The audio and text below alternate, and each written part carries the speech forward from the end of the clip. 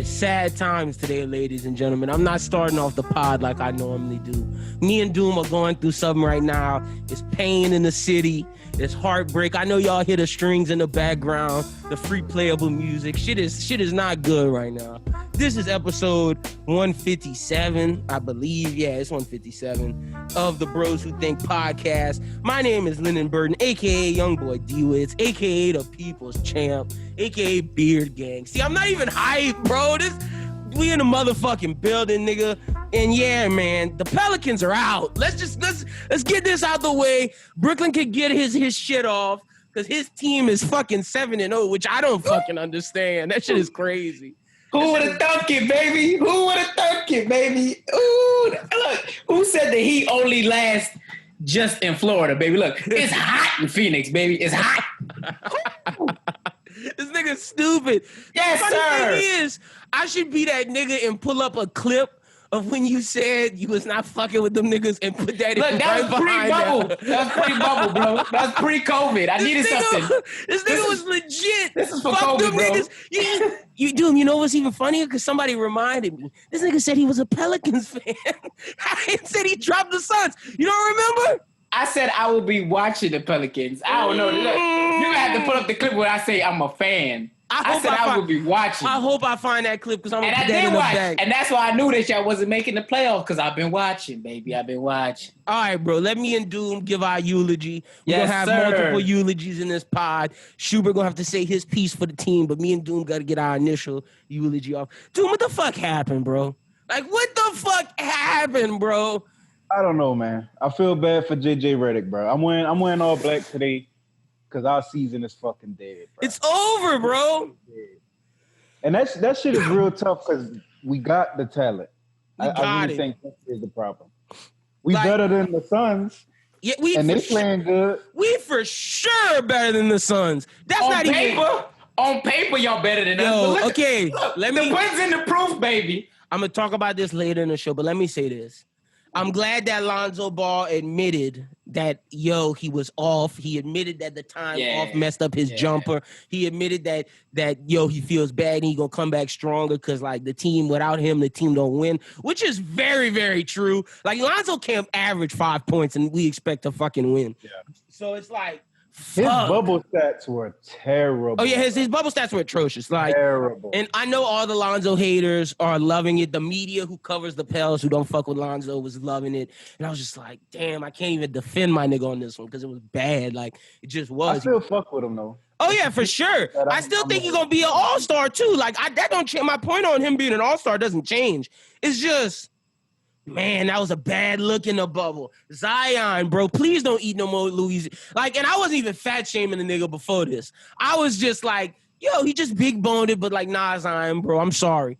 Do not eat no Louisiana food, my G. Don't go to fucking, bro, don't go to none of them New Orleans cuisines like Mama's. Don't go to fucking Manchu. Don't go to none of them fucking spots, dog. I'm serious, bro.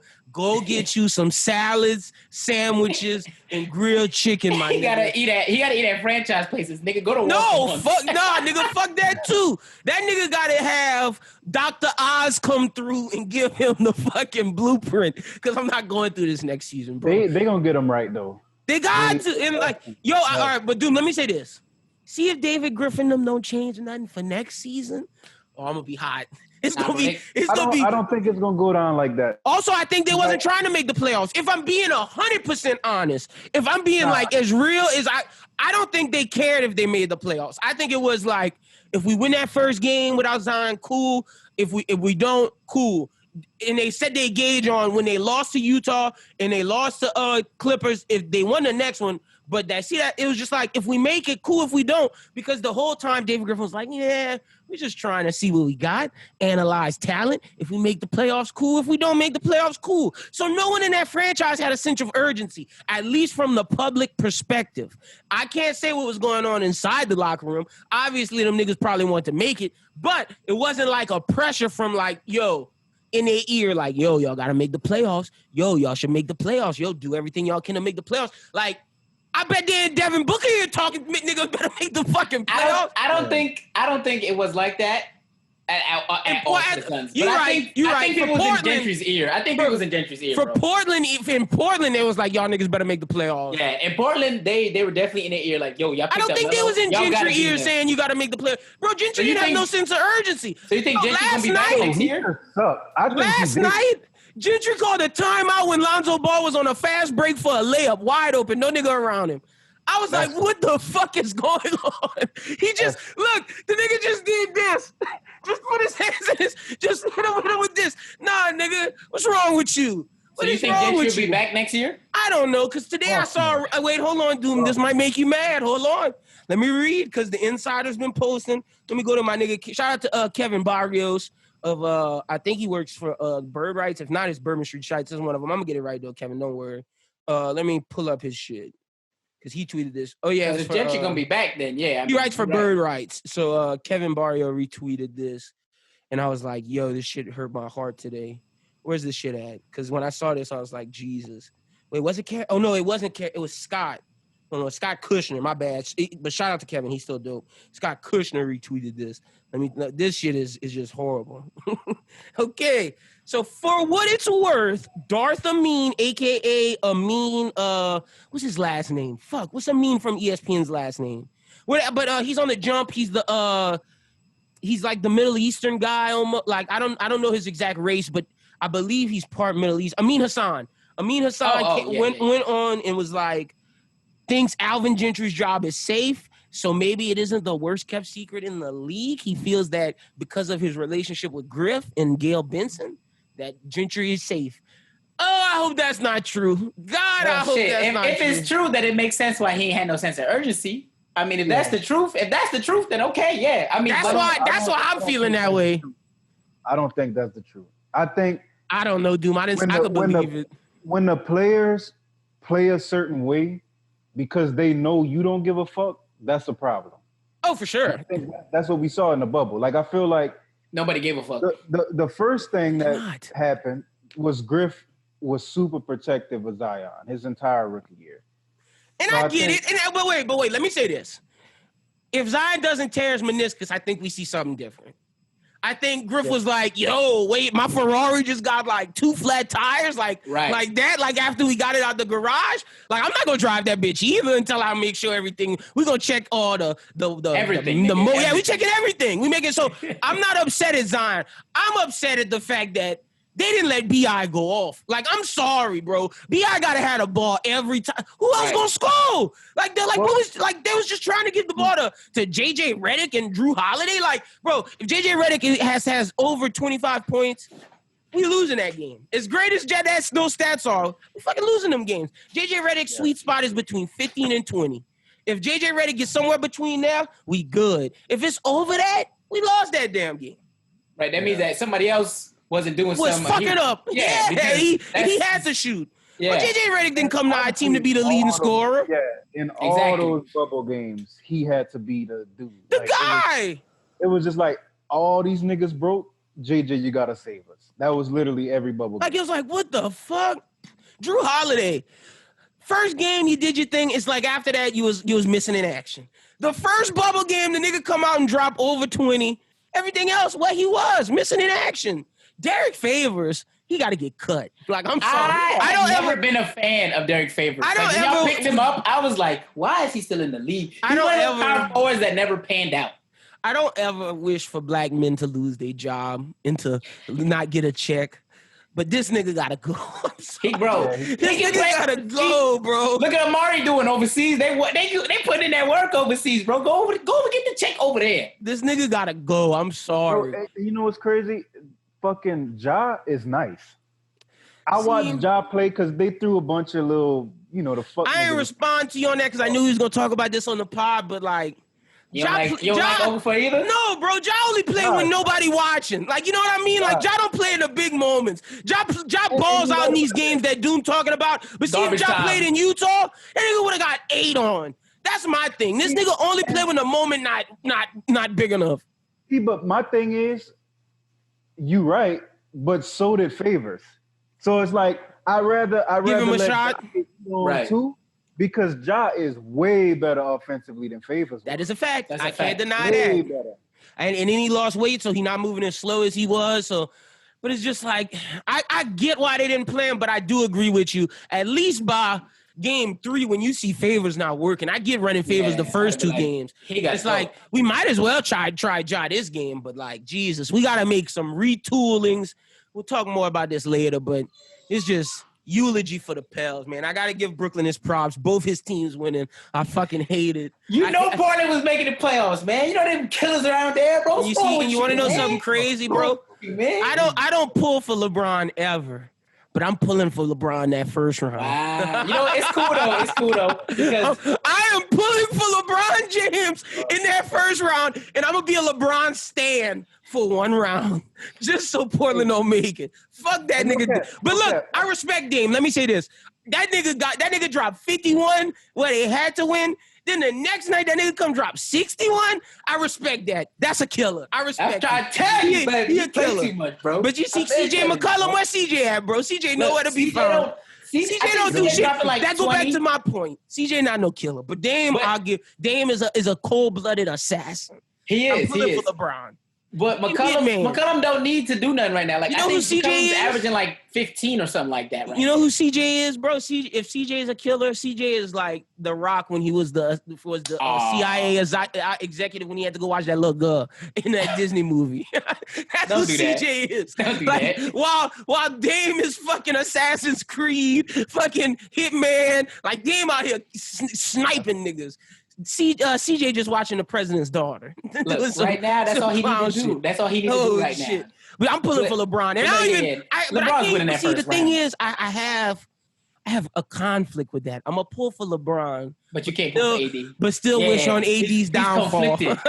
I'm super conflicted. Because Doom, we can't pull for that nigga AD. It's fuck AD forever. Forever. And fuck that nigga.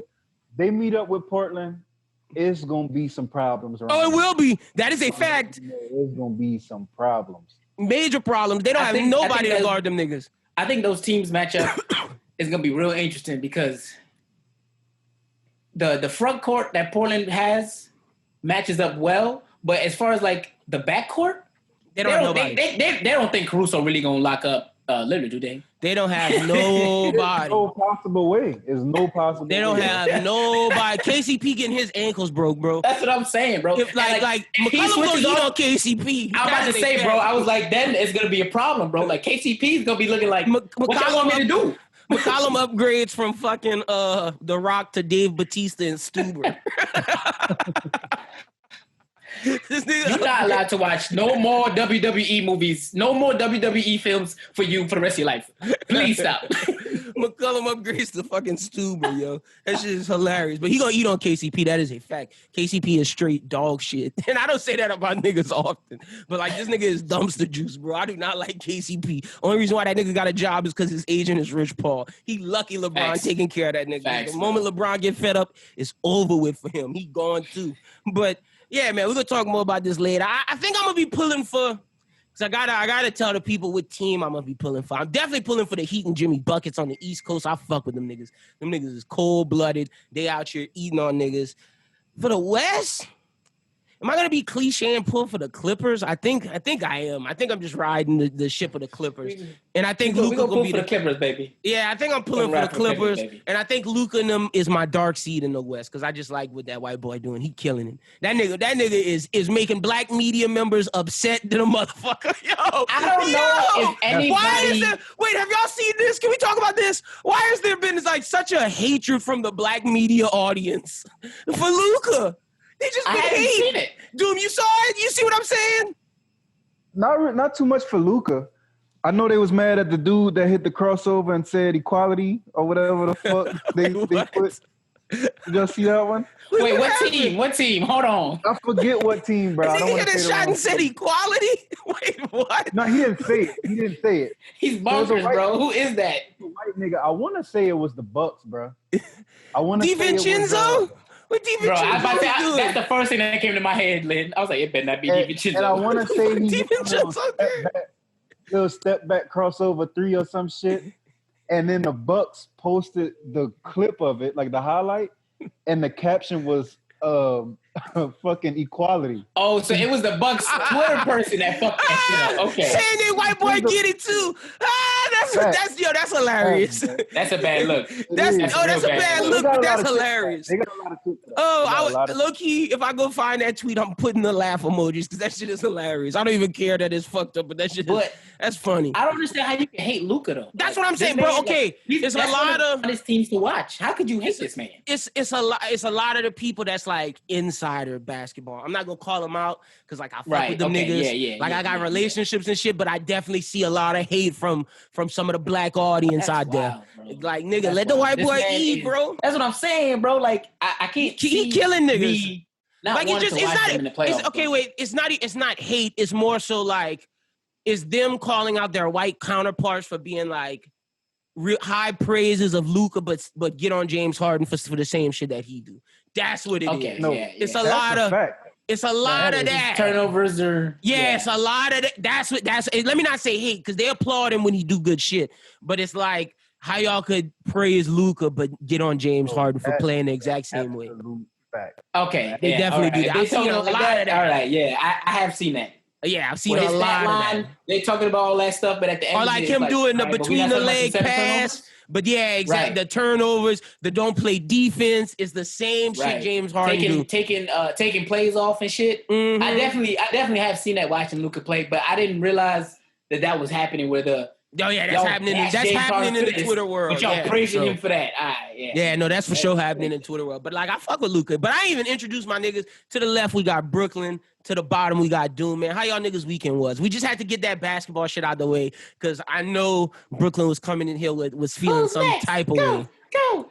Niggas going home, bro. They kicked them niggas out the bubble so fast. Adam Silver said, look, nigga, if y'all not in the playoffs, go home. Y'all going to catch corona. I know that was directed at y'all, bro. I know that was. That was. When he said they going home, I was like, bro, that was a shot at us, but they deserve it so. All that stuff I did for y'all? Exactly, bro. I made this whole system so the Pelicans could be in to play LeBron first round, and you niggas didn't go handle business, nigga. Fuck you niggas. Go home. I'll talk to y'all next year. Pack your bags. Zion, you better be better next year, bro.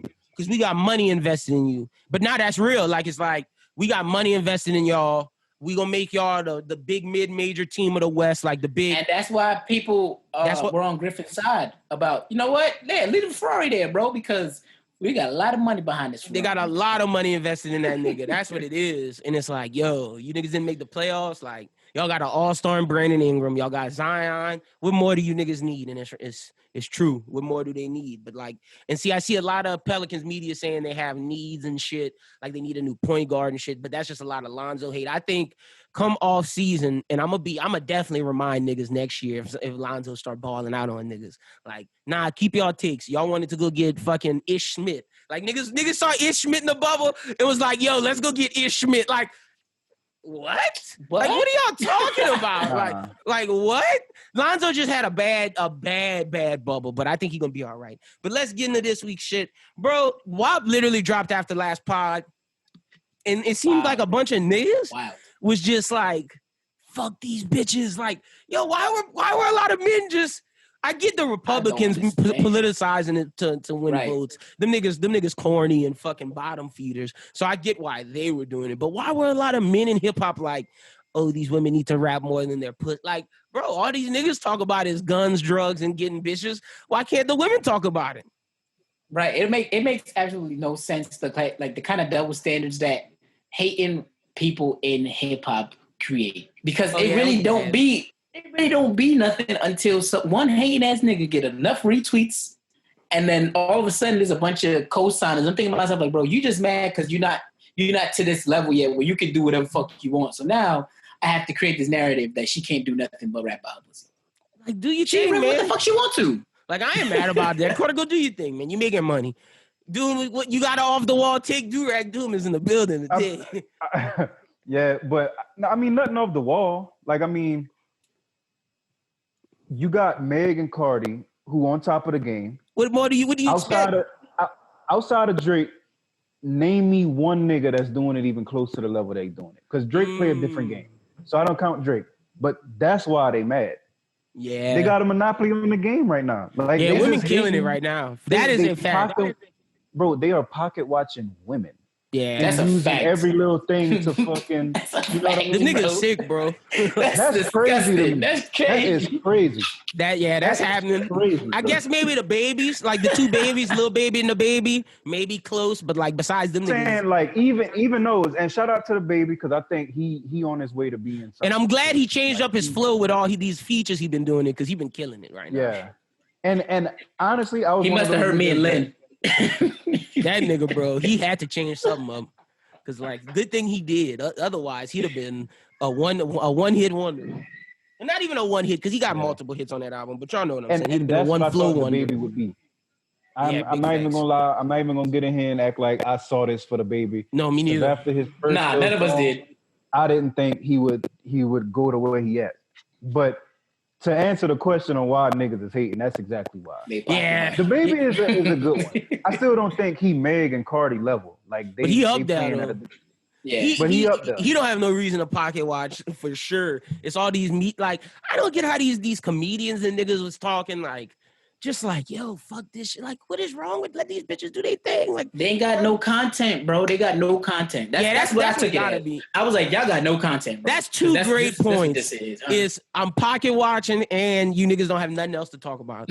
That's what it is. A fact, bro. Like just applaud these women. Besides that video is crazy. Like shot it. And then I didn't even get the Kylie hate. Like it was like, what y'all expect? Like these bitches doing this to get their views up. It's a given, bro. That's a given. If you see Kylie somewhere, there's hate. There should be no hate for her. Guaranteed. Then she ain't do nothing. Like if anything, hate on Kris Jenner. Like that's the one you niggas should hate on. That's who you need to hate. There's not enough hate. There's not enough hate for Kris. It makes no sense. It makes no sense. I don't hate a hustler though. That's the thing. I don't hate a hustler neither. I can't. She killing it. She pimped the kids out, but I can't. She definitely pimped her daughters out. That is a fact. But yeah, shout out to Cardi, man. Y'all keep doing your thing. That video fire. If I'm Offset, how y'all feel about that video, man? If you Offset in that situation, that's your girl. Man, I feel good. I feel great if I'm Offset. if you Offset, you know when you got with ex-stripper and a woman that built her whole career on sex appeal, you know what niggas was gonna look. Yeah, that's right. So why not?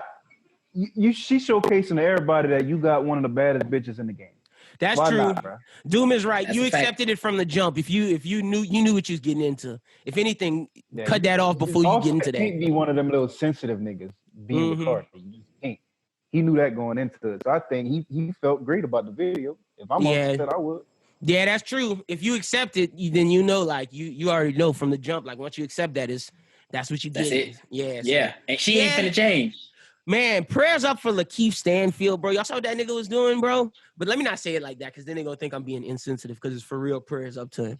Bro, he was on IG and he had like some pill bottle. He was filling it up with tequila, talking about how life sucks and all kind of like how it don't mean shit and how niggas just like, he was just, it was bad. It was bad for him for a couple of days. But then a bunch of his actor friends checked on him, said he was okay. And they making sure he get all the shit straight for him. So prayers for Lakeith because that shit, after the Judas and Black Messiah trailer, it was like all big talks for him, and then like bro, that shit happened. He's one of those up and coming actors, so I would hate for it to go bad and to go left. Take a turn like, the worst. Yeah, he got a big career on his hands, so it's like that's a fact. I hope you're okay, brother. Also, how did we forget for 2 weeks not to talk about these old men going fight, bro? Mike Tyson and Roy Jones, bro. They pushed the fight back to November 28th. How did we not talk about that? I feel like for 2 weeks we forget, and every time after the pod, I'm like, damn, how we forgot about this? Because it's like, I mean, at this point, all I can see is the Tyson side, right? I don't see nobody talking about Roy. I don't get why Roy is doing this. I understand why Mike's doing it.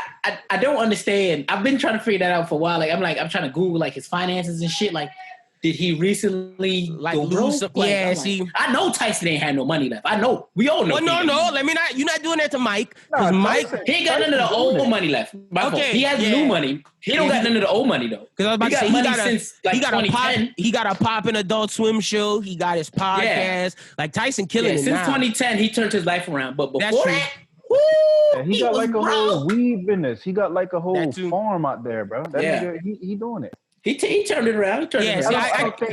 Mike gonna kick his ass. One of them need money. Mike will kick his ass. Yeah, Roy might need it because I don't get why. Bro, was Roy ever a heavyweight? Like I know Roy was a light heavyweight, But like, I know that was a little bit before. That was like our parents' era. But like, damn, I just don't like. Wait, let me look this up because like I don't know why Roy Jones is doing now. this. They could probably get to the same weight class now. They old shit. Yeah. Okay, he was a heavyweight. Roy just like fighting though, bro. I don't think he. That's true. I think he just want to be in the ring. Roy had a title in middleweight, super middleweight, light heavyweight, and heavyweight. So like, yeah, Roy one of them niggas that like to fight. I didn't know he had a title in heavy. Yeah, he got a title in all them things. He didn't have a unified title, but he had one, and then he lost the unifying shit. But yeah, man, Roy gonna get his ass whooped, bro. That is just a fact. Like, I ain't trying to get in the ring with Tyson, nigga. You tripping? Fuck no, bro. Every video Mike Tyson posts, like when they was clowning around saying, "Oh, would you take a punch from Mike Tyson for $1 billion?" I'm like, I don't know. No, it wasn't $1 billion because $1 billion I'd do it. But $1 million, I don't know, bro. Because like me drinking out of a straw for 3 months. Like if my jaw gets broken, like I'm gonna have $1 million. Half the money. But yeah, I lost half the money in hospital fees. Or like 2 broken ribs or like a fucked up kidney. Bro, I'm good on that, bro. Any shot Mike Tyson takes on my body, it's crumbling like that. Yeah, I'm good on that. I'm good. I don't want that shit. Oh, shit. Oh, my goodness. So, did y'all see the XXL freshman cover? The new one? Do niggas care about that? Is that shit important? Doing that shit. Bro. I didn't even know they were still doing it. Bro. Like, if you're a rapper, I swear to you, care? Dude, when I saw it, that's what I thought. I said, oh, wow. They still doing this? And I looked at it, and I'm like, I mean, the people on there, I'm like, I kind of figure, NLE Chopper, Jack Harlow, to name a few. I just thought, yeah, that makes sense. But all I could think of was, there's a bunch of TikTok rappers on this fucking cover. And that's where they lose me. That's where they lose me, bro. Okay, so like, I'm cool with 5 niggas. NLE Chopper, Lil TJ, Baby Keem, Jack Harlow. I like Baby Keem. And Rod Wave. All them, and Fabio. I knew Fabio was one. Oh, and Polo G. I'm cool with all them niggas. I was like, what's Polo on there? Yeah, Polo on there. The ones I don't know is Cowboy, Lil Key. Yeah, I don't know who that is. Mulatto, 24K Golden, and then Chica. But Chica go hard, though. I actually went to go listen to some of her shit after this. Bro. 24K Golden, I like him, too. I think Mulatto is one of those... Mulatto, one of them ratchet rappers. With Trina, right? Yeah, she got a song with Trina, I think. Yeah. She just did the song with Gucci. And I don't know who Cowboy is either. Yeah, I know. That one, that's not even ringing a bell. I have no idea who that is. Cowboy. You would know his song if you heard him. Do you know Lil Keed? Sure. Yeah. Chris like Lil Keed. He put me on Lil Keed. Okay, but I'm going to say this. This list might be better than last year's list. Nah, I don't know. Last year's list had Meg, Roddy, and the baby. Ooh, yeah, and Gunna. Last year's shit was like, let me take that back. Let me take that back. Yeah, no. All right, well, it's better than 2 years ago. Because 2 years ago. Yeah, I say they definitely getting a little bit better because there was a couple of. It was from the Uzi year to the XXX year, it was just bad. And then the Fetty Wap year, like 2015 was horrible. The 2016 Cypher resurfaced on my Twitter yesterday, and I was crying, bro. I was crying all over again, bro. Like honestly, XXL was bad from 2014 through 2017. It got better at 2018 because, like, in 2015 they was tired of us complaining. They had Fetty Wap, Vince Staples, Goldlink, K Camp, OG Mako, Deja Loaf, Rory, Shy Glizzy, Tink, and Kid. Half them niggas don't even rap no more. Damn. 2014 had Chance, Ty Dolla, Kevin Gates, Rich Homie, Lil Durk, Isaiah Rashad, Troy Ave, Vic Mensa, Lil Baby, John Connor, Jaron Benton, and August Alsina. Half them niggas don't rap no more. Had too many. That one had too many on there. But half them niggas don't rap no more. That's like 30 people. Like Rich Homie, Chance Trash, fucking Vic Mensa went off the railroads. Yeah. Troy Ave is Troy Ave. I don't know who Jaron Benton is. Fucking John Connor. And the only ones that's still killing shit is Lil Bibby as an executive, not as a musician. Yeah, I'm about to say he not even because Lil Baby got he had Juice WRLD. He has this white kid on his shit, Kid Leroy. Them niggas he eating off that. Ty Dolla figured it out. Isaiah finally about to put something out again. But even then, he went on a hiatus. Kevin Gates and Lil Durk, that's the only niggas that's really doing something from that class. And in 2016, Uzi, 21 Savage, Yachty, Designer, Dave East, Lil Dicky, Denzel, Curry, G Herbo, Anderson .Paak, and Kodak. I guess that's a good list, but like, Some of them niggas don't At rap the no time, more. it was. They At the just time, had it the was, worst yeah. cipher ever. Well, That was the 2017. worst cipher in the history of XXL. Y'all can't defend 2017. A Boogie, X, Triple X, Playboy Cardi, P&B Rock, Amine, Cap G, Kamaya, Kyle, and Made in Tokyo Ugly God. That shit is ass, bro. That's a 2-pack of ass. But I mean, there wasn't really nothing going on. Like, it made sense that all those dudes made it though. Like, yeah, I guess. Yeah. and Does like, this but shit the matter? Kamaya shit was weird though. Like, dude, you're an artist. I don't know. That type of shit just kind of proved my point about why I kind of dislike the direction that rap going. Because 2 years passed and we like, who the fuck are these niggas? And half them And they make niggas it fell to the off. list by being the hottest niggas out. It's a It's fact. only 2 years later and we don't even know what these niggas is doing. That is a fact. And like, look, and look at the Chance class. Like, Chance not the same that we thought. Vic He's fell sober. off. Fuck that nigga. Like, all them niggas fell off. And it's like, yo, But- this shit is wild. And I mean, not to cape for Chance, but at that time, that made sense. Oh, for Chance sure. looked like he was on the trajectory to be Drake. No, Right. for sure. a big artist, bro. No, I agree with that. I artist. can't disagree with that. But I'm saying that shows how time changes all this shit. And like, Yeah. Right. bro, Doom, I heard you was Man. arguing about Uzi again like a couple nights ago, bro. Bro, no. Krista, he got a way of baiting me into that shit, bro. I literally told this man, I was like, bro, I'm not arguing Uzi today. You got it. W. And he keep like he know how to bait me because he know I'm like super passionate about that type of shit. So but that's bro, one of I the really ones. think the bubblegum music just taking over rap.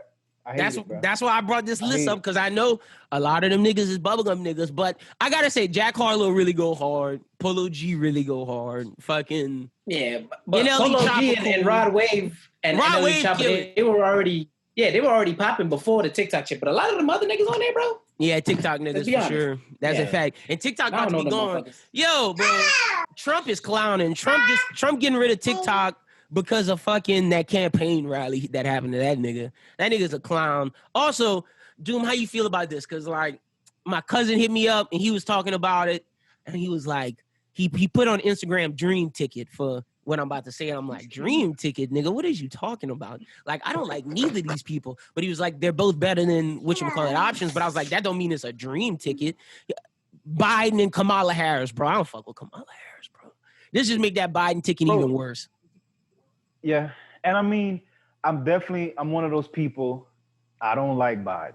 I'm not comfortable Yeah, I don't fuck with with Biden. He make me nervous. He He like make everything me about him, nervous. he make me nervous, bro. Like I honestly feel like if he was in the White House, he might not make it 4 years without doing something absolutely crazy. Like just some shit that would be like, cause Trump got a way of doing crazy shit, but he know how to move in his craziness. Like Biden is just, he not there, bro. So he make me nervous. He make me nervous, bro. He really Michelle Obama was like, I'm getting my podcast off, nigga. I'm not about to be no VP for your that's a ass. fact. Yeah, I mean, And Kamala, bro, they hate her. Like, and I seen Twitter just going ape shit on Kamala. Bro, Kamala is but she sucks. I don't- I'm sorry. She sucks. I mean, she's not the best, but that right there is the best chance to upgrade the White House. In my Oh, opinion. look, I'm voting for him. I'm just complaining about it. Like, I'm just complaining about how they suck and how Biden's pandering to black people. It's just a big shit show. bro, but that thing on Twitter that you're not black if you don't vote for me. You can't tell me that thread not funny as hell. Yeah, it is.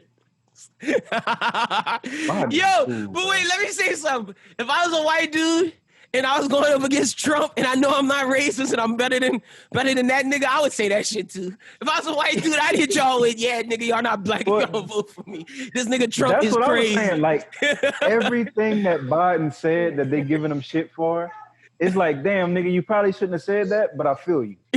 You know what I mean? Like everything, bro. Even the shit when they was giving him shit about the when he said that black people aren't as diverse. Yeah, Latinos? like Latinos are way more diverse. Well, he say I'm way just more. like, He just like nigga, they're diverse don't- people more so than black. don't- But it's true because black people think like a monolith.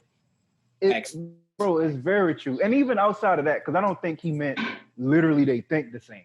I think he just meant like when we talk about the Latino community, we talking about Mexicans, Dominicans, Cubans, that too. Puerto Ricans. Like they all come from different cultures, so you can't expect them to just have the same interests and values and views because they literally come from completely different cultures. You know what I'm saying? Whereas the Hoteps would argue, but the Hoteps would argue they took that from us. That's why we don't know where we come from, nigga. Yeah, you're not from where I'm from. You're not from where I'm just saying. I'm just saying, bro. That's what they would say. I'm just saying. But yeah, I don't fuck with Kamala Harris. But like Doom said, we don't have no other choice. So that's just what it is. I want to ask y'all. So y'all, there's 3 topics that I'm like, that's like our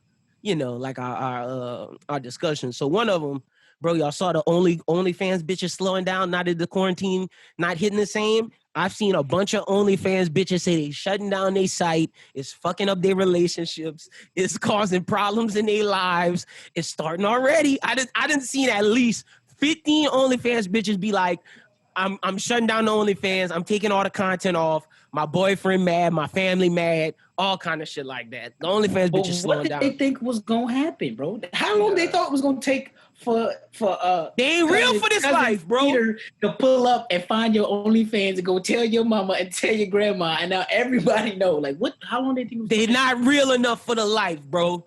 See, I know some OnlyFans hoes that went up on their prices because now they doing more extreme shit. They done upgrade. They not about the life. I'm at the clip this film. How you know they upgrade?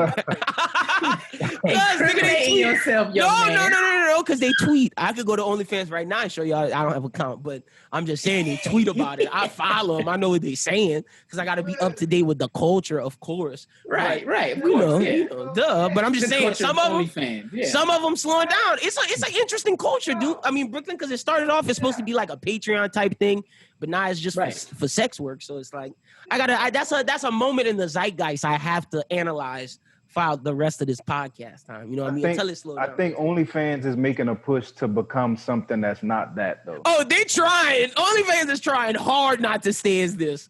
That OnlyFans creator was like, I didn't mean for my platform to be this shit. Yeah, and what's crazy is they just gave Cardi the bag so she can use OnlyFans for not that. But she said she gonna post some ass pics though. Yeah, I mean, you know she gonna be Cardi on that, but she do that on her IG. Shit, Yes Jules is doing that. They gave Yes Jules the bag, and Yes Jules posts like fucking ass pics and shit on there. But as long as like, and she doing like seminars, quote unquote, to help creatives. And I'm like, yeah.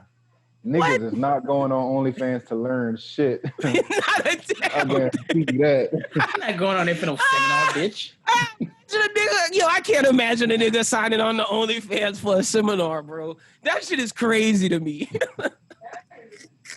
Couldn't be me. Oh, shit. No, yeah, it couldn't be me. I'm not paying that. But yeah, I just wanted to point that out. The OnlyFans bitches are slowing down.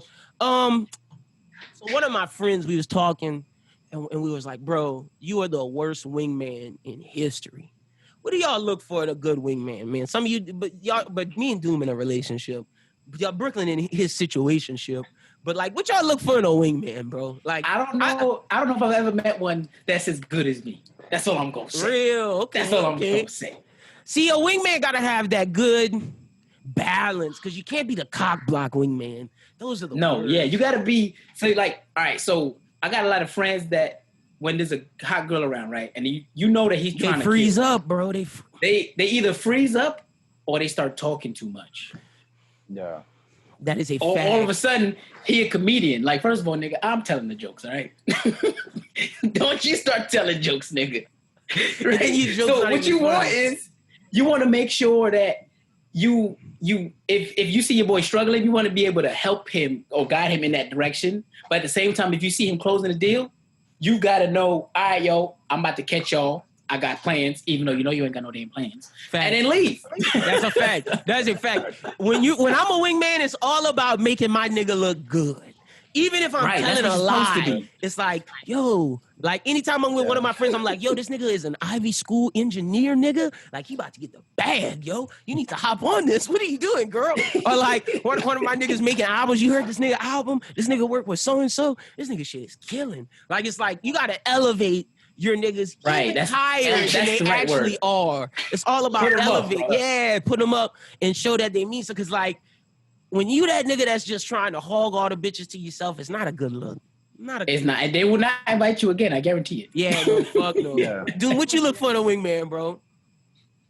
Man, that's actually tough. They definitely got to know how, because when you 9 times out of 10 when you meet a woman, and it's kind of a preset situation, they're gonna be with a group of other women. That's the thing. The penetration just have to be entertaining enough to keep the other women focused enough, so you can kind of have your little lane to do your thing. You know what I mean? Because I'm confident in my game enough to where, like, if I could talk to you, I'm good. You know what I mean? Yeah. You just gotta guide the situation to get to that point. Then that's why you gotta have friends. Your wingman has to be confident, especially if you're going to approach a group of girls. Because, like, the thing is, the wingman might have to be more suave than the nigga trying to get the girl. He does. That's why he's never been good one like me.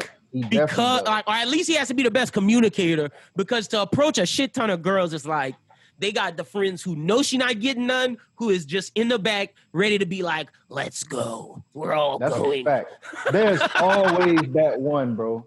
There is always that one.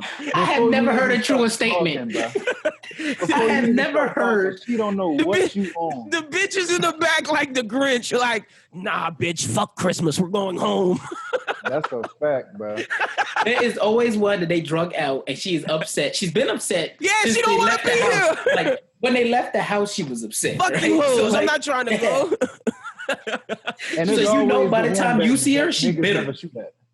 Wait, what's she said? I say it's always the ones that niggas never shoot at. Oh, the one that she ain't got to worry about no niggas. Because she got the angry face on. That's why she's sitting in the back. Laugh. She's sitting in the back line. But the communication thing is another thing too, because like you got to know when your friend is like, you can see, you got to be able to read his body language and know if it's not working or if you need to put in extra work. So like I think being a great communicator definitely goes a long way in that situation for sure. Also, you gotta choose the right women because, like, especially don't be shooting too high, bro. Because like you gotta choose, you gotta know your league, you gotta know where you at. Also, you gotta realize situations. Like if you're in a group of 5 women, you got the Grinch friend, you got the 2 drunk friend, and then you got the other 3. Do not choose the 2 drunk friend because the Grinch friend is automatically, no matter if the 2 drunk friend likes you or not, it's shutting down. Like it's shutting down. It don't matter if you toe the fuck up too. Y'all could both be takala, but it's over with for both of y'all because that Grinch friend isn't letting that happen. You got to choose the friend that is sober enough to communicate with the Grinch friend. Look, bitch, I'm going with this nigga. Fuck you. Right. That's the ones you got to choose. You got to be very particular in your choices. Cause like that's a fact, bro. These whole and like rightfully so, because like niggas doing wild shit out here in the streets. So rightfully so, women. So rightfully so for Grinch to be like that. To be like that for sure. But it's like you got to know how to bob and weave and stick and move, nigga. You can't just. But you know what? If you have a Grinch friend, it's nice to throw your Grinch friend on they Grinch friend. That's a fact. Because they got some niggas that don't want to go out, and then they not that attract. They ugly niggas, you know. Like I mean, look, call it speed. You know your friends. He gonna hate me for this, but shout out to my friend Alpha, bro.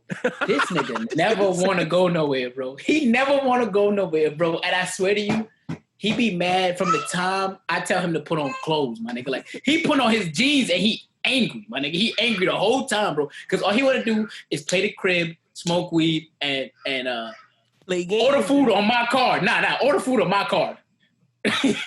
So this nigga be so mad when he got to go out and buy his own drinks. Oh, this nigga is angry. Hey, low key, I'm that nigga, bro.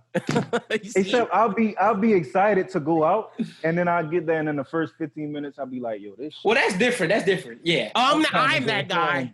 I am definitely that guy. Like, this is not what I thought it was going to be. I'll be hyped to go out, and then just like, damn, expectations let down. Like, right. That is a fact. Like, ooh, you realize that once you in a relationship and you take getting at bitches out of going out, there is literally no point. Bro, yo, wait. Okay, wait. This is an argument I have with my situation, my lady, quite frequently, or at least before pre-corona. Let's go out. What we going out to do? We're going out to drink. Okay, who we going with? You dancing? No, I'm not dancing. We going to the place where we just stand up. Well, then why the fuck are we going out to when we could go to these people's house and drink? Like, why are we going? If I'm not dancing, why am I going outside and stand up in the heat of Louisiana to drink? Why?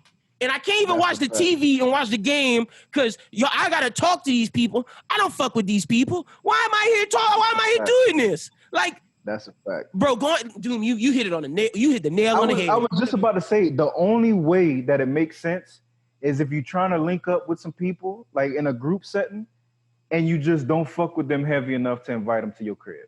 That's the only way it makes sense. And my thing is, if I don't fuck with them enough to invite them to my crib, why am I hanging out with them? That's how I think. And like I argue that with my girl all the time. I'm like, if we're not inviting them to the crib, why the fuck are we going hang out with these people? Like, why? Like her real friends, they come to the crib or we go to their crib and then we get drunk at their crib and then I go to my ass to my house. I'm cool with that because I fuck with them people. We cool. But see them people that we don't, I'm like, why would fuck are we hanging out with? Like, you gonna talk about it when we leave anyway. Like, what the fuck? Yeah, and I used to be like that, but then, I became a DJ. So then, like, I'm a social butterfly, baby. I go out, we go out and shit. And nobody even pay. I don't even pay for my drinks when we go out. See, wait, so I'm like, yeah, let's do it. Come on. See, that's part two. That's part two of the equation on why I don't like going out. So I used to be a different person back in the day. Bro. We know about Lynn. Niggas know who Lynn was in them downtown streets. So when we go, they got 15 million niggas want to talk. Yes, and then sir. I'm not paying you no attention, but then you get mad at me. This just what happened when Lynn go off. Like, don't do me that. Yeah. I'm an extrovert, but I stay my ass home because I don't be fucking with downtown because niggas not trying to get robbed, niggas not trying to get shot. I live a very lifestyle where if I don't have to bring myself in them situations, I'm cool. But like when I go out, I don't want to say I'm that nigga, but I'm that nigga. Like it's like, nah, man, you can't get mad at me because everybody want to talk. Nah, just because like I'm not spending enough time. To spend enough time is just that's the thing. And I'm probably gonna get shot for this episode if she find out. But you know how we. That's how I've been smiling this whole time. It's all right. That's how it is, bro. This is all for the jokes, all for entertainment, man. That's all. I pull on tiny parts of life that in some are real, some are not. That's just how it is. But yeah, man, going out, that shit is trash as a mug. But you gotta go out. When you do, you gotta have the right wingman with you. All right, bro. Y'all brought this topic on, so I wrote this down. What's better, sex in the day or sex at night? Y'all brought this topic to my head today. That was you niggas. You niggas was clowning. During the day, man. During the day. Because during that night, it's kind of expected. But during the day, it's like, oh, is it my birthday? See? Shit.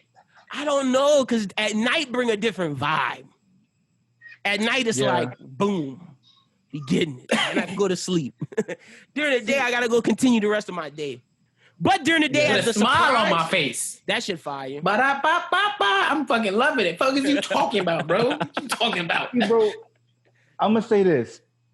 Sex at night, if we just talking about the quality of the sex, at night wins. Right. No question. You know what I mean? You could get in your bag at night. You ain't doing like you said, you going to bed after that. Yeah, bro. You give all the energy you got left for the day. Exactly. You ain't doing no crazy shit at 2 in the afternoon. But I will say, it's something, if you ever had, like, where you got that hour lunch break and your little thing be like, hey, come slide through real quick and, that shit fire. Is next level type shit. You go back in the way smiling like a motherfucker. You know what I'm saying? The rest of your day be Gucci. Yeah, because, like, honestly, during the day, it could be freakier than at night on the circumstance because it's like, y'all just look at each other and it's like, yo, let's get it on real quick. But see, at night, it just depends. Sometimes it's like the go to sleep vibe or it's like, oh, let's get freaky time. But most of the times during the day, it's let's get freaky because, like, you're not having sex during the day unless, like, both you niggas horny as hell. So, but I don't know. I still go at night, though, even though day has its perks. I don't fuck with morning sex, though. I really don't. What? I do. I'm morning sex. No, Doom, because look.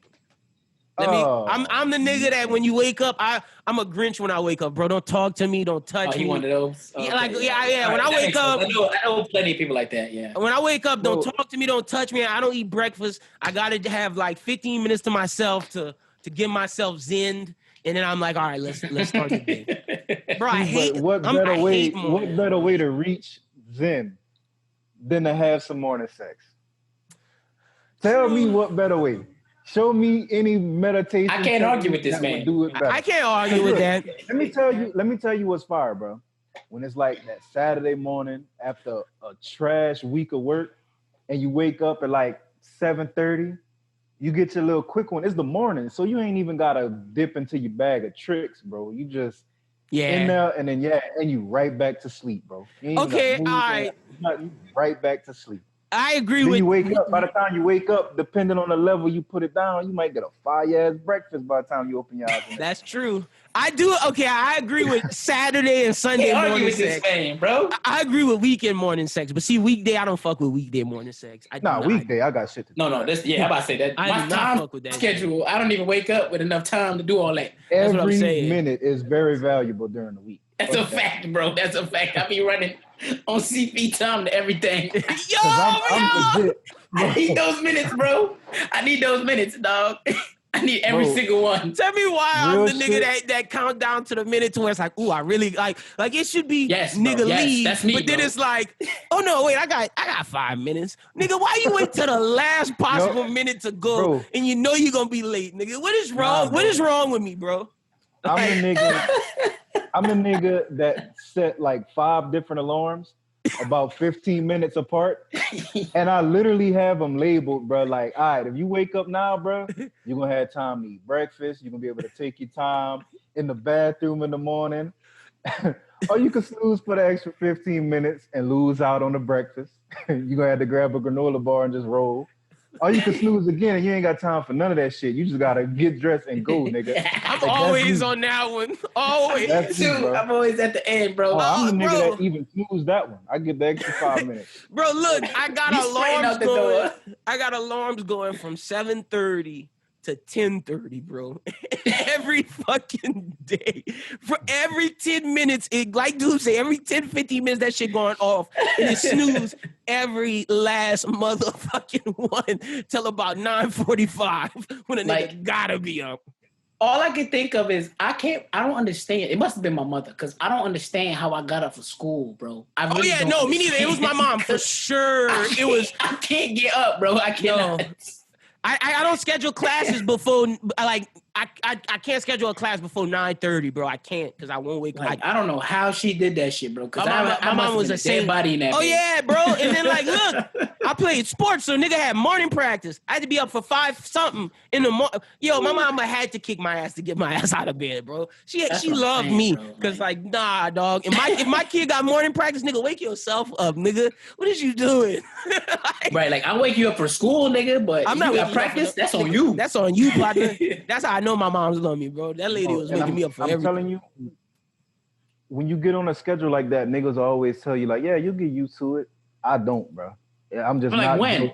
That kind of shit, bro. Yeah. Like, nigga, the whole time I was in the military, 6 years, bro, we had to do PT in the morning. I used to have to get up at 4:30 to be there at 5:30. I'm talking about, nigga, I'm a zombie, bro. And they got us running 3 miles, doing hella workouts and shit. At 5:30 in the morning. Early as fuck in the morning, bro. And I never got used to that shit. It was torture up until I left. Up until the very end. That shit is crazy, bro. Yeah, bro, I don't fuck with that shit, bro. I do not. I am a Grinch in the morning. Me and my girl know that we do not intercross each other's pathway in the morning when we wake up until 15 minutes later, because we know if we cross each other's pathway, one of us will say something that's upsetting to the other, because neither of us are morning people. So I just go in my studio, do my little shit, come down. She got a big smile, everything Gucci, man, in my household. But you see, if I don't go in that studio and I go downstairs and I start fucking around, or she start fucking around, niggas mad. Like, I'm not a morning person, bro, at all, dog. Like late nights, I'll be up forever. But I can stay up till God knows how early. But in the morning, fuck that shit, bro. But that's all we got this week. Silent week. Not a lot of shit happened. Brooklyn, tell the people they can find you on social media, bro. You can find me at all social medias at Where Brooklyn at. That's Brooklyn with a Q, not a K. If you got that Suns talk, come holla at you, boy. We 7-0. Who's next? Fuck the Suns, bro. Fuck them niggas. I hope them niggas lose. And they will lose in a playing game. Doom, tell the people where to find you at on social media. At Lil Doom SJ, Instagram and Twitter, man. Holla at me. Y'all be sure to follow Doom. Right now, let's get into this week's interview of the week. We have rapper JSAND, a.k.a. Leo. He just dropped his album. He dropped his album early in the year, but he has one of the best albums this year, and we're going to play one of his songs right now before the interview. So let's get into that right now. Oh, shit! New JSAND! It's Lil shit! 2019 shit! Hey, yo, hold up! Back up! Hold up! Back the fuck up! Is my nigga Lil coming through? Yo, I could get a whole lot more shit done if it wasn't for self-doubt. Got a lot of ideas, I hope to see them fleshed out. Some days I wake up in the morning feeling like the best out. Other days I wake up in the morning feeling fucking stressed out. And all my partners like, what's wrong, nigga? What's going on, nigga? What the fuck is going on, nigga? Where the fuck did it go wrong, nigga? A nigga trying to get some peace of mind, but everybody want a piece of mind. Honestly, a nigga needs some time. A nigga really needs some fucking time.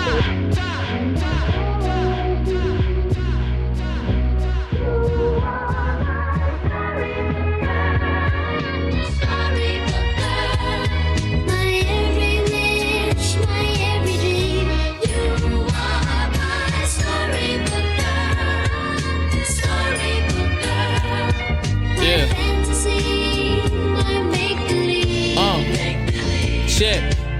Some days I wake up in the morning feeling fucking worthless. Like, is it worth it? I really don't know my fucking purpose. Know I got a purpose on this earth, but haven't quite unearthed it. I probably got it deep inside, somewhere below the surface. The Lord gave me my calling, but I don't think I heard it. Had my shit on Do Not Disturb, so he ain't disturb it. Can't put my trust in nobody, cause y'all be serpents. Been trying to be optimistic, but that shit ain't working. That's cause I'm in seclusion, insecure with insufficient funds. I know my journey far from finished. Shit, my mission isn't done. I can't find the willpower to finish what I've begun. Feel like I'm finished and done, and I'm not even 21. A wise man said that ego is amplified insecurity. Sometimes I think it'd be best to live in obscurity.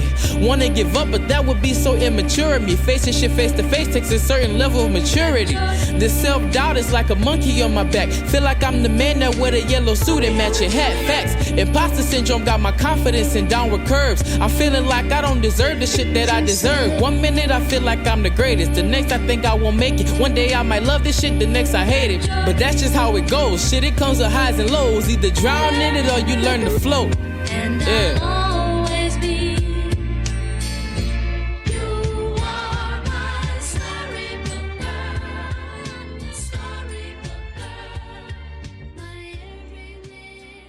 All right, ladies and gentlemen, for this week's special guest, I am so excited, man, because this dude dropped, to me, album of the year.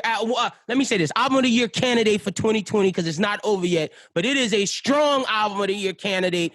I found out since our last interview, me and him both didn't know how close we actually were. This man is real life my family. Like, he is my cousin. His pops was basically raised by my family, and I got mad love for our guest today, because he understand how serious our relationship is, that we didn't know this. It's super cool. We didn't even know. Yeah, I'm so tripped out the fact that when we found that out, that was crazy to me. But today's guest is none other than JSAND, aka Leo. Jay, man, how you doing, bro? Chilling. How you doing, bro? Doing well, as well as you can do in this corona stuff. I say that every time I ask somebody, as long as my family got health, as long as my girl got health, my friends are healthy, nobody got corona, then I'm doing well, as long as my loved one's straight.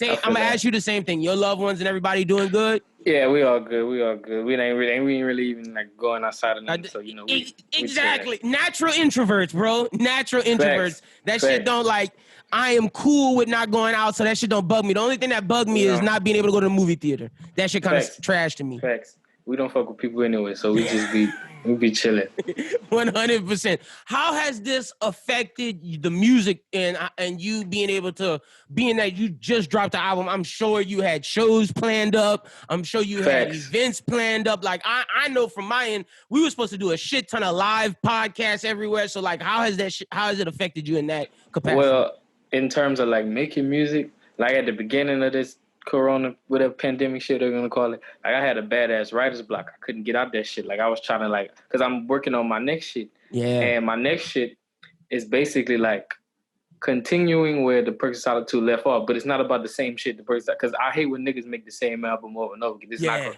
you know, this album is just like, because basically Perks of Solitude was like a young 20-something. Like it's like a coming of age type shit. Like I don't want to say quarter life crisis because I wasn't in a quarter life crisis, but it's just a lot of shit I was dealing with. And you can hear from at Jaliloquy 1 to Jaliloquy 2, there's a change in the person. Right. And then on this next album, you go hear a whole different, a lot of things that I championed on the Perks of Solitude go be like fucking different. Like the whole idea of solitude. Like growing up after that, I realized you don't have to always isolate yourself. That shit go drive you crazy. Sometimes I need to be around motherfuckers. People, yeah. Like I like people. You know, I like people. It's not like I'm not one of them like antisocial motherfuckers. And then when people say they're antisocial, that be just some shit just to say to sound cool. I like people. I fuck with people. Like, you know. So like, you know, I'm just saying like, you know, I'm working on that. And I, like the beginning of Corona, my brain was just fucking shot. I couldn't think of nothing, like nothing whatsoever. Now in terms of like performing. I had a show set up for April 25th, and that was gonna be the first time I came back to Lafayette from New Orleans to perform my album. Now what happened was fucking Corona. Yep. Because that was also the weekend that festival was supposed to be. And our show was gonna be that Friday. Mm-hmm. And like this 25th was the Friday. We had that shit set up, and then shit happened right before that. I was so fucking pissed off. But that was gonna be lit. It was gonna be me and my Never Die partner. Yeah, you in the squad. Shout out to Lamont. Shout out to everybody that Never Died. But man, the moment y'all can perform again, let me know because I will be in that building head first because I gotta see this album performed because this album is immaculate. I gotta say that to start off. But before we even get to the album, because I feel that based upon from the last interview and just how, the person that I know you are, being that you are trying to go to law school to get into to be a lawyer, being that you are super cognizant of what's going on in the world, and that I don't want to say you're a conscious rapper, but you talk about things that affect not only you but the world. Talk to me about because we were in a pandemic, but then we got into the fight for racial equality, really hyped up and ramped up with the deaths of George Floyd, Breonna Taylor, Ahmaud Arbery, Elijah McCain, and what happened with these protests that were going on for days, still going on now. Talk to me about what kind of affected you during those times, and talk to me, did that affect the music? Because I know you were at protests signing people up to vote. Just give me your thoughts on the whole situation. Well, actually, I was like excited to see that niggas was mostly engaged. Like this made me feel like not the 60s. I ain't gonna say like the movement of the 60s because I like the latter movement, like when the Panthers was, you know, when they was walking around doing their shit, you know, before they got fucked up. Yeah. And I always geared towards, like, when I look at, like, the figures I was inspired by, I always geared more towards, like, the Stokeleys and the Fred Hamptons and shit as opposed to... Wait, let me stop you. Are you ready for that Fred? Did you see the trailer for that Fred Hampton movie? I saw that shit. Bro! That shit gonna be crazy. I said my nigga Daniel Kaluuya and Lakeith Stanfield going for the Oscar, and then they got that white dude, Jesse Plemons, as the sixth man. That shit looks amazing. Yeah. Just off the preview alone, that nigga Daniel go get that Oscar. Yeah. Not to cut you off, but just because you said Fred Hampton inspired you, I had to ask you. Facts. If you have not seen the trailer for Judas and the Black Messiah, go watch that today, because that's going to be a very powerful movie. That shit gonna be a fight. Also, movie. I'm so excited because I am sick. Growing up, something inside of me, I've always hated slave movies. The only one I like is Django. And not even just slave movies. I hate them like them The Blind Side. Like some of them stories like have to be told, but like it's some shit we already know. Like fucking the Jackie Robinson movie, Selma, hated fucking Selma. Fucking movie. Like all them, like we don't need them shits. We need more movies like this. You know? That empower black people and show me heroes and show me like legit good. Like this Fred Hampton thing is a is a change of pace. And this is, I told my friend, I was like, this is the type of black movie that I fuck with. This is the type of shit I want to see. Because that is every time them slave movies just don't sit right in my soul, man. The only one is Django, because that was actually empowering of a black man. And I applaud Quentin and Jamie for what they did. Everything else, like The Help, all that, nah, bro, I don't fuck with that shit. I need to see that shit. Yeah, but, no, for real. But yeah, let's get back to, that was a great tangent, though. Facts. But to what you were saying, like, I was like happy that, you know, shit was actually moving. The only thing that pissed me off, like, the shit just stopped. And I was telling niggas, I said, the movement should be like continuous. Don't just get excited and you want to, because I feel like there's a lot of shit I don't like. And one thing I can't fucking stand is like a social media activist, a motherfucker who say shit and don't do nothing. Like and not even don't do nothing. Like if you go say shit, make that your platform and speak, but let that be your thing. And I'm not saying like there's duality of life. You could be talking about, you know, uplifting people and shit like that, black liberation one day, and you could be on fuck shit the next day, because we, you know, duality is we're humans. But don't let the movement die down when it seemed like everything all right. Another thing I didn't like is the symbolic gestures, like all the Aunt Jemima shits and all that other corporations. Like that shit don't do nothing. Shit we didn't need and shit we didn't ask for. You know, like, but that little momentum we did have, we would have kept that shit, we'd be far right now. But niggas just gave up, because niggas had to go back to work if they was working anyway. But some niggas wasn't working, so y'all still could have been out there, because y'all kept unemployed me. Y'all still could have been doing what the fuck y'all was doing. My thing is, with the whole thing, not to cut you off, because I want to see how you feel. My thing is this. I'm cool with the protest and the ride, and I'm down with it. If that's what we're going to do, let's do it. But to me, I felt that what really would have made a difference, and I don't think niggas followed through with it, and it fell under the radar, they didn't talk about it much, was we should have not purchased something or purchased anything and kept the black dollar in our household for at least a week to 2 weeks. If we didn't spend no money anywhere, all black people, I think that would have made a legitimate difference. And I think that's how you affect change, is by fucking with the money, because America's a capitalist society by nature. And something I learned through college and just hanging around wealthy white people is most of them don't hate you because they're black. They don't like poor people and they care about their money. As long as they're making money, that's what matters. And if we would have affected the dollar, that's how you affect real change. Facts. Like niggas think like racism is definitely the motherfucking issue. Sure. For sure. It's rooted in classism, and that's capitalism. Like, and that's what poor white people don't understand, is them rich niggas don't fuck with them. No, listen. My thing, and this is my thing about like them rural Trump supporters, them fucking conservatives. Fucking, like, fiscally, none of the shit the niggas be saying and advocate for applies to you. Like, it's just rich people. Like them, they manipulate them poor white people so fucking bad, yeah, and they just, they just, and they keep them stuck in that fucking rut of like, oh yeah, maybe my child can succeed, but because you're poor and you don't have any knowledge of what they're doing, they keep you in that rut because they want to keep you as working class. Because without you, they don't realize they can't get that money that they. But you know what it is? You know what it is? Just that shit they call this like that. The bootstrap argument. Like motherfuckers be like, it's the American dream. Pull yourself up, grind for what you got. Bitch, you poor just like I'm poor. Like, you don't have shit just like I ain't got shit, and you supporting the motherfucker who don't even, like, his policies, all that shit don't even apply to you. Yeah, exactly. Like, all them tax cuts and shit, you gotta make a certain amount of money to get them tax. You don't have that kind of money. You broke just like I'm broke. You like, I'll never forget, like, Trump, when he first got in, actually fucking, he didn't do shit. He was trying to, like they were saying, he was trying to, like, get rid of Obamacare. The motherfucker expanded the shit. Yeah. And what happened was, they was going around to them people in them rural ass countries, not countries, fucking cities, states, in towns, yeah, shit like that.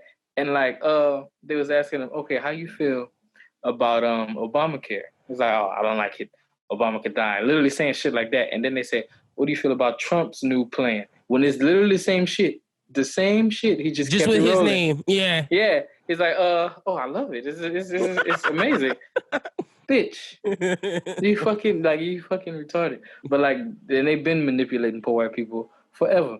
But my thing is this, like, and then we could go on a whole nother tangent right here. this Kanye shit. Now, and you know I love Kanye, but fucking like in terms of like party lines, like there's niggas like fucking the line that's between ideology and fucking party identification is so fucking blurred. Niggas, like you could be a black Republican. There's nothing fucking wrong with that. There's nothing wrong with that, exactly. Because and most black Republicans are niggas with money, like business owners, niggas who like are like big in industries, like niggas who like fucking textiles, niggas who fucking Stock niggas who markets, be owning Wall niggas Street who be niggas. owning Walmarts and like stores and fucking chains and franchise type shits. Them niggas are fiscally conservative because most of your favorite rappers are Republicans. No, like, if and we're being honest. most of your favorite black celebrities agree with Kanye. They're just not gonna say the shit. But Kanye the one who gonna say the shit. Will Smith agreed with Kanye like a motherfucker. Will Smith has not said anything about like any of the shit going, and that pissed me off so much when he didn't say a word. I'll never forget he did this interview. He did like a Rap Radar podcast. Oh yeah, with Elliot and them. Yeah, he said, yeah, Kanye be making sense. You just don't know how to say it. And that sentiment is the same for a lot of, like Jay-Z probably feel the same way. But is he gonna say it? Is he gonna say it? Fuck no. But like, I guess Kanye gotta always be the sacrificial lamb. Now some shit he do is wilding. And like in terms of who funding him, and like people saying, now this is what pisses me off. And then I will argue this down with niggas. Like people say what Kanye is doing, like his run, how he trying to sabotage the race so that Trump get, the seat again. Okay, and they say he gonna split the black vote. All right? But what niggas don't know, when you go vote, fucking Bernie is still on the fucking ballot. Which means... Is he gonna be? Yeah. Because of that. See, I didn't know that because I'm gonna believe that Kanye. I do think Kanye would take away votes from Biden. Now wait, Bernie's gonna be on the ballot for real? Yes, because what happened? Like it was a court case. Like he was off for a little while. He was off, but then like in the middle of May, like when the quarantine. See, I didn't know this. Just started. It was like some court in New York that had found it was unconstitutional to take him off the ballot in some states and shit like that. So they just put him back on everywhere. The motherfucker's gonna be on. Oh my gosh. Which means the vote was split any fucking way. There's nothing Kanye can do to split it more. Because there's a group of niggas that don't know he's still on. Two, and that's the niggas that didn't want to vote for Biden anyway.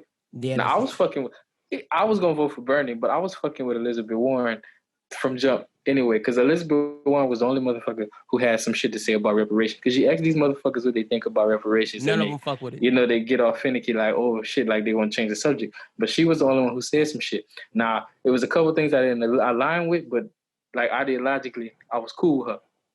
But I was gonna fuck with Bernie. And niggas is gonna vote for fucking Biden just cause. Like that's the lesser of two evils. Because everybody know Biden be talking out his fucking ass and he be saying most ignorant shit. Yeah. But like, but be pandering for the vote. Like I need it, but fuck y'all black people. Like he do shit like that. Yeah, but we gotta do it because that's just what we got. But niggas don't know that Bernie still gonna be there. See, the vote already split. So there's nothing Kanye could do. There's nothing Kanye could do to split the vote more. I'm glad you educated me on that because bro, I gotta be honest with you. All that shit he's saying is just like some of that shit. Like I get what he's doing, but it's just like, man, like I can't support that because it's like you pandered to us through religion because you were upset that black people said they turned their backs on you because of the MAGA stuff, and then you went to make this religious album because you know black people's history with the church and how they feel about religion and how that shit really impacts them, and then now you running for like how much pandering do we have to get to for when you throw an album behind it?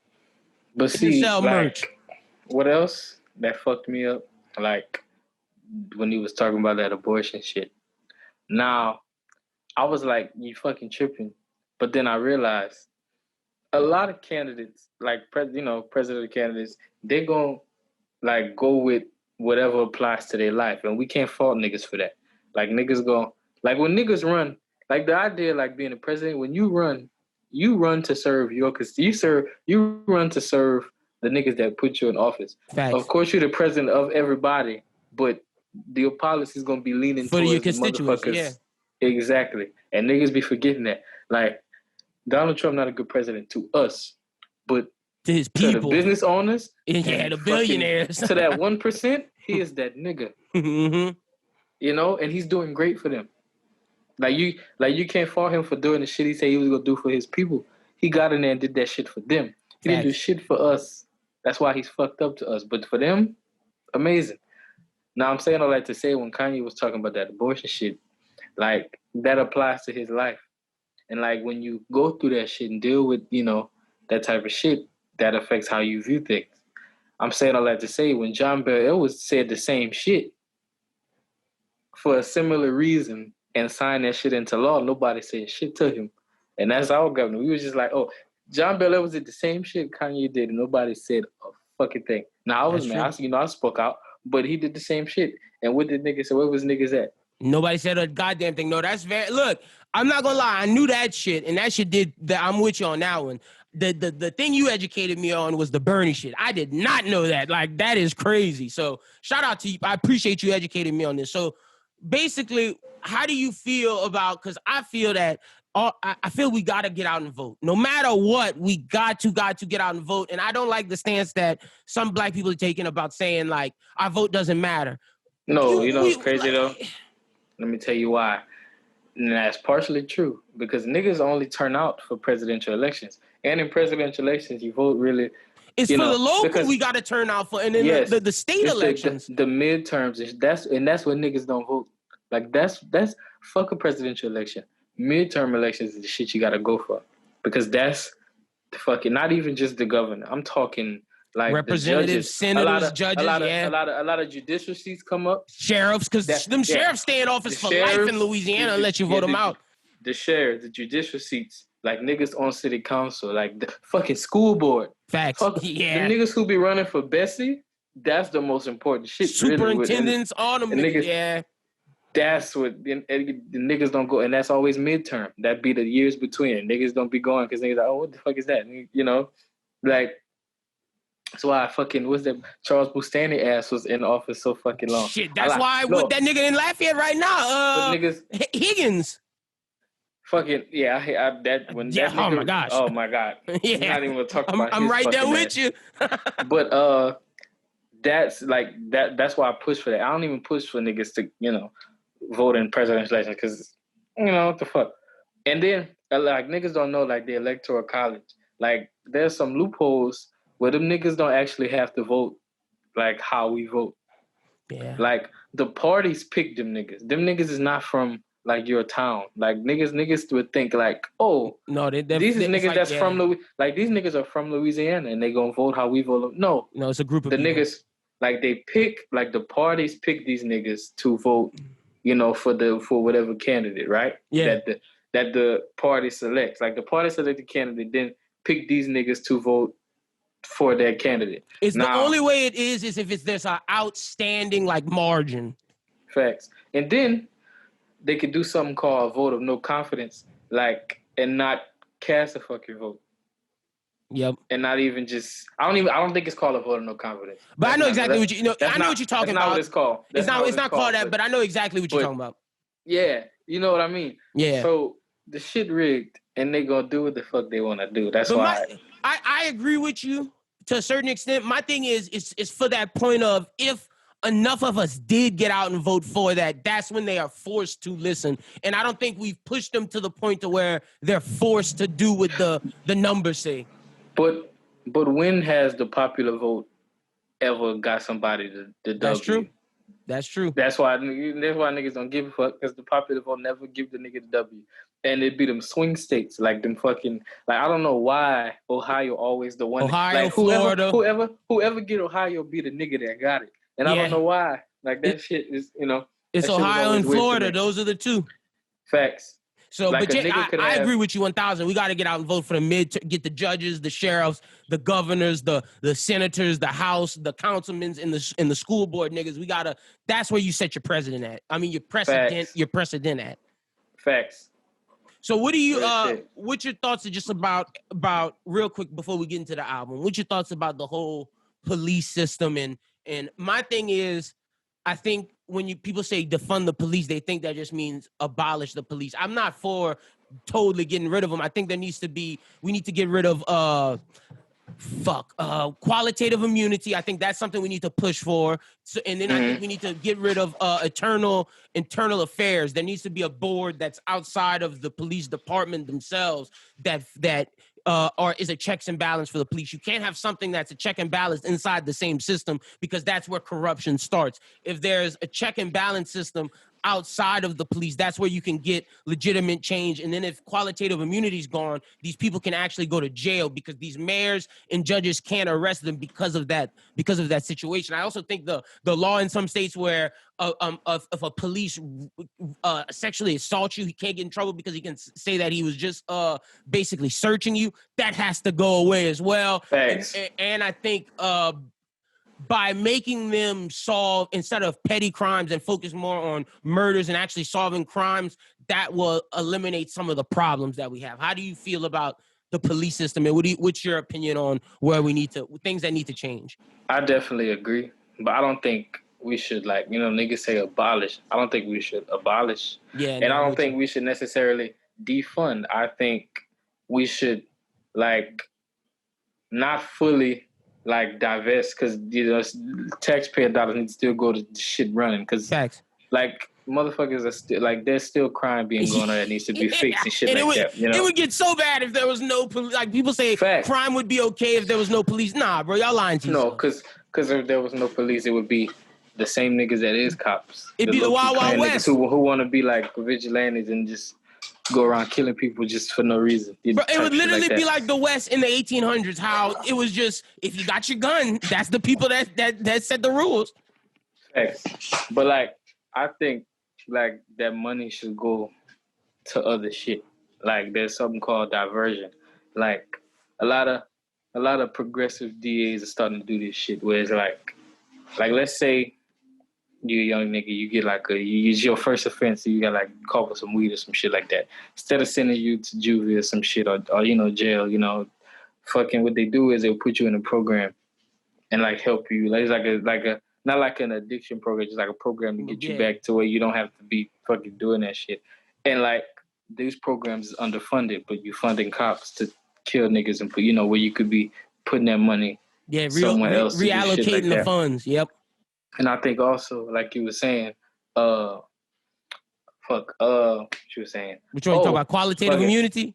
Yeah, and that, and like outside internal affairs. You gotta get out to hold them niggas accountable, because nobody doing it. How can you have a checks and balance system inside of the same system? Because nobody gonna speak out in their gang. If I tell that nigga, they not gonna fuck with me and I might lose my job. And I'm not gonna get a raise. Shut the fuck up. Exactly. Also, now that we're talking about this, you gotta get rid of quotas. Like, a cop's job should not be about getting a number of tickets put. Like, that's so stupid. Because like that, it's incentivized them to pull people over.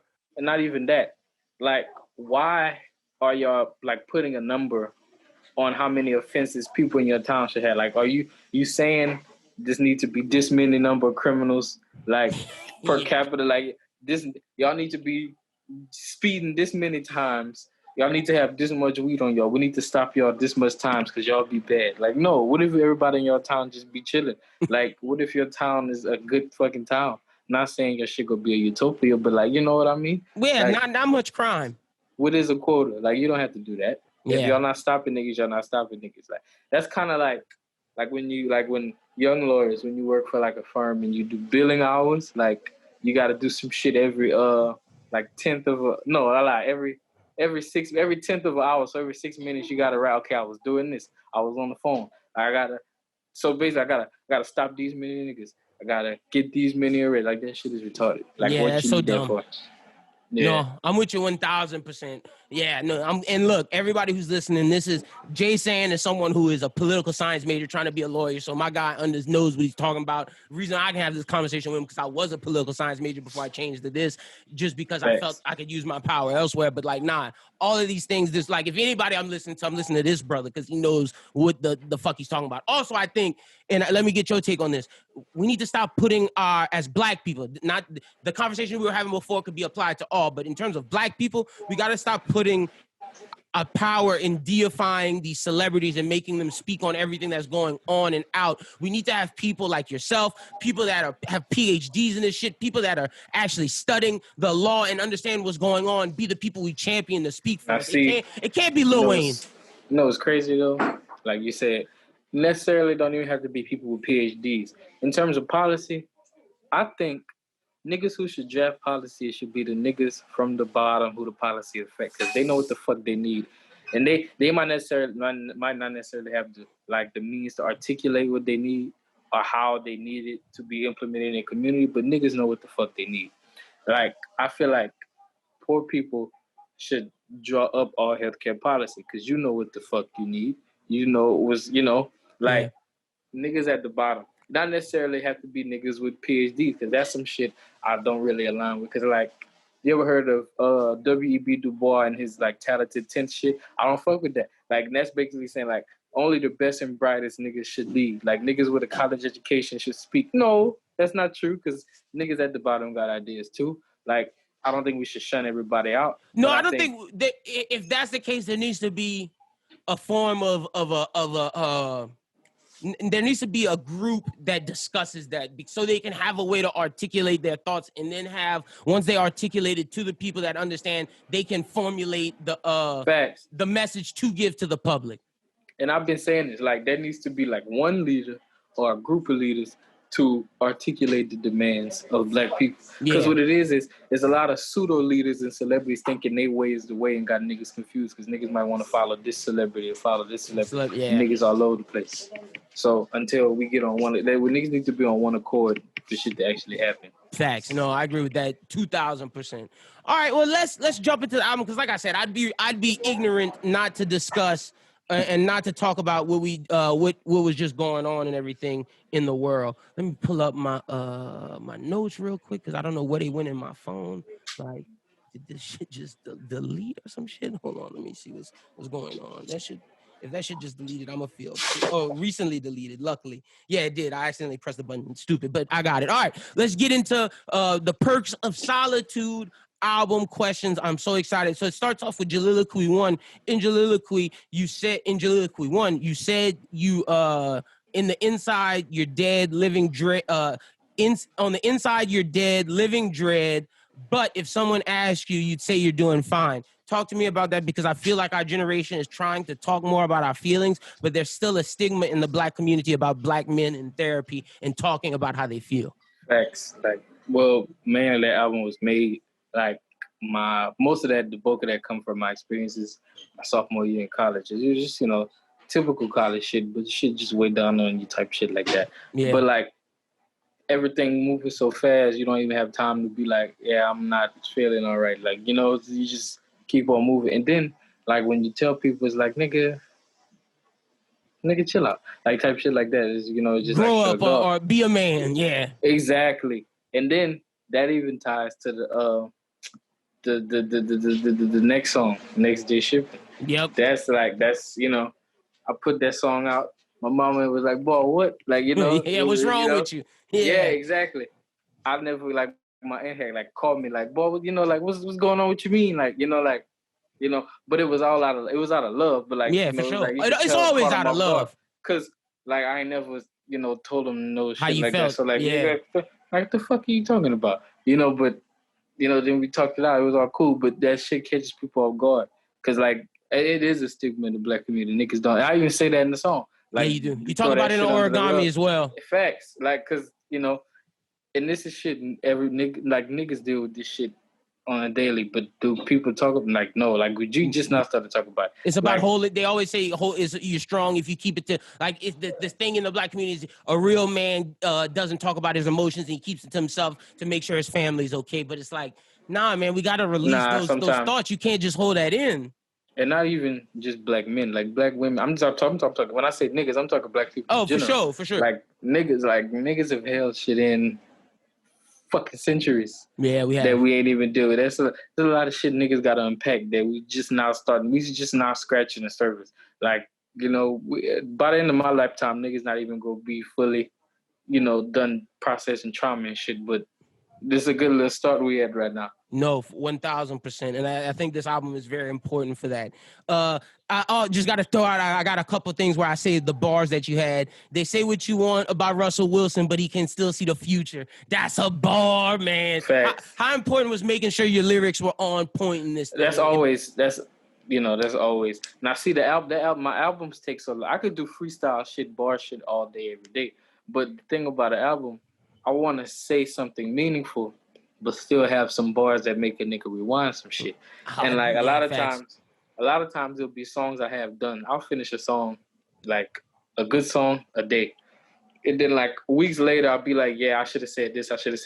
Because a lot of times bars come to me in conversation. Like one of my partners might say something, but I'm gonna put that in the bar.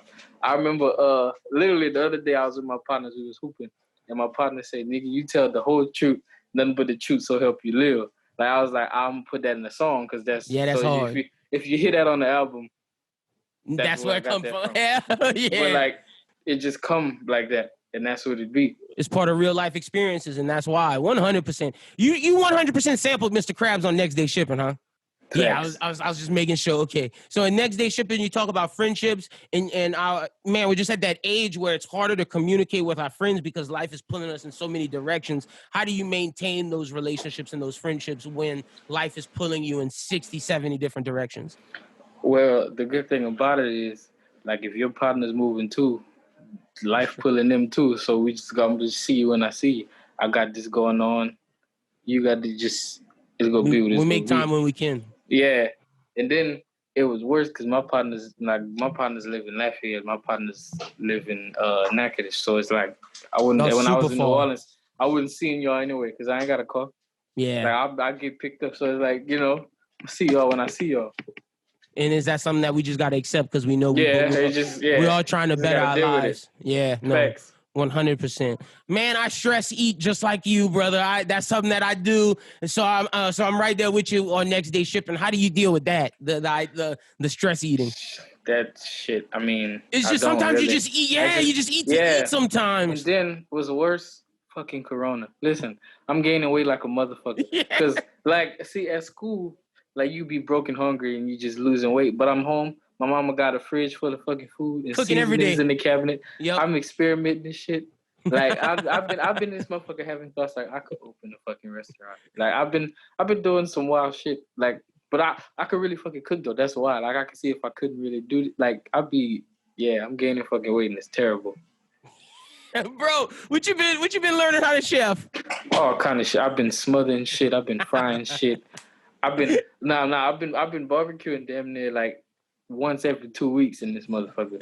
Like, I'll just find some shit in the freezer. I'm gonna put that shit on the grill. What's your favorite thing to barbecue? I love a good pork steak, but my specialty. I'm about to start fucking with brisket. Ooh, see. I told my mama. I said I think I'm ready for a brisket. Yo, if you get that good, let me know because I'll come get a plate from you. Because you're welcome because we family. Yeah, 100. Because I don't know how to make brisket, but look, I'll bring some pork steaks through. That's my shit. Seasoning them pork steak, letting that go fun. Making a pork steak sandwich with some potato salad. Ooh, nothing better than that shit. And I marinate my shit like the night before me. Yep, so, you wake got up to. And that shit be. Yeah. Hell yeah. Oh no, we're gonna link on that for sure. Are you big on energy? Because you talked about how you stay ducked off. You talked about how you stay, funny enough, ducked off so negative people don't mess up your vibes. Talk to me about your beliefs and just energy and how you feel about that. Like we were saying earlier, like that's just how I was raised. Like, and I'm an outgoing person. Like I love, I fuck with people. Like I'm not one of them, I'm antisocial, fuck people. I fucking love people, But at the core, I don't like motherfuckers. I want to be fucked with when I want to be fucked with. But when I don't, leave me the fuck alone. Like, and that's how my mama them is. Like, my mama them, we're not really, we're not like mean people. Like, we're just not friendly. Like, if we fuck with you, we fuck with you. If we don't, we don't. We fuck with the people in this house, and that's our squad. Yeah. We don't need nobody else. Family. Good. That's us. Fuck all y'all other people. We don't be out there like lollygagging and fuck people. We good. Yeah, that's just how it is. 1,000%. Who made the beat for Self-Doubt? Because that shit is hard. Now, my partner, his name is Sean, but his producer name is Chucky. And fucking like we was roommates, you know, and he was I heard that shit through his headphones. I was like, what the fuck is that? And he was, you know, because we was like a lot of he bought a record player to campus that year, and like he bought a lot of records. Like his daddy let him bring like crates because he from Houston, but he didn't fly this semester. Like he had drove. Nigga bought all kind of fucking records, and there was this one. He had 2 Silvers records, right? And the Silvers is a group. Like any day, if I could compare them to the Jackson 5, I could. But this, like, they had girls and this shit. Like this was and they were fire ass fam. They deserve to be mentioned with the Jackson 5 when you really think about it. So what happens is, the Silvers, like he was listening to one album and then he took the shit off. Because what we would connect it to the computer and run it through his interface so we could put the records on the computer and sample them from there. He was listening to one. I was like, fuck it. You got that. I'm going to get this one. And he found that. He started chopping that shit up. The same night, I heard the sample I got from Mr. Scissorhands off the same record. So he made Self-Doubt. I made the Mr. Scissorhands beat. But what happened was when he was making Self-Doubt, I was like, hey, what if I slowed this beat down and then picked it back up, you know, to create a vibe. So he gave me the beat. Like the reason, like the beginning is like fast and then the slow is to create that like, damn, I'm happy. But then like, fuck. It can happen at like, any point you know, in time. some days you might wake up like, damn, I'm not really that nigga. Like, I wake up looking in the mirror like, goddamn, I'm getting fat. Like fucking this morning. Like I was like, damn, I need a haircut and shit like that. Like I'm not that nigga. I ain't dropped no music in a while. Like, you know, that's just how shit hits you. But then the next day you're like, I'm fucking JSAND. Like type shit like that. That's just how life you reflected it in the song. Facts. 100%. So, okay, before we get to any more questions, since we started about producing, how much did you produce and how much did Chucky produce or any other outside producers? Well, it's 11 tracks. I did 7.5 of those. Okay. And then my partner, Matthew is the nigga that he made the Rap Hub. He's on Rap Hub with me. Chucky, he did Self-Doubt and he did Next Day Shipping. Okay. And then my nigga Justin, his name Jazzy, he did Nobody's Fault. Oh, but I did, like he did the sample chop for Nobody's Fault. And he did like the skeleton of the drums. I came in and I amped up the drum. Yeah. And then on Looking and IDGAF, I did that beat, but Matthew, he played like that bass on the IDGAF part. So it just has some additional instrumentation, but like 7 out of 11, that's me. That's you. How important is it for you to I know you made the 7 of them, but for like the other ones, do you kind of ditty it where they'll make it and then you put your like you said what you did with Jazzy, how he made the skeleton of the drum, then you put your touch on it. For the most part, you got your hands on every song. Facts. Like when I hear a beat that I like that I didn't do, I'd be like, okay, I would take this drum and use something else, or like it's not all like niggas will bring like, oh, you should use this beat I got for you. Da da da da. I'll be like, okay, well let me do this and let me tweak it. Project file and tweak it to my liking because you know I like what you did, but let me make it put my spin on it. Sound like Jalil, yeah. Into where you can like fit your voice. How important is it for you to make sure that like your voice is an instrument to where the background doesn't overplay your voice to where your voice is the main instrument that's going on in the song? That's very important. And now it's crazy because I made that a point when I was mixing this album. Mm-hmm. Like, and I mixed this album with Matt Hugh because Matt Hugh, for his birthday, no, not for his birthday. I forgot what holiday. It was a random ass holiday. His mama them had bought him like a fire ass mic. Mm-hmm. Now this is the mic that Wayne used to do the Carter 3, like fucking like the best mic, yeah. $2,000+ mic, like a good ass fucking mic. And when we was doing Rap Hub, I was like, hey, we should just finish the album with this. And he was like, well, shit, fuck it. And like we was recording with that mic. And since he got the mic and he know how to, use it, mm-hmm. I was like, well, you just mix some of this, for me. You know how it should sound. And we mixing it together. I'm telling him like I like my vocals to sit like this on top of the beat and type of shit like that. And then the goal for that whole album was like I want the lyrics and the whole vibes to speak before anything. Like I didn't want niggas to fall in love with the beats. I want niggas to fall in love with the bars. With your words, yep. That's why a lot of these samples is just loops. it don't have drums. Like it's a few songs that got drums, but like the production is like very minimal. It's like loop based shit. But then that's also because I was listening to a lot of Madlib, making this fucking album. Yeah. Because living with like Chucky was my roommate, and like so. You ran a bunch of Bandana. Yeah. No, I don't think Bandana was out yet. No, it was. But fucking like, I was like, we listen to Pinata and fucking Mad Villainy. That's why the Jaliloquy #1 sample is the same sample that starts Mad Villainy. And then the lyric he opens with, like Doom, his first lyric was living on borrowed time, the clock ticks faster. And then I opened my album with the same sample, and my lyric was, when you living on borrowed time, I find the clock ticks faster. Those little Easter eggs I love. Yeah, just paying homage, type shit like Showing that. love, 1000%. Hell yeah. Which, I don't know if I asked you this last time, which one do you like more, producing or rapping?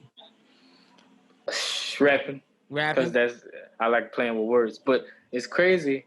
I like producing for myself. Like when I make beats for the niggas, like, oh, that's a nigga on a JSAND beat. But I hear a nigga on my beat and be like, I can rap on my beat better because that's my beat. I know I made that beat. Type shit. Yeah, like for that. me. Yeah, I like to when I produce. If I say if my favorite person to produce for is myself, because I know what I like and I know. Yeah, what sounds best for your beats. But I love rapping. I really love rapping. That shit is fun.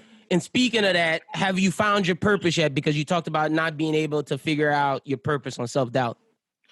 Yeah, like I feel like, well, wherever this shit take me, because like I could fucking become like the greatest fucking lawyer ever and save niggas' lives, literally, or I could be the greatest fucking rapper, or I could be the greatest fucking lawyer with a couple fucking Grammys. Yeah.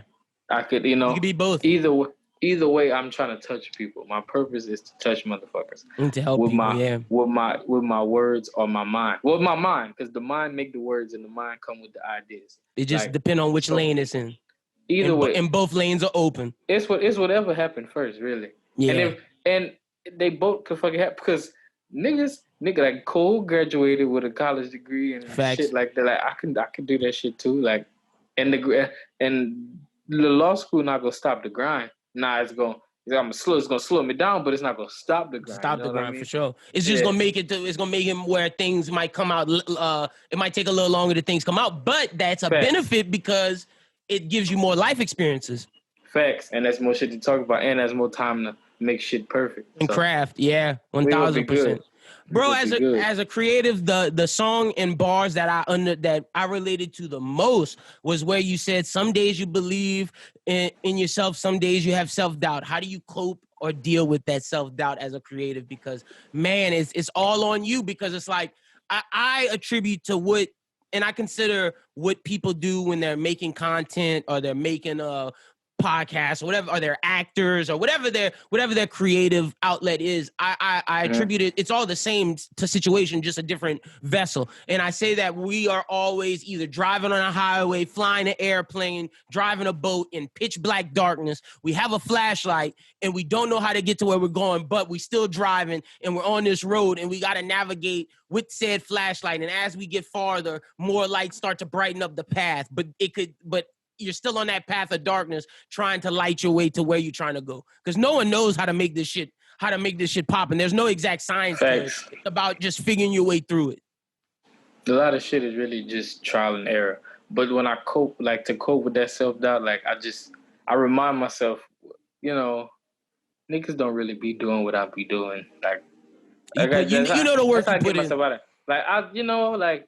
on now. Niggas, that's what I tell myself too. Like niggas not making strides like me. Like niggas, like I done been in like conversations with real industry niggas I look up to, like fucking the president of TDE be liking my shit on Twitter. Yeah, no, you be having real niggas fucking with your shit. Niggas see me, like, then when I feel like, I'm like, compared to other niggas, I do all this shit in-house. Like, niggas be needing teams to do, like, whole videos. I do this shit sitting on my sofa. Like, I'm, Oh, yeah, that's you edit your videos yourself? And I Hell yeah. Nah, it's correct. The only thing that's not mine in the video is the camera. Like, I be using my partner's cameras because I don't have money for no camera. But that's why every time in the interview I shout my partners out like, hey, thank you for the camera. Like, but everything is all me. Like I sit down and do this shit myself. That's amazing because everything, and we're going to get to talking about some of your videos because they're creative as hell. But while we're on this topic, have you ever thought about being a director at some point in your life? Yeah, I want to do other niggas' videos. Like I'll be having, it's crazy because now is it just music videos or have you thought about directing TV and movies? It's crazy because like me, like every summer vacation, Christmas break, me and my little sister, my little cousin, we would shoot movies. Like we have we would shoot our own we have a movie series. Hell yeah. It's called The Squad. And like my old computer, like I used to have you had a CD drive. So we would burn them DVDs and get them shits to like our mama and shit like that. Like, and we would sit around as a family and watch it. And these would only be like 15-minute movies, but we was doing it. And this y'all still made it, yeah. Like I was like 11, my sister was like 6, my little cousin like fucking 2, 3. But we was doing it. This is back Windows Movie Maker type shit. This is before I knew how to do shit. Yeah. This was rough ass movies, but the shit so like, and these was comedies and they wasn't intended to be comedies, but the shit is funny. We, you know, and I always knew that was like, I was always interested in like that shit. Cause that's my spare, like that's my, you know, when it's my spare time, that's what you do. I'm either making beats or, you know, and that's some shit I don't think I'll ever give up. Like even when like I'll be in court in the day, go home, make beats at night type shit, you know? Hell yeah. Bro, well, look, let me tell you this. You have a future job because this network will be making scripted content soon. So, like, that's something. And now that I know, because I've seen your work and you are talented as hell, now that I know, because I'm a writer, I am not a director at all. I can write shit, I can act, but that's something we're gonna talk about off air. And especially since you're family, that's something that I need in the squad. Hell yeah. Ooh, the people just heard us link on some shit that's really gonna be crazy. So all right, next up we got, did those risky, helpless romantic texts actually worked out that you talked about on Looking I Don't Give a Fuck? Fuck no. But I think you think froze. Let's see if he come back. We're gonna get him to come back and we're gonna edit this out. There we go.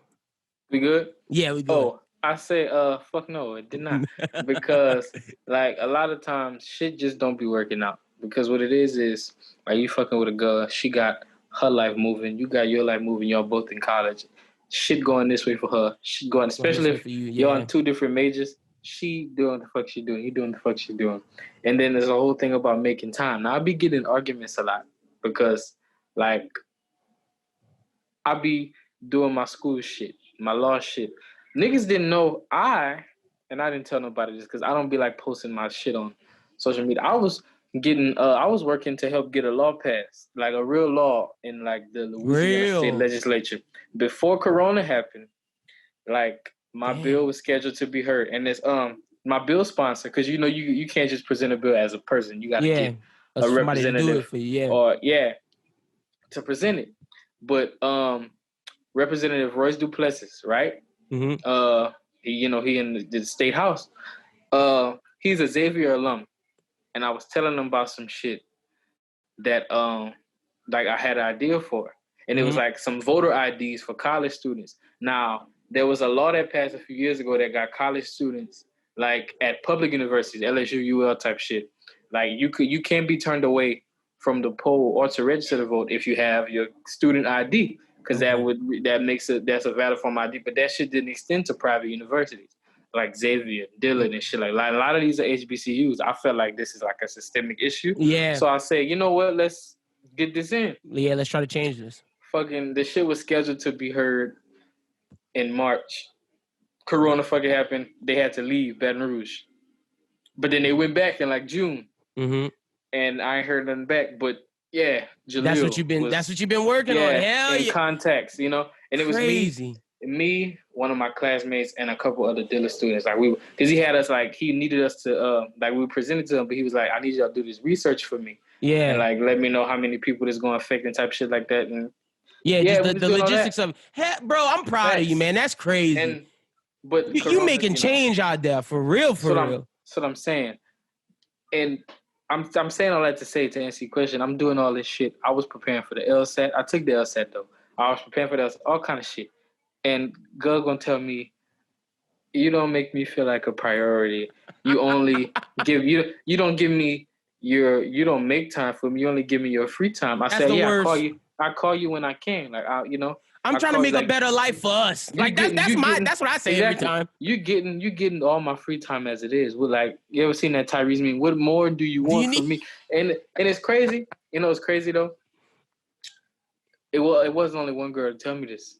Like it was multiple. Like, but I'll be busy. Like, and I'm thinking maybe I'm the fucking problem. Now it's crazy because the concept of maybe I'm the problem. That's my next album. Ooh, all right, I'm hyped for that because that's something I can relate to heavy. And the working title right now is called "Oh, so just fuck me, huh?" But like, if you know me, you know I say that shit like every all the day. time. That's like that's my saying, like, cause it'll be slick shit. Like niggas we might be going hoop, and I might get picked last. I'm like, oh, so just fuck me, huh? Yeah. So but. I'm saying like to say like the title in itself is like oxymoronic because like you should never think everything is a personal attack. Niggas be having their own shit going on and niggas probably just taking shit out on you. And it could be everything like something as simple as that or something even bigger. Not everything is personal. Sometimes shit do be personal. Niggas be hating, but not all the time. And niggas be just having their own shit they gotta process. That's something that I had to realize. Like not everything's about you. Facts. And it's not always like it's not always a personal attack, Jaleel.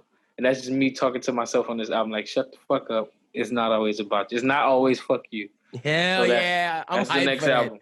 But bro, I relate to that because like, man, it's like I'm trying to better my life. So in turns, when we can be a legitimate team and we can be together, you have a good life as well. Like that's like, I don't get what women don't understand that concept. Yes, you need time in this moment. But if you truly love me or like me enough to where you see a future with us, it's like, do you want to have a future where we're bummy? Like my thing is, do you want a nigga that's gonna be like all in your face 24/7? Do you want a nigga that's doing something productive? Like it's not like that has goals, someone that has ambition. Fact. To me, ambition's sexy. Like what the fuck are we talking about? And it's not like I'm blowing you off to go like talk to other bitches, to play 2K like, or some shit. I'm fucking busy. Like I'm doing some shit for my life. Like and to help others. Like you're speaking of law. That's huge.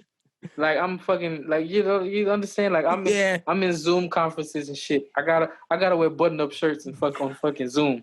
And you talking about you don't feel like a priority. Get the fuck out of my face with that shit. You know? No, I'm with you. Leave me alone. I'm with you 100%. You gonna find you one that understands all of that though. That's the purpose, is finding someone that gets that about you. So, all right, but next up I got, let's see. You talked about one of your fears on Time Will Tell. What's your biggest fear? Is it the fear of failure? Facts. And not even failure. And I said that, wrong, but because not even the fear of failure, it's a fear of failing publicly. I could fail and just, if I could fail and nobody could see it, it don't fucking matter. But like, I don't like fucking scrutiny. One thing is, and it's not that I don't like to be, criticism, help niggas grow. But I don't like when niggas criticize when they don't know the full story. Like, I don't like niggas' opinions when niggas don't fucking know me or know shit about me to give their opinion. Motherfucker, if I didn't ask you if you're not one of my partners or my mom or them, you don't fucking know me, so don't just keep your fucking mouth shut. Yeah. And that's the thing. As I'm growing and building as an artist and my fan base is growing, niggas just be having shit to say. Niggas be wanting to hear themselves fucking talk. And I gotta stop looking at comments and shit like that. Because niggas just be saying shit to just fucking say shit. Just a troll too. And that's the only thing I don't like about this shit. Like, I could hear you could say what the fuck you want, but like, don't let me see the shit. That's one thing I don't fucking like. Like, you don't know what I do, what I put into this, so shut the fuck up. That's why that's my fear for real. Like, just I feel you on that. Publicly.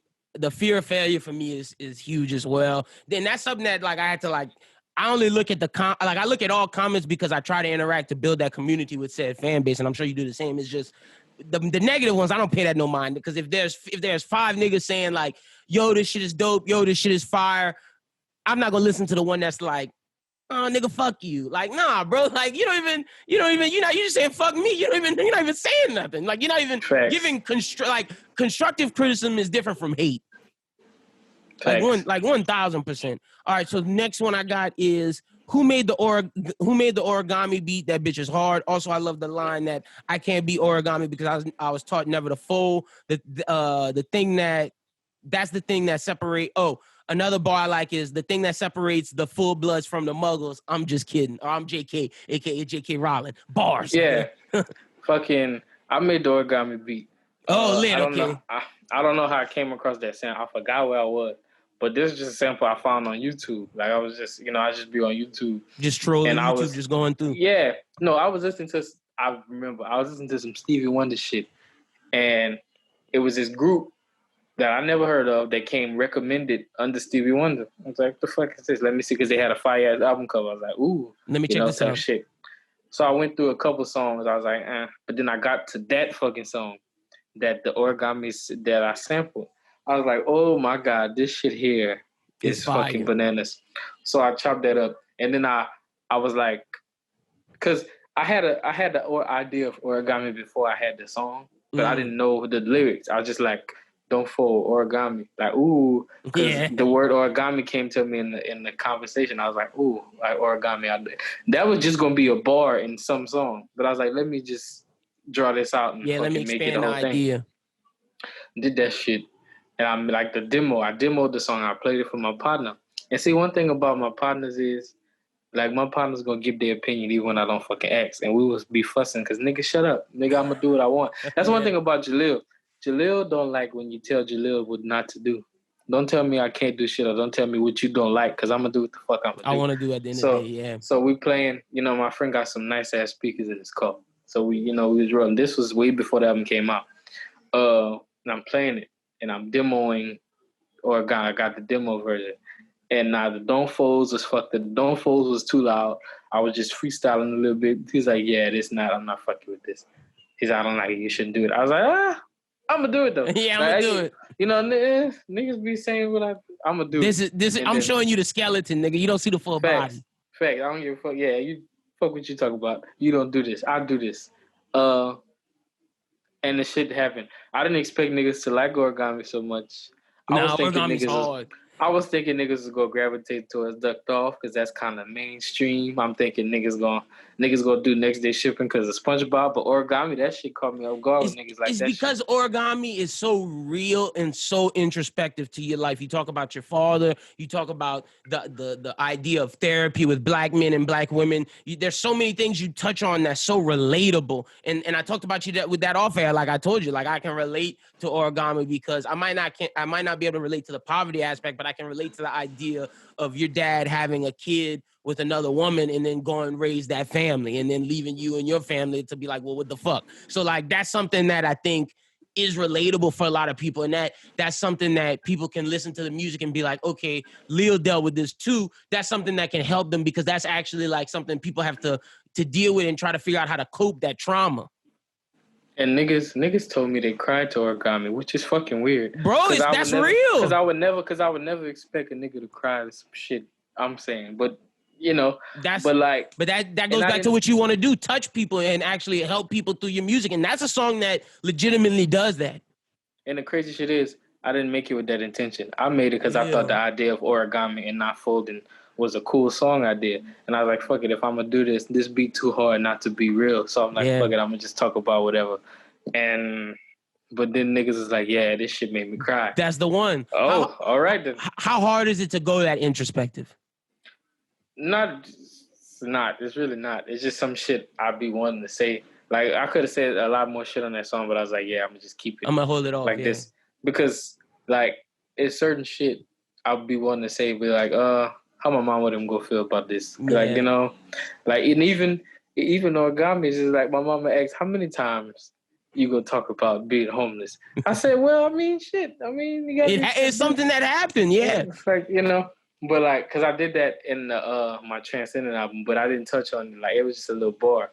Mm-hmm. But like, and I always want to give you my beginnings in every album. Not the same way, and I'm not going to talk about the same instance, but I'm going to always say like, yeah, nigga. This what I came from. Me. This me. This, And like, don't fold, because nigga, I done been through some shit. The whole point is like, don't fucking fold, nigga. Don't fold, yeah. Because no matter what you go through. My thing is, and I'm not even trying to make this like a race thing, but like a lot of things that like niggas go through, and when I say niggas, I mean black people, that white people dealt with. White people would fold under these kind of circumstances. I'm saying like to say, nigga, don't fucking fold. You know? Like 1,000%. It's not about how you fall, it's about how you get up. Facts. Like 1,000%. That's why, look, origami is special. 1,000%. Is it important for you to find a ride or die for your life? Yes. Yeah. And that's in terms of, and that's not even in terms of like a woman. That could be in terms friendships. of partners. Yeah. Or like shit like that. Like, you know, and a lot of times, like that ride for me, like that shit, like that song come from me falling out with my partners. Like, and you know, like you ever have those friends where like they're your partner, and your mom would be like, I don't like the motherfuckers. Yeah. Or your girlfriend be like, I don't like them. I don't fuck with them. Yeah. Now these particular partners, my mama didn't like these motherfuckers, and my girlfriend didn't like these motherfuckers. Well, I was like, these my niggas. And then shit happened with them. Certain point, shit happened. I was like, oh, well, maybe they was right.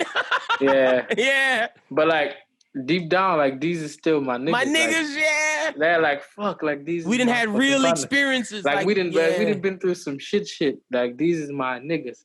Like, but yeah, mama, you wasn't tripping when you said that. These motherfuckers do be acting like that sometimes. And that's where that song come from. Cause these is my niggas. But then that allows you to know they can still be your niggas, but it just knows how you got to deal with them. You gotta love motherfuckers from a distance. These my niggas, but. I know how you are. I know your real self. So it's like, so we can still be friends, I got to keep you at arm's length. Facts. You can't let you inside the chest. No, I feel that. What sparked the idea that you have nothing to prove to anybody and it doesn't matter what they think? You talked about that in Mrs. Scissorhands or Nobody's Fault. I forget which one it was. Both kind of. Yeah. Like, cause if you look at the album, it's like me, like the way I like sequence the song is like me feeling sad. Oh fuck, nobody love me. Oh shit, I need somebody to love me. Ooh, a woman. Ooh, let me give me a love. Oh fuck that, cause that shit I'ma just love myself. Oh, my partners ain't shit. Fuck my partners. Fuck them niggas, and I don't need no partners. I'm by myself. It's like fuck that. I do. You know, I'ma just duke it out. Yeah. Now I do need people, and then the next album. Well, maybe I'm the problem. Maybe niggas wasn't fucking with me. Because I was pushing niggas away. That's where we going. Real. That's where we going. That's Hell where yeah. And these are all real thoughts I done had. Like this is shit I done like thought in my head. Like I'm not just doing this for the sake of making it. Like this is shit that didn't hit my head. But like to answer your question, and that's just after talks with my mama. Like she's like, "Boy, fuck them people." My mama's favorite thing is, "Boy, fuck them people." Hell yeah. This is what it is. Like, but mama, they said, "Boy, fuck them people." You fuck them. They all right. with you. Yeah. It is what it is. 1,000%. It don't matter what nobody think. It's just your family and yourself. And even with your family, when you're doing something, it's really about what you feel about yourself. They can be there for advice, but it's at the end of the day, it's your decision. And let me give you an example of that. Okay, so when that Eminem shit happened, right? And I told mom with him, I said, I'm thinking about dissing him. And it wasn't even like a diss. I'm going to make a response record to Eminem. And I sent the record to my mom with him. Wait, real quick, for anybody that doesn't know what's happening, explain that situation. Okay, so my Soul Out Days freestyle went viral. Almost 3 million views, you know, it's big shit. Yeah. And when that was all I had moving, a lot of famous people was following me. I was getting cosigns on that shit. From Schoolboy to Missy to Chico, not Chico Bean, what's his name? Carlos Miller. Yeah, Carlos Miller, Jid. Dreamville. Yep. The list goes bunch of niggas. On. So what happened was, a nigga named Denon Porter followed me on Twitter. Mm-hmm. You know? And Denon Porter is one of Eminem close ass friends. He done worked on like damn near every Eminem album. He was even in that group D12 Eminem had for a little while. Like that's his fucking it's his nigga. Boy, yeah. Like his partner. Like they go back. And Eminem dropped the album. In my Soul Out Days freestyle, I said, I had a boy that was like, nigga, the dude go to work, might make you move off your turf. Nigga, if you move, you get murdered. Take your shoes and your shirt. Little bars might shoot through your shirt. Nigga, pew, pew, pew like a church. That was the punchline. And if you go look on my Twitter, like, motherfuckers love that punchline. I don't know why, because it's basic. But niggas across the globe, like niggas in Ghana was talking about that punchline. And shit like that, like real shit, like this. It really spread. Some global shit. And this nigga, Eminem partner, followed me out of nowhere. He saw this video because that was all I had moving. So I know this is what you're following me for. Mm-hmm. Because I put my that song under a nigga named Crooked Eye Twitter. Now Crooked Eye he also tied to Eminem. Shady. So you know, y'all niggas. And not only that, you got the TDE connection with Schoolboy. Like it just a bunch of niggas around Eminem saw that for sure. Y'all niggas didn't see my shit. Yeah. So what happened is Eminem drops an album, and on this album he has a bar that says "Run up in the church like pew pew pew." Now, that's not what I said, but it sounds kind of like my similar. Shit. And it's said in the same way. It's and just all he did was put pew pew pew behind the church instead of what you did in front of the church thing. Facts. And the Denon Porter nigga, his partner, is on the new album. So you had to be in the studio with this nigga. Writing session, inspiration for sure. Months, yeah, you had to be in the studio with this nigga months before, and then the months before y'all probably was watching my shit. Right? Yeah, no, that's hard to deny. Exactly. Especially because of all the people that you said followed that. Like, it would be different if none of them niggas saw the song or none of them niggas followed it. Just be like, oh, we thinking similar. But nah, the fact that the non-Porter, the TDE niggas, Crooked Eye, like too many niggas around him heard that for that to be a coincidence. Facts. So I'm saying all that to say, when I made the song, I sent it to my mama. My mom was like, yeah, I'm not fucking and that's warning shots. The song warning shots. Yeah, warning shot. I made the song, sent it to my mama before it came out. She's like, yeah, I'm not fucking with it. You didn't come hard enough. No, my aunt was like, you didn't come hard enough. You gotta get disrespectful. I said, no, because we don't know if he did this shit for real or not. So we gotta be strategic. I'm not being accusatory. I'm just asking a question. There's not even a diss song. And my mom was like, why would you even want to do that? Just go make some more shit and fuck them people. You know, my mom always fuck them people, bro. Now, I said, you know what, mama, I'm going to still do it. I'm going to just go through with it because it's on my heart. I'm feeling it. And then my mama texted me that night. She's like, see, I like how you took initiative. You just needed to know that I had your back, but you didn't need my approval. Do that. Keep doing that shit. Hell yeah. That was some grown man shit. Yeah. And that, like, so that I'm saying, I brought this whole thing up to answer your question and go back to what you were saying. Like, just as long as they know, like, as long as I know my mom is behind me, I'm going to do what the fuck I'm going to do. It's not necessarily I need their approval. I just need to know they got my back. Their advice, and to know that they got your back no matter what. Yeah, man, look, that song warning shots is hard as hell. And like you said, it's not a diss. It's just putting this out there. Yeah, you asking a question, 1,000%. But that shit was hard. Y'all go check out warning shots for sure. I want to ask you, just because the rest of the album is the closeout, and just real quick, you made Jaliloquy too? Yes. Just talk to me about the making of that song before we get in the wrap up. Okay, so what happened with Jaliloquy number 2? I fucking, like, my mama showed me this video. It was James Brown, Michael Jackson, and Prince on stage. Real. And this happened like 80 something. This is like when Mike was that nigga. But Prince was also that nigga. Yeah, like. And then James Brown was the nigga before them. The guy, so the grandpa, yeah. Like that was James Brown was the big nigga. And they was like the little homies, but the little homies was popping. James Brown was on stage performing This Is a Man's World. He seen Michael Jackson in the crowd and he was like, hey, he just talking shit. He's like, hey, I got my little nigga in the, like, he didn't say this, but you know, like I'm got the little homie in the crowd. Got my little nigga in the stage. Y'all didn't even know the nigga was here. This nigga so talented. This is my little partner, man. And then he called him on stage. And Michael Jackson, he sung a little bit. And like, if you hear, that's what I chopped up, like the parts of that. Okay. And then I was sitting on that beat like 2 years before I rapped on it. Because I didn't know. Yeah, because I know I was going to rap on it. Like, that was just a beat I made. I was probably going to get that to somebody else. But I was like, gotta keep this. Yeah. Because I wanted, like, how James Brown was talking about Michael Jackson. Like, you hear the talking. I was like, fuck it. Before he said Michael Jackson name, he's, ladies and gentlemen, give it up for it. Then I started rapping. Like, for Jaleel. Because he's talking about, So I did that. And it was just a closeout. That was shit I learned, like, just summing up the album. Because, like, if you listen to the first Jaliloquy, it's like, oh, I'm fucked up. Like, oh, fuck people. I don't know what's going on. Then it's like, I kind of get it. Yeah. It is what it is. We have this growth. Can't be mad at niggas for doing what niggas do. And I'm telling you, the perfect setup for my next shit. It's like a sequel. It's like the little Marvel Easter egg at the end of the credits. Like, yo, I'll be back for the next movie. 1,000%. Bro, talk to me. Rap Hub to me is one of the most if it should be nominated for a VMA. It should win a VMA. Like, Rap Hub is one of the most creative videos I've seen in a long fucking time. Just talk to me about the creation of that and just what you were going for with that. So Rap Hub, that's an idea I had since high school, but I couldn't make it in high school because how the fuck do you explain to your mom you're gonna make a video about porn? Pornhub, yeah. You know? So I just waited. And I didn't even have the song idea. I had the video idea before I had the song. I just knew I wanted to do that. But I didn't know how I was going to do it. Like, how I was going to execute, yeah. Right. But then I was like, fuck it. I got to college. I was like, yeah, we're going to do this shit now. And then crazy, I met that nigga Matt, and that nigga Matt so fucking fire. I was like, we was in the studio one night working on the album. Mm-hmm. And I forgot what I was recording that night. But, and it was Matt. Matt was there. Chucky was there. And our partner, Mac Infinity, was there. We were just freestyling, fucking around. And then Matt, well, he'd be hoarding beats. Like, he'll make beats and just sit on them shits forever. So one night, he was just going through his beats, and that beat came on.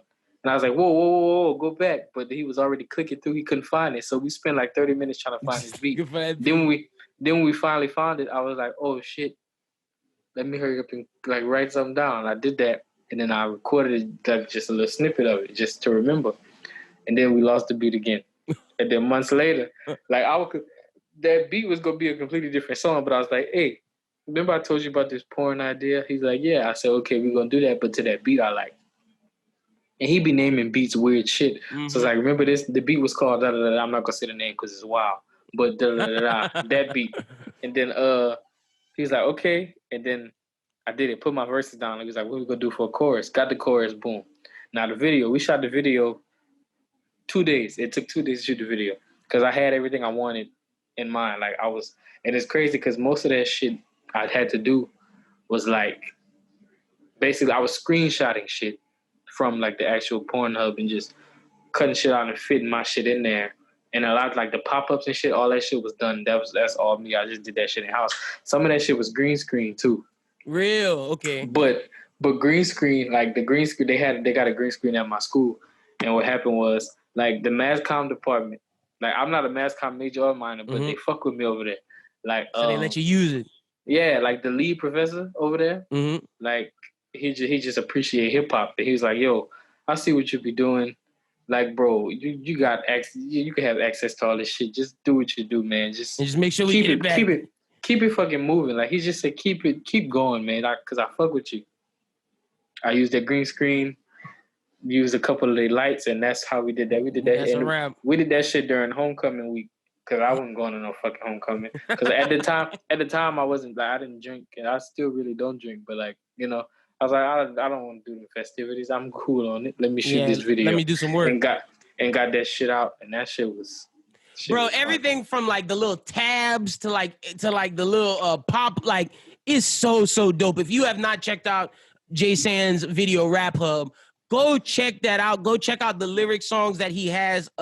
He has one for next day shipping, and he has one for, I believe, origami. He has one for those. Go check out all those videos because they're not just normal lyric videos. Like he was creative with it. It might not be a music video like Rap Hub where you see him, but like there's time, thought, and creativity that's put into both of those. So definitely go check those out. Man, I've been waiting for this for so long. Thank you so much, JSAND, for coming on the pod. Appreciate you, bro. Tell the people where they can find you at on social media. Tell them where they can find all the videos and get the music.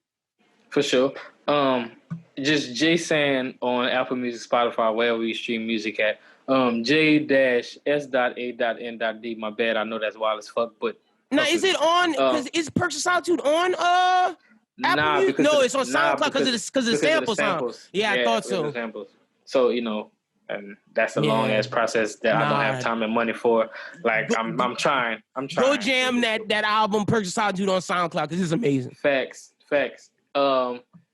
JSANDmusic.com is my website. Instagram J_S.A.N.D. Twitter J__SAND. But wherever we stream music at. My YouTube is Sandbox Music Group. Or you can get on YouTube and just type in JSAND, you can pull up. And I just found this out. If you go on Google and type in JSAND, you go pull me up. And that shit crazy because I ain't never been Googleable before. I lie. You could Google me like from like 5th grade. I used to go to like literary rally and shit like that. And like for geometry and Real things like that in high school because I used to fuck with math. I love math heavy. But yeah, JSAND and you go to JSAND, musical artist. Most fire shit ever when you Google it. But that's where you see me at. And, you know, appreciate you for having me back, bro. You already know, brother. We're going to have you back for the next one. I look forward to these because like we discussed before, like, you actually go in depth and everything, and I love the conversations we have because of the side, like we were doing earlier, how we got into the Judas and the Black Messiah, just the different tangents we can go off on because you're a very educated brother, and I really enjoy our conversations. Appreciate you, bro. Real shit. You already know. Let's finish up the podcast with Bros Who Ball, and y'all be sure to check out Perks of Solitude. All right, ladies and gentlemen. Real quick, want to say thank you to JSAND for coming on the pod. He is probably the dopest Louisiana rapper, if not top 3 up-and-coming rappers from Louisiana. This dude is one of the toughest spitters, got top dog in his DMs and shit. So shout out to JSAND. Super, super dope cat. Thank you for coming on the pod. But I had to push back this week's release date because I had to bring – last week we had the OG Josiah Johnson, and I consider him – somebody who's helped my career and who's someone who I look to as a mentor and stuff. This next guy, I feel a similar way, man, because he didn't have to respond to me. He responded. He's come on the pod as many times as I asked. He's never told me no. We talk about music. We talk about hoops. This is a guy that I look to and respect. He is I consider him a journeyman. He went from DX to Revolt. Now my guy working with 35 Ventures. I see him glowed up over there. my guy can get the KD interview whenever he want. We got Eddie Bansky Gonzales. How you doing? Bans? I'm good, man. Thank you for that introduction. You make me seem important, more important than I am. It's true, man. It's true. If you pay attention to what's going on in these Twitter streets, you know what's going on out here. Just plotting, scheming. Exactly. So last time I saw you was freelancing. Now I know you got the 35 Ventures gig. Are you still working with ESPN? Yeah, I'm doing a little bit of both. I'm on the ESPN social team, and I got cooking up some stuff with 35 and with KD and the boardroom and the whole nine. So hell yeah, congratulations! Got my hands full right now. I'm enjoying it though. I'm enjoying it. It's one of those good things. So being that you've had a great year, I want to say career-wise, how has it been with this pandemic, and then just seeing all of the social justice change that people are fighting for in the streets? Just give me your perspective on just how this year has been from that viewpoint. Well, I know. Like personally, I feel for a lot of people because working in media, people are losing jobs left and right. So yeah. I'm grateful to be in a position where that didn't happen to me. And I did like lose some opportunities when this happened. But fortunately for me, the situations I'm already in, they're still stable and able to be there. It's tough to watch though from a media sense, watching a lot of friends, watching a lot of colleagues had to deal with that, get laid off and had to find work in the middle of all this. And so it's a little rough, but at the same time, you know, it can be a blessing in disguise because a lot of real talented people are looking for work, and there's a lot of people who are willing to give them that opportunity. So it goes both ways as far as the climate of the country and all that. You know, it's rough to see. It's not news to us. I just seen a tweet that was like, Black women with natural hair have harder times getting jobs, and it's like I was like, that's been known. You knew that, you know what I mean? Like that's not news to us, and I go back and forth with.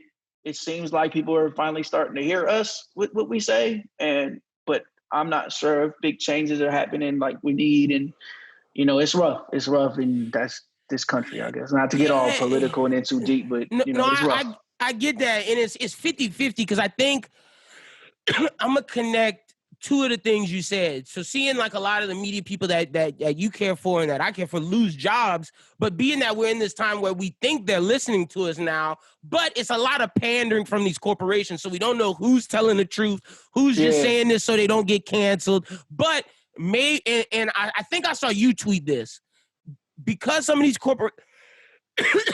because some of these corporations are feeling this white guilt and feeling like they got to do the right thing. I saw you tweet like, F it, take the job that they give you. It was in reference to bar stools, and be that voice, and not then you can make the change from the inside. I thought that was an amazing point, because it's like, yeah, they might be hiring me because they're feeling the flack right now, but I'm gonna take this job and I'm gonna run with it. Yeah, I'm not for people sacrificing their morals or whatever. Like, I know people took it like that. I'm not saying. No, I didn't take it like, yeah. Right. No, but I'm just saying, but these opportunities are so few and far between, and I feel like you, especially at a time like this, like I said, the white guilt bags, they're out there. There's a lot of white guilt, and I'm watching. Yeah, I'm seeing it happen. You take advantage how best you can. Do what's best for you in that situation, because we're not always getting those opportunities. That is a fact. It's it's a little awkward to traverse, and we've never seen anything like this before. With not just the racial climate in the country, but the pandemic on top of that, and it's a lot of stuff going on. No, but I always 100%. encourage people to take the opportunities you can. Yeah, as best you can, because they're not always there to be had.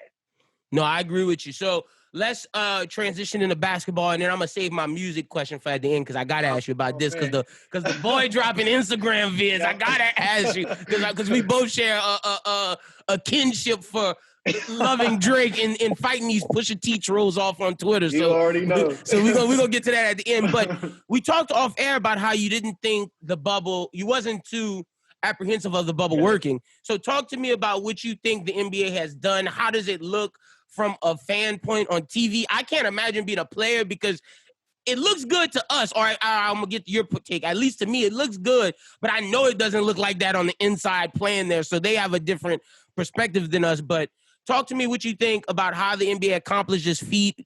What do you think about it from the fan perspective? And then if you could put yourself in those shoes, how do you think the players feel playing with no fans? Well, I know anybody that follows me knows I was really skeptical about if they could pull this off, and credit to them, they did. I'll eat my crow there. They no positive tests, no nothing. They had the Lou Williams hiccup and a couple other things, but they've done a great job of keeping this safe and making sure everybody was at their best. And fortunately for us, we got a lot of competitive basketball out of it too. That's a fact. The last couple games, with so many of the seeds clinched, we get guys resting and all that, but got some really great games, some really great moments. And this fight for the 8th seed is like 4 teams just playing for their playoff lives. We're getting playoff games before we get playoff games. So credit to the NBA. I've enjoyed it a lot. Yeah. And that's something that my team did not understand, that it was a playoff atmosphere just going in. Before we jump into some of the other teams, let's just get this out of the way, because this episode, I said this was the moratorium, a.k.a. funeral for the Pelicans. And after this episode, I'm not talking to them till the next season about to start. What do you think happened with them, man? Because, honestly, they had talent. And if you watch that Utah game, they should not have lost that Utah game. And then after that, it just seemed like morale was down, and the team just fell apart to me after that game. But it really was on after the Clippers game, where it was like, they don't look like they want to be here. Yeah, I think you just said it. They didn't have the same intensity that a lot of the teams had. Who did they lose to the first night? They lost to Utah, which they had damn near a 20-point lead, and then Utah came back and won by 2. And it seemed like right from then, I think they played another close game the next game, right? Was it the next game was the blowout. Yeah, the next game was the blowout. And it just seemed like right then there was a difference in their energy. They went at it with the Jazz, and then it just never looked the same after that. That sucks for Brandon Ingram, who's having a great season. The Zion thing is weird. Nobody can get a straight answer out of that. They need him. They need him on court. But I think, that team is just too flawed, and this is probably how it should have played out. I know in the regular season, they were about to play, I think, the Kings, and they were just a few games out and could have got full grasp of the 9 seed and then had a much easier schedule than the Grizzlies. But this team has holes, and they're showing through. They have a lot of young talent. I think they're set up, well for the future with BI, with Jackson Hayes, obviously with Zion. Think what you will of Lonzo. If he's in their future plans too, that's a talented piece as well. But I think they just weren't as good as some of these other teams, and that's what happened. So I think it played out probably how it should have. And on top of that, it's a lot of lame duck coach, which seems like, and that's what I was about to say. Weren't as and they just didn't have the intensity of a lot of teams. Yeah, and I think we got to get rid of the coach. I think we got to get rid of Favors because Favors looked like he couldn't jump 2 feet off the ground. Favors was just a liability on defense. Zion has to learn how to play defense because he defense is him and Luka Doncic. For the people who think are superstars, they play zero defense, none. And Zion's worse than Luka because at least Luka can kind of move his feet and stay in front of you. Zion just when you blow by, that's it. It's over with. Zion looks like me at the gym, but like 4 games in when my back is like on fire and I can't bend over or stand straight up. So I'm like in the middle. He looks like that on defense. He's like really bad. No, he is. And that's something that he said. I saw today. He told the media, he was like, I'm not eating like I used to. Like he was like, I'm making a full 100% commitment because I've seen that I don't like what I've put out from myself, and I know I can do better. So, like, I'm going to live in the working off season. So, hopefully that's true. And then from Lonzo, this is something that I was shocked from because I never seen Lonzo say something like this. He was like, this was my fault why we lost because before this, my shot was falling. I didn't get in the gym like I was supposed to during the pandemic. I didn't work out. I was out of rhythm. It won't happen like that next year. And I think, I'm going to ask you, I think personally they should keep Lonzo just for the fact of how well he plays with Brandon Ingram and with Zion. Now, granted, he has to work on his finishing because he has to be able to finish at the rim, and he has to continue to work on his shot. But I think in terms of defense, he's one of the best defensive point guards. He's one of the best playmakers. It's like if this guy can work on 2 of those holes, he's a solid piece for this team. Yeah, I think the idea of Lonzo as a star, it seems far off now. Yeah. But as like a helpful piece, for sure. I think what he said was actually really telling. And if you look around, it's kind of separated the men from the boys, I guess, in the bubble, where the professionalism of some of these teams showed up in spades here.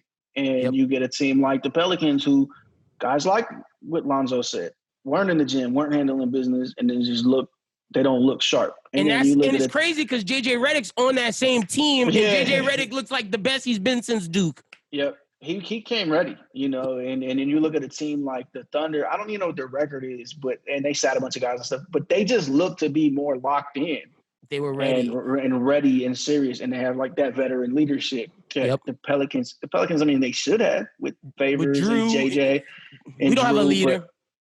But they don't have like that clear voice, or we're not in the locker room, but it seems that way from the outside. Yeah, for sure. And then their coach as well. So I mean, they just seem to not be as locked in as other teams, and that's real arbitrary and unprovable. But that's how it seems. Yeah, and that's how it looks from afar. It's like someone who plays hoops, you can just tell when like dudes are just walking down the court, head down. You can tell when you look at the huddles, they're not paying attention to the coach. So it's like, first off, we got to get a coach in there that these guys respect. Like, I'm sorry, like Gentry can coach quarters, and my friend said, one of the guys on our pod said this, is like through quarter 1 through 3, he's a good coach. The moment he gets to the 4th quarter, it's like he disappears. So that's something we're gonna have to figure out with the Pelicans. But I didn't bring you on here to talk about the Pels. That's over with. I'm gonna talk about them next season. I will add this. I think that job is like maybe the most desirable job out here besides Brooklyn. And I'm a little biased there, but hey, I'm good. And I know you biased. So I fuck with that Hansel. Hell yeah. See, Pels fans, they got some positives out there. Let's talk. I got some real young talent. Like, how could you not want to sit down and say, hey, I can figure out what to do with Zion and Brandon Ingram? That's what I'm saying. We got an all-star in BI. BI looks incredible. Like a 22-year-old all-star, right? I'm tired of the KD comparisons because I'm going to ask you this because you're an LA guy, well, a Sacramento guy, a Los Angeles guy. You grew up saw all of Kobe's career. I'm not saying Brandon Ingram is Kobe Bryant. I'm just saying from his footwork to the fadeaways to the way he controls the mid-range, it's not KD-esque to me. It's more Kobe-esque to me. Am I crazy with that comparison? So, like, I said that a while back and people flipped. I think there's a mix. I think there is a mix. He has the KD body, but he does a lot of, like, the off-the-dribble, pull-up Kobe things and some of the turnaround stuff. I see it. I do. I don't think it's, like, 1-for-1. Who can be 1-for-1 with Kobe, right? Yeah, for sure. There's definitely some of that in his game, and some of that stuff coming off of off of screens and off of pin downs and catching, the elbow range and going from there. That's Kobe stuff. And it's the mid post. It's KD stuff too, which is funny, but like it's a lot. He's a real talented offensive weapon, and he can be a force on defense. So just off of length alone. Yeah. And, guys that big aren't supposed to move as smoothly as he does, and he does. So, and that's I get both comparisons, and I think they both fit. And the good thing is with this team is both guys last offseason, they were coming off an injury, both of them. This offseason, they're going to be healthy, so they can do a lot more, even though it's a limited offseason and we're going to start again at Christmas. It's going to be interesting to see how they do it. Do you, real quick, before we get into the bubble teams, do you think the NBA is going to do another bubble? I know right now the plan is for them to have fans, but just looking at the way the world is moving, I assume they're going to have to do another bubble. So it's different here where the bubble could be a month for some guys, right? And then 3 months for whoever was at the finals. There's no way these guys are signing up for another months bubble. Of the bubble. Yeah. I think there could be some sort of regional type bubbles and they could fly guys around, but my understanding has been for some time they're expecting to be traveling this year. You know, and they're gonna have to figure out ways to do that and remain safe. But I can't see them doing that for 6, 7, 8 months of a whole season. I mean, clearly it would work if they could get guys to sign up for that, but they're gonna have to let them bring their families or something. They're gonna have to figure. And it's a spacing thing too. Yeah, that too. There's still 8 teams missing here, and that doesn't sound like a lot, but that's another 4 courts every night. Exactly, and probably 2 more, 3 more hotels.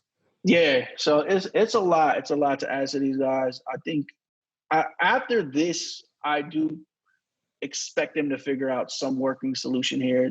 They're probably going to have hiccups like Major League Baseball is having, but out of all the leagues, I expect the NBA to be the one to get it because football had all the time in the world. And college football doesn't look like it's happening. 2 leagues are done. In the NFL, when a report came out the other day from like either TMZ or the Daily News that the Cowboys looking to have fans, and I don't know how the hell that's about to happen. Jerry said, "I'm getting this bread." The Jaguars are too. I know there's a couple teams are, and a couple teams already announced they're not. That's nuts to me. It's crazy, and we just seen with what was it, the Marlins in Major League? Like done. I think what Major League Baseball has done has given a little hope for like a traveling NBA, and the NBA has the advantage that there's less people that they're going to travel with. Period. But I think it's going to be a work in progress, and all the way until we're through this. But it sounds like there'll be a season, so that's one thing to look forward to.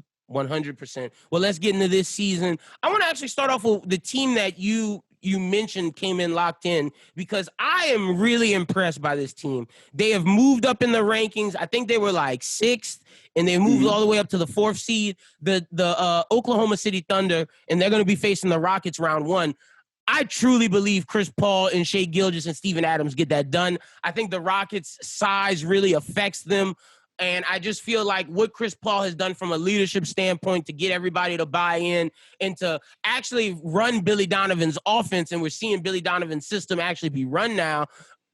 I think it's interesting because I think this Thunder team has the right amount of vets, the right amount of youth, and I think the guys are stepping up right now, like a Danilo Gallinari. The question is going to be, can Shai Gilgeous do it in the playoffs? Can Bazley come off the bench and knock down those threes in the playoffs? What's your thoughts on the Thunder in their first-round matchup with the Rockets? I think it's, we say they're locked in. They've alternated wins and losses. They play the Clippers tomorrow, but they are locked in at least a 4 or 5, right? They're locked into that series. Yeah. Or no, the seedings are locked. They're locked into that seed. So, I for one, I wish this series happened with fans. That would be great to watch Russ go back there for a playoff series. Yep. And then Chris Paul go back to Houston. Yep. So, I mean, that sucks.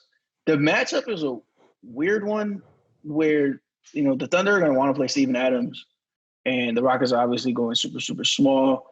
But they have some guards. They have some rangy guys they like to throw out there and feel like they could probably have a chance with James. And then the Russ injury looms over this. If they jump up 3 games to 1 before Russ can even come back, it's over with. It seems to be over. But I think to me, I was shocked that so many people were counting them out of the playoffs before the season when they let go of Russ, and not necessarily to even do a Russ and CP comparison, but they just had a bunch of like adults in the room. Like Shea is young, obviously, but they had Steven Adams, they had Danilo, they had Dennis Schroeder, they had a coach who's been there for years and has an idea of what he wants to do, and it seemed like a bunch of pros. Where I was like, why are people more confident in somebody like the Kings when these guys have like proven vets who win games in the regular season and keep things steady? And that basically is what happened. And what bore itself out is Chris Paul's a steady hand and Steven Adams is a steady hand. And when Danilo is healthy, he's a steady hand. And Shea is really good. Like he might be an all-star one day. He's that good. So it helps to have just adults in the room sometimes. Yeah. No, and that's what feels like happened with me. No, and I agree. And this Thunder is probably one of my favorite teams to watch in the West. Let's jump to a team that's 7th, who I feel like wishes they could be 6th so they could make it to the second round. I think if they were 6th, they would make it to the second round. But the Mavericks and Luka Doncic, to me, I feel like they are one wing creator away, because I think in the playoffs we're going to see that Luka needs help creating. But this team to me is in prime position to make that leap come if they get that one guy. What do you think about what you've seen from Luka Doncic and the Mavericks? I'm with you where they kind of got the worst matchup they can get, because there you got Paul George and Kawhi guarding Luka at all times, and that's just a lot to deal with. And even if he goes throw Patrick Beverley on him too sometimes. And even if he goes mismatch hunting, these guys will fight through screens. They'll make it tough, and it's rough for them. I think they're really well equipped to hang with everybody else, basically, and they have one of the better coaches in the league, if not the best, in Rick Carlisle. So they're always going to be prepared. They're always going to be working hard. I'm with you. I think they're either another ball handler away or like a really stout defensive player who can guard wings and knock down threes too. Yeah, because they rely on Dorian Finley to kind of be that. And Tim Hardaway. And they're doing their best, but you would really like an all NBA defensive guy to help Luka and to kind of ease the load there. But they have what analytics say are one of the best offenses ever. So they're gonna get their shots up and they're gonna make it hard on the Clips. I just favor the Clips, which is unfortunate for them. If they get the Nuggets, I might favor them over the Nuggets. But that's how I am. They end up with Kawhi and Paul George trying to take Luka's cookies for 2 weeks and probably doing a good job with this. So Luka's a beast though. Like he's gonna get his numbers. He's gonna do what he's gonna do. It's just they got a little bit too much over there. Porzingis has been really good too. Yeah, he has. He's finally looking as close to the Knicks Porzingis that we've seen in a long time. It just, for Luka's first playoff series, I think it's a tough matchup to go up against those two dudes. As great as he is, it's just, that's too much for any one star to handle. Let's talk real quick before we go to the top. Let's talk about what Dame Lillard has been doing. Dame Lillard has just been phenomenal. What have you seen from him? As well as, I don't think Skip wanted them beefs, and I don't believe Skip to where Dame called him. Skip called Dame, in my opinion. Dame is a monster, man. Dame is a monster. I mean, he was doing this in the playoffs last year, and he was doing this during the regular season, and he's motivated. And I think it was Bill Simmons who made a good point. Like every game mattered for those guys, and they played like it. Every game didn't matter for every team they played for. So they got an advantage there, but he's out there dropping 50 and 60 back-to-back and hitting big-time shots. And, they lost a game where he missed, but they could have won that. So he's locked in. You got to worry about CJ, his injury, and see what's going to happen there, but it looks like he's going to play. That's the one that needs to show up for them because Melo's been balling. Yeah. They have a weird, bit of versatility, too, now that they got Nurkic back. And they got what's the other guy's name? His name Zach Collins. Collins, yeah. So they can be small, they can be big, they can move around a lot of ways. And it's when you got two guys who can really beat you off the dribble like that, that's hard to guard. And you start moving defenses around enough, and you get the matchup you like, you get a seam, and then you just you break that whole defense down with one little dribble combination. That's hard to defend for 48 minutes, and then for 2 weeks. So. I don't think they can beat the Lakers. Yeah, that's what I was saying. I do think they can get a couple games just because the Lakers kind of struggle a little bit with. I mean, well, everybody's struggling with Dame right now, so you could say that about everybody. But that's a tough team to guard. And when Dame's locked in like that, he's one of those guys. He can shoot out with anybody. Yep, and I think Gary Trent and Anthony Simmons have come on really well off the bench to provide scoring. To me, it's just, I know when push comes to shove, LeBron's going to get on Dame. There's no way you can tell me LeBron's not going to try to do everything in his power to get this done. And I just don't think, as great as Dame is, I don't see him beating LeBron and Anthony Davis. I really don't. And you know how I feel about AD and just my hatred for him. But that dude's talented, man. He's a top 5 player in the league. LeBron's the best player in the league. I just feel like if Dame doesn't have CJ and Melo coming out hard every night, putting up between 15 and 20, they have no shot at winning. Well, that's the problem with me is like, as much as the Lakers aren't really equipped to guard them, the Blazers have nothing for Anthony Davis, and they have nothing for LeBron. Like, they might have had a little bit with Ariza, but even then, I think he's older than LeBron. Like, he is. He's been playing since like the 2000s. Yeah, so that's the problem for them. That's a bad matchup for them. This is worse than it is for the Lakers, and I expect AD to go crazy in that series. All due respect to Zach Collins and Nurkic. That's a different monster. He's gonna eat Hassan Whiteside a lot, right? Like, he's gonna take him out and just blow by him. Yeah, he's gonna foul out of every game. No, 1,000%. Being that this is your first year with AD, how has it been being a LeBron fan and seeing this guy come in? In my opinion, I think this is the best guy LeBron's played with, and that's no disrespect to D-Wade. That's no disrespect to Kyrie. I just feel like in terms of just raw talent, this guy's is on another level. How do you feel about how they've come in and how they've played, and do you like the Lakers to win it all? Well, my running hot take is that, like, are we sure that Anthony Davis isn't the best player in basketball? And then it turns into like, oh, well, what has he done in the playoffs and all this other stuff? But he's as talented as anybody is in the league. And his impact on defense is so much that, like, even though he's not like KD on offense or, whatever, or James Harden on offense, he's still an incredible offensive player. Dude's dropping 30-something points. Yeah. So if he's like one of the best on that end and one of the best on this end, it's not far-fetched to say he's the best. So I think he's great. I wish he wouldn't fall so much. I wish he wouldn't fade away so much. I'm hoping there's like another layer of intensity that he unlocks for the playoffs. But I mean, he's as talented as anybody in the league. Yeah, and I think them fadeaways gonna stay there. Let me just let you know they're gonna be there. And not only does he shoot him, he falls and he's just like, yo. And you always every time he falls, your heart stops and it's like, oh, is he okay? Like, that guy that guy that's guarding you is 6'5". Like, go dunk. Like, what are you doing, bro? But they make a run. They win the title. I think they're gonna hear a lot of conversation about him being the best player in basketball. 100%. Okay, let's go to the other team in LA. What's your thoughts on the Clippers and Paul George and Kawhi now that Montrez is back, Lou Will is back? It's looking like when they first got into the bubble, things were a little shaky, but for the past, and I know they lost to the Nets, but they're looking like they're finally pulling things together. They went to yesterday against the Nuggets, 124-111. What's your thoughts on the Clips, and are they the favorite right now, I guess, to win it all, or is it still the Lakers?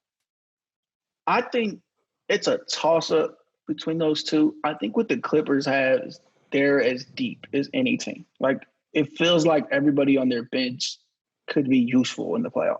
Yep. I think, oddly, the odd man out might be Zubac, who's their starter. And then Noah, who's just kind of there for depth.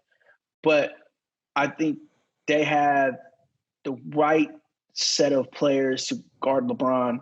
Not necessarily guard AD, but they have so many wings who are like about that size and really rangy and can knock down a three to the point where you can't really play them off the court on the other end.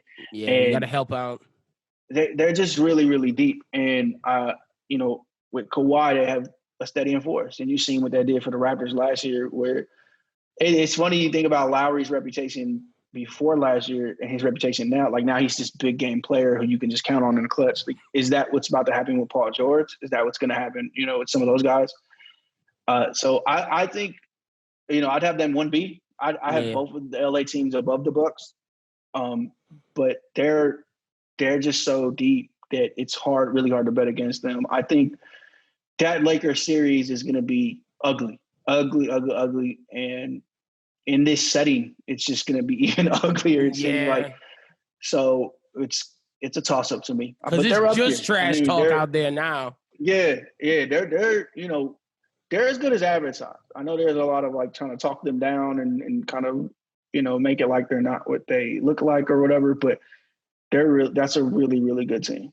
No, I agree 100. And I think, like you said, they don't necessarily have a matchup for AD. But the thing is, if you look at AD's games against Montrezl Harrell, he struggles because Montrezl plays that physical game. And like you said, AD's going to have to bring that physicality with him and not be afraid to go at it. And that's going to be something interesting to see. Does Montrezl get in AD's head, or can AD overcome that and really be this guy that we know he is? So it's going to be interesting to see. That series gets real like game 5 when Doc and Vogel just go, okay, I'm not starting McGee and I'm not starting Zubac. Like, let's just do it. Like, let's get where we're going. And that's when that series gets real to me. Up until then, they're going to exchange blows and see what it is. But when Davis and Trez start at center, it's like, all right, now it's game time. It's time to go. And that's going to be the ace, I think, in both their holes. And they're going to play chicken a little bit, and whoever blinks first. But it's going to happen. Like, it's bound to happen. Like, Zubac will probably be first, and then McGee. And maybe they start to White or something, but that's what I was thinking. They might start to White. Yeah. Do you so I'm guessing, like myself, that's your Western Conference Finals teams. Yeah, I think Houston is a live dog there, but Russ's injury kind of changes that. Like, I'm not certain they're beating Oklahoma now without Russ. And then if Russ is out longer, he's not 100%. If they play the Lakers in the second round, it just makes it even worse. Which sucks, because if CJ and Dame are rough for the Lakers, then like James and Russ are even worse. So it's I wish we got him full strength, and I hope we do. I hope he comes back fine, but they've already announced he's going to miss some playoff games. So, but see, the benefit that Portland has is they have a Nurkic. Houston doesn't have a Nurkic, and AD they don't even want one though. That's the funny part. And that's the thing. AD will feast on PJ Tucker and Covington. Yeah. So it's going to be interesting to see how the Rockets handle that. But like you said, that's what they wanted, so that's what they're playing. To me, I feel like the Nuggets coach might be a little crazy for not playing Michael Porter Jr. before and Bull. Now that I'm watching the Nuggets, I feel like they won't win this year, but I feel like in 2 years when those two guys come together with Jokic, that's when they'll be tough, because Jamal Murray has constantly shown that he's not a second option. So what's your thoughts of the Nuggets, it being the final team we'll talk about in the West? You don't like Murray? I like Murray. I like Murray. He wins you a title, but that's my thing. I don't know if he's what was advertised as like Jokic's guy next to him that's like the second star of this team. I think Porter, he has the potential to like be the guy. Yeah. Like, to make Jokic slide. He's just like a ridiculous offensive weapon. I think he'll eventually put on muscle as well. I was laughing because he's trying to guard LeBron the other night, and LeBron's just kind of like pushing him around. I'm like, yeah, that's not gonna work, young fella. But he's just, he was like prodigy in high school for a reason. They said he was the next KD. Now. Yeah, and we see that now. Now that he's healthy and hopefully he stays healthy. There's a lot of crazy stories about his back and nerve damage and stuff like that. But his drop foot, right, which a lot of people thought ended his career. So I hope he can stay healthy. He looks like he's just like a star in the making. Yeah. So I do wonder what that team does going forward. They have some pieces that are movable. There's the Jamal Murray piece, like you said, but they're definitely set up for the future for sure. They are 100%. Let's jump to the East. Okay, I know the Bucks are the number 1 seed, but to me, I like the 2, 3, and 4 seed more than the Bucks. And to be really honest, not necessarily the Raptors, because I truly believe that I know all the analytics guys and some of the guys in the media are saying that the Raptors are okay without a star like Kawhi. They can they're gonna have play by committee to fill in that role like they've been doing all regular season. But to me, when it comes down to, and I refer always back to this series when Golden State played Cleveland, and it's when Cleveland won, and they're going by possession in those final minutes, and you gotta score. If not, you're losing this game. That's why I feel the Raptors are in trouble because, like you said, I don't know if Kyle Lowry's a big game player. Like, I don't know if he's gonna make these shots without Kawhi. Yeah, I think that team, much like the the Clippers, they're crazy deep, and they have the type of body types and defenders that they need to defend the guys they're going to run into, the Tatums, the Browns, and Giannis. I wouldn't be shocked if they won it. They have big game experience. Lowry has shown up. I mean, he's been a monster in the bubble. I think Siakam is really great. I do wonder about, like, your late game offense being like, all right, Kyle Lowry, take us home, or all right, Fred VanVleet, take us home. But it worked already once. So, like, you know, they're on track to win just as many games without Kawhi as they won with them. I wouldn't be shocked if they came out the East. I wouldn't have them as my favorite. I probably still have the Bucks just because they have Giannis and they have a system that really, really works.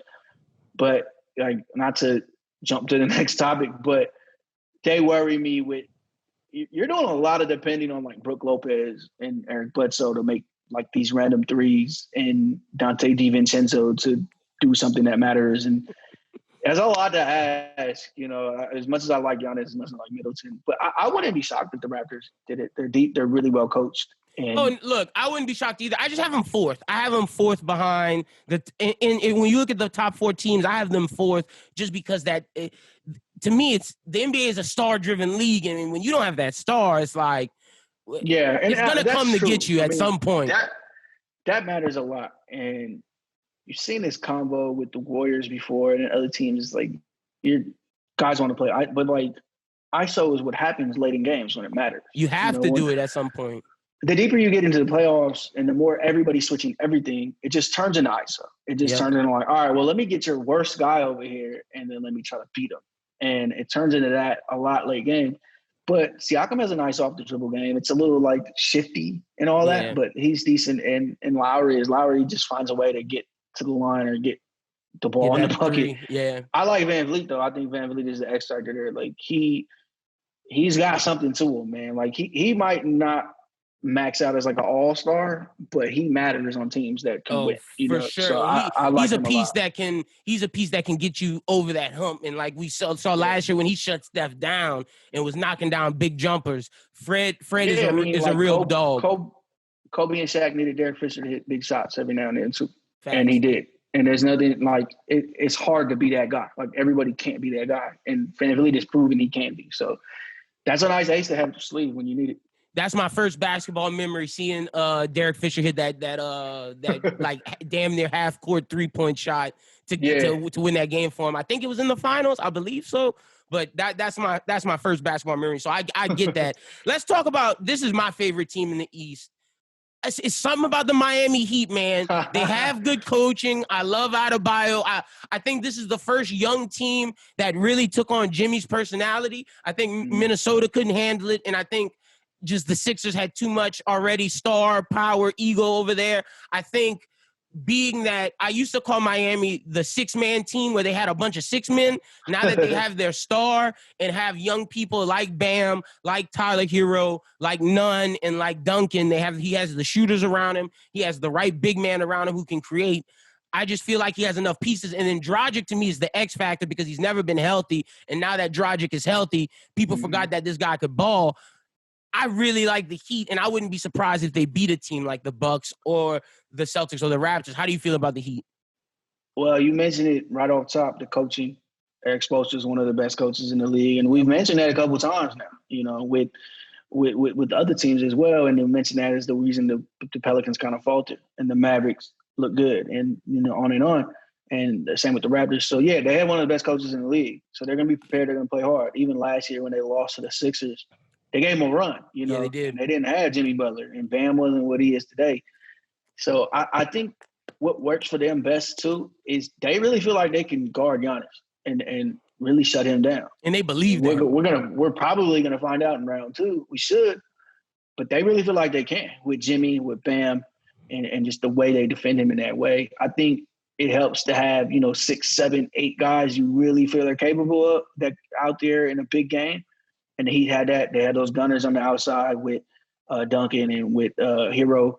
So they have a really well put together structure there. And if Jimmy could make some shots, he's been terrible shooting the ball. Yeah, he is. But he's a big game guy. And I know they feel comfortable with him down the stretch to make it happen somehow. So they're a real scary dark horse. We'll see what happens in round 2. I hope we get to see it. Yeah, I do think they got a chance. That's a matchup I'm definitely really wanting to see. And you got to give Pat Riley and Spo a lot of credit because they never, unlike Philly, when they lost LeBron and stuff, their motive was never to tank. It was always, we're going to retool and rebuild on the fly. And to say that they've finally gotten to this point to where they're back in the playoffs and they're looking like they could get to a finals, you just got to tip your cap to Pat Riley and Spo and what they've created. So shout out to the Heat. What do you think about the Celtics, man? Because I feel like if Kemba Walker's healthy, there's no team with more talent than them because they can go Kemba, Gordon, Jalen, and Jason. That's 4 dudes that can just get it at any point. I think with the Celtics, their problem is who is coming off that bench? Brad Wanamaker, Carson Edwards, and Grant Williams. Like, I don't know if you can win I don't know if you can get to the finals with that as your depth. Well, luckily for them, the Sixers are hurt. And there's even questions about Embiid now. Yeah, well, I saw his ankle. Yeah, and his hand too. And so that's a really talented team. Like you said, they're not much coming off of that bench. If Kemba's healthy, that takes them to another level. I think the biggest problem is they have nothing inside. As much as I like Tyson for what he is, they struggle down there, and they're going to see Embiid for 6, 7 games. Yep. But if they get through that, they match up well with everybody else, and they're looking at a 2-3 matchup with the Raptors, who we just talked about, and they're structured very similarly. A lot of wing guys who can switch and who good can coach. Shoot. Yeah, a really good coach. So, if we get Jalen, like next level Jalen, if we could have got MVP votes Tatum, they could make a run. They could make a run, and then let's say it turns into Celtics Heat, like crazier things have happened. But a Celtics Heat conference finals and those guys playing for a chance at the championship, that's not completely out of bounds to me. Yeah, that's not surprising to me either. That's something that I kind of expect, like if I'm being honest. I probably would expect the Bucks to get there, but I wouldn't be shocked if we were watching the Heat and the Celtics in a month. 100%. Let's get to that Bucks team, man. You touched on it earlier. To me, when it comes to the playoffs, if I'm relying on Robin Lopez threes, Bledsoe threes, and DiVincenzo to make something happen, and then also when they when they slow down Giannis and clog the paint, can Chris Middleton get it done as the second option? To me, I just got to see the Bucks do it before I fully buy in. And I know they've had the best record in the East for 2 years in a row, but when your star player has a hole in his game that's exploitable, it just shows that you rely on those other guys, and those other guys haven't come through in the past. And my co-host on this episode made a hot take. He felt that if Milwaukee doesn't get it done this year, even though Giannis has one more year left on his thing, if they don't get it done this year and they get a second round or a conference finals exit, that's leaning more towards Giannis leaving Milwaukee than staying. How do you feel about that take? And then how do you feel about them making it to the finals? I do agree. I think he's gone unless they win the title. Yep. A lot of this team is built on stuff like what we said. Dante DiVincenzo, can you get us 12 tonight? Can you get us 15?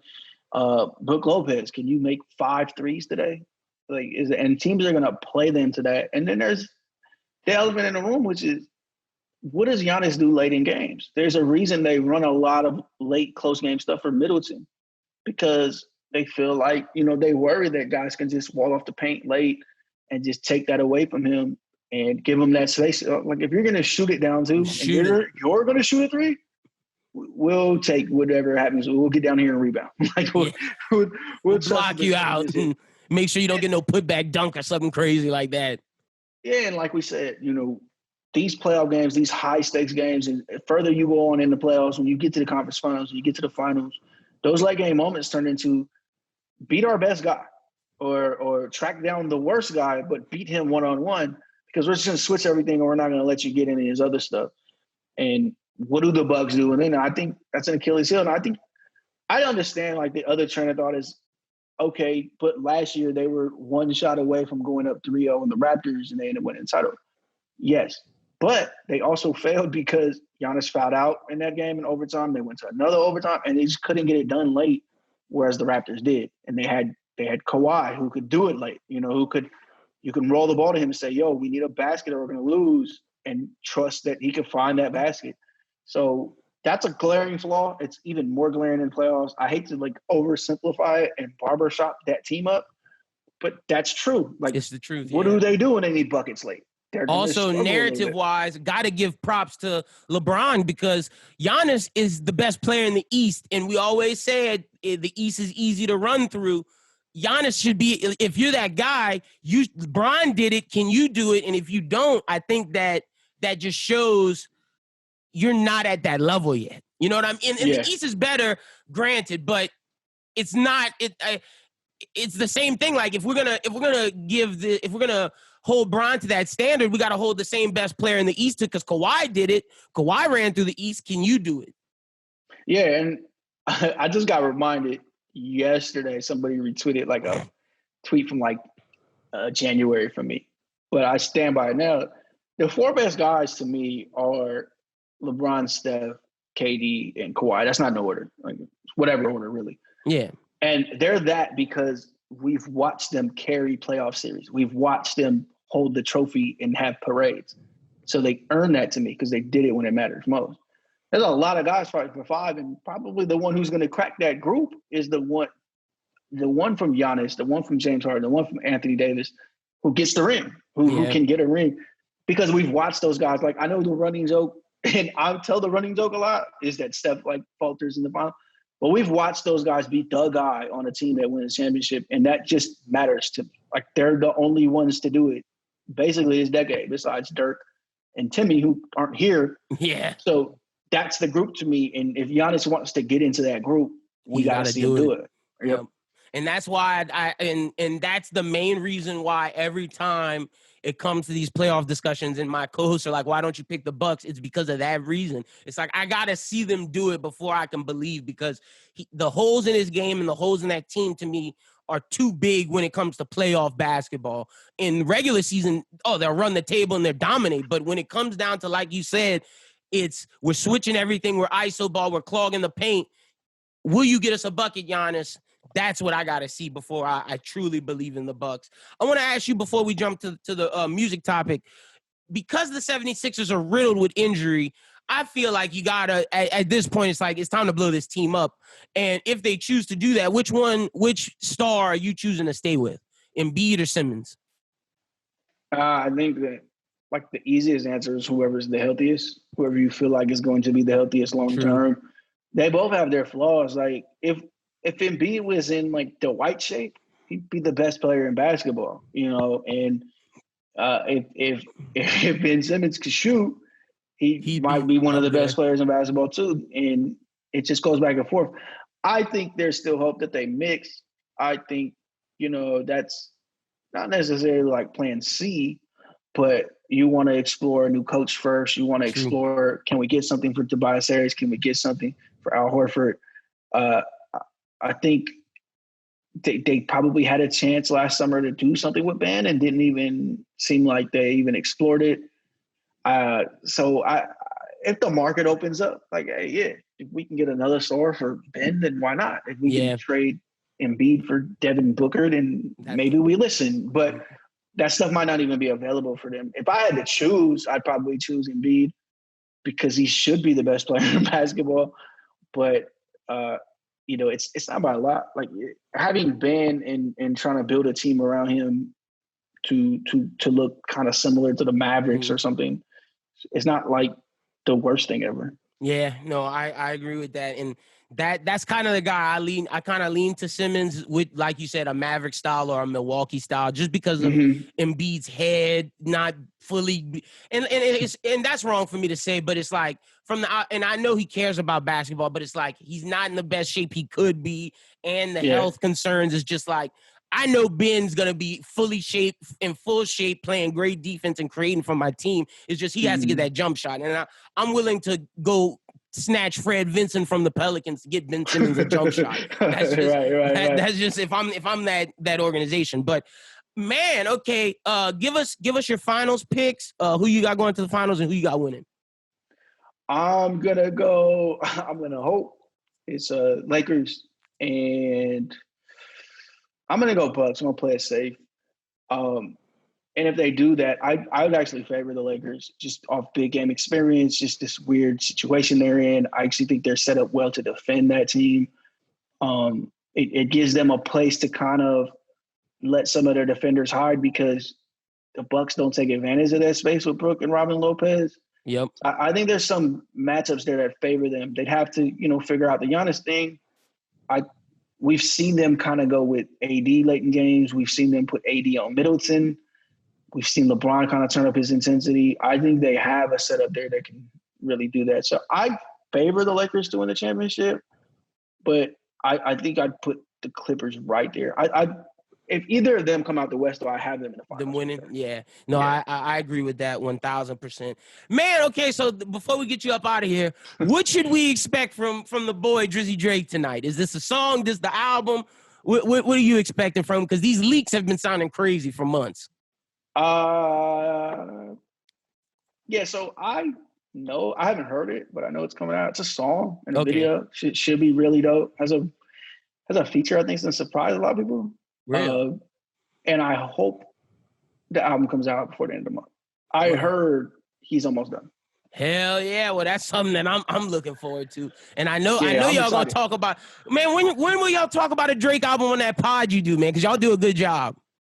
Man, next season. Like my co-host isn't a Drake fan, so it's gonna take some wrangling. It's gonna take some wrangling, but we're definitely gonna get it in here. We skipped a lot of great artists we could have talked about. Could talk about The Weeknd. Could have talked, on and on and on. We dropped the Justin Bieber album that we didn't do, so it's the list goes on and on. So hell yeah! But thank you for coming on the pod, band man. Tell the people where they can find you on social media, and tell them where they can find all your content that you're putting out. You can find me at Twitter mostly, Bansky, Bansky. I got some stuff on the way for 35 Ventures. That's pretty much where you'll see my work at the moment beyond ESPN social feeds. But that's a little different. So yeah, I'm working on some stuff. I do long form articles for theboardroom.com every month.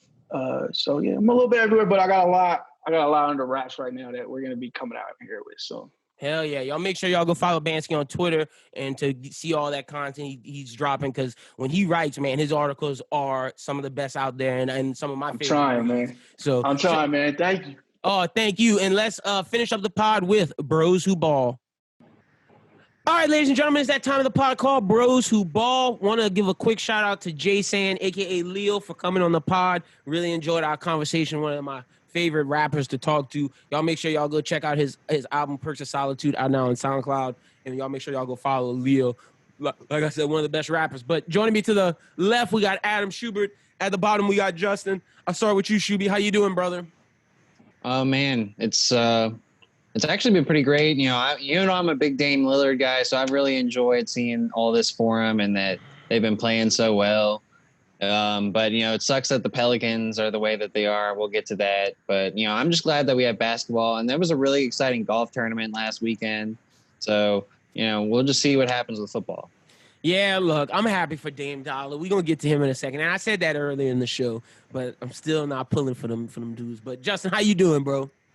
I'm doing good. Kind of sad that the Pelicans aren't in the playoffs or, don't have a chance to compete, because I really felt like they had a good chance.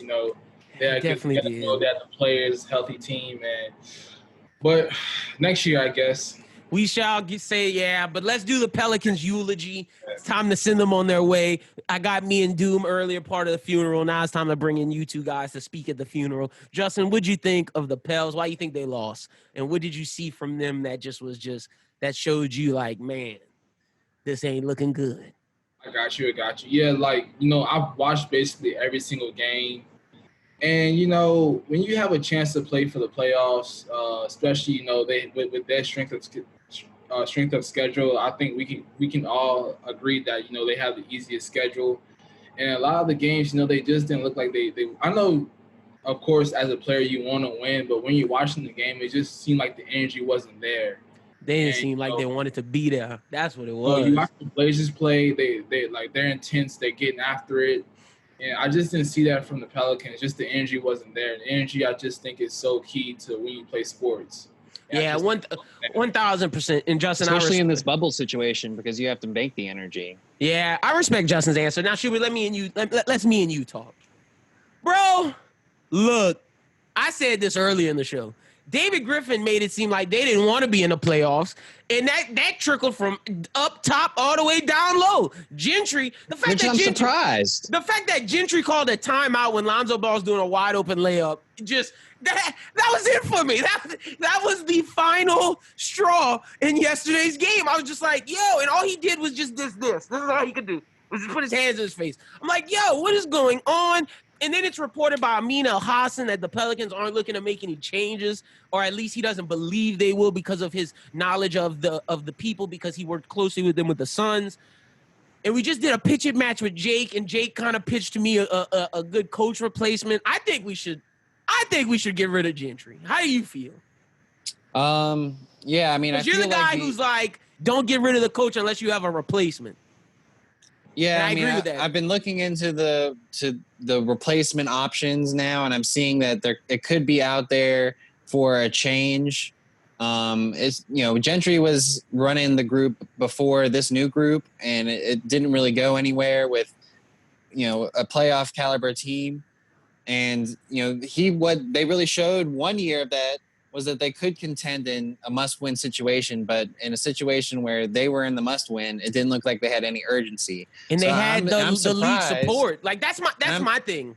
It's like... Well, I'm surprised from players like, B.I. Josh Hart seemed like he was out there to play. I'll give Josh Hart his credit. He always seems like he's out there to play. JJ was out there to play. JJ was definitely out there. JJ got in his best shape of his life for nothing. Like, JJ got into his best shape of his life for nothing. I feel so bad for JJ Redick because he looked the best he looked since Duke. If I was him, I'd try and get out. Because, I don't think they did it for you. Like, they gave up on you. He said he's going to stick around for next year because he signed to the contract, and then he says depending on how next year goes, will determine whether he'll stay, but his family loves the city of New Orleans. Which he has to say. He's about ready to retire. Yeah, but, that was JJ's best year since Duke, in my opinion. He looked phenomenal. Lonzo came out and said, and I respect Lonzo for coming out to say the fact that he was off for those many months, not being able to get in the gym really affected his jumper, and he's taking responsibility for the fact that he didn't show up and wasn't prepared, so thus hurt the team, and he understands that when he's prepared and shows up, the team wins. And look, man, I respect him taking responsibility because he can't do what he did. At least he acknowledging what he did, he cannot do in the future because, the team needs him to be the Lonzo Ball that was there from January to pre-corona. Those months, that's the Lonzo Ball the team needs, because if not, team won't be successful. I think it comes kind of down to the personality of your players in this situation. Too laid back. Too laid back. And if you think about it, I think a lot of the Pelican stars, even Zion included, are really not dependent on, but kind of live off of the noise, Ball. The energy. Oh, that too. I feel like in this bubble situation where you really had to create your own hype, I just don't know if a lot of them had that bite to that shows me they don't have a leader. Some of these, which is true because at least Drew Holiday has always kind of been the leader, but he ain't doing it. We got to call a spade at this point. We got to go forward. They need a leader. Drew Holiday came out game one, but it seemed like every other game after that, it was just not the same amount of energy. And I'm sorry, as great as JJ Redick played, and as much as he's a journeyman, as much as he means to this league, JJ Redick's not going to get the teams going. He's not. Like, that's not the guy you look to be vocal. Like, JJ Redick did not expect to have to come to New Orleans and drop 31 for them to have a chance to win. JJ Redick expected to drop between 15 and 20. And Justin, you know that's true. If you require JJ Redick to drop between 20 and 30 points, your team's going to fucking lose. Excuse my language. I'm sorry. But that's just what it is. Like, I understand. And JJ Redick, I think he was the best out there. He was probably the oldest guy on the team. I would say that's probably played the most minutes. He has to be the oldest guy on the team. You know, out of the main players. And to expect the most from him, that's ridiculous. Like, yeah, he was taking charges. He was just doing all the small things. He was making shots. The guy had 31, man. And for them to still not win, you know, that game, even though the Spurs did play well. But still, like, they still had a chance to make it to the playoffs, and they dropped some games. I feel like everything after the Jazz was just them powder. Right out the gate, yeah. I feel like the Jazz was the only game where they tried. Everything else was like pout and like, we don't really want to be here. Like, that's what it feels like. And look, Pelicans players, if you're listening to this, like, I'm sorry, it's just how I feel, bro. Like, and we rooted for you. Justin thought you were gonna get the 8th seed. Like, I was ready. I was preaching that this is the new big three. And the NBA couldn't have given you an easier path. Oh, bro. Adam Silver's pissed. I truly believe that Adam Silver's comments like, oh, y'all got to go home, was directed at the Pelicans. It was not directed at any other team but them because he changed the rules for them. Like, this is the one time, as a New Orleans fan and a Louisiana fan, you always complain about the leagues not caring about you. With the Saints to LSU, you always complain about Roger Goodell doesn't like the Saints. The commission, the playoff committee doesn't like LSU. Yada yada yada. They always complain about that. This is the one league that could acquiesce the rules for us, and we shit the bed bigger than anybody could shit the bed. Like, that's crazy. Yeah, we finished almost second to last. like they drew in a play-in game for us. That has never happened in NBA history, and now the play-in game is going to be probably between the Suns and the Portland Trail Blazers. Good for Devin Booker. We'll get to him in a second. But it's just like, what are y'all doing? Like as the podcast, like, I think we can all agree, like, you know, Lennon, he may be a little bit biased, but I think me and Adam, you know, we kind of tell it like how it is. We really felt like, you know, the Pelicans had a great chance. And it really disappointed me to not see them even, you know, compete. And I tell it how it is, shit. Those dudes, man, gosh, it was just heartbreaking. But y'all are home. We're not talking about teams that are home. Y'all got sent home. We're going to talk about who y'all should get coaching later on. And Schubert, there's some names like Kenny Atkinson. What's that guy from Milwaukee that Jake said? I believe it was Lamb. Yeah, Devin Lamb, I think his name, the assistant coach from Milwaukee. Either one of those guys. Well, we'll get into that in a couple other weeks once we have enough time to deep dive the coaches. But let's talk about basketball that's going on right now. Man, the Suns, 7-0. Shout out to Brooklyn, man. Shout out to Brooklyn and being a Suns fan. Devin Booker's looking like a Kobe Bryant of old, like number 8 Kobe, just coming out, winning games, willing to victory. Justin, what have you seen from this Suns team that's just like, yo, these dudes actually out here to play? I mean, they haven't been on TV. That's true. They don't play any of the, like, the Suns is like the highest team in the NBA, and they haven't been on ESPN, TNT. Like, it's so hard to actually catch them, but I'll see them play one game. The next game is against the Mavericks tomorrow. Is going to be on TV soon. Okay, that's going to be a good game. Shout out to Luka, he's crazy good. I just want to say that.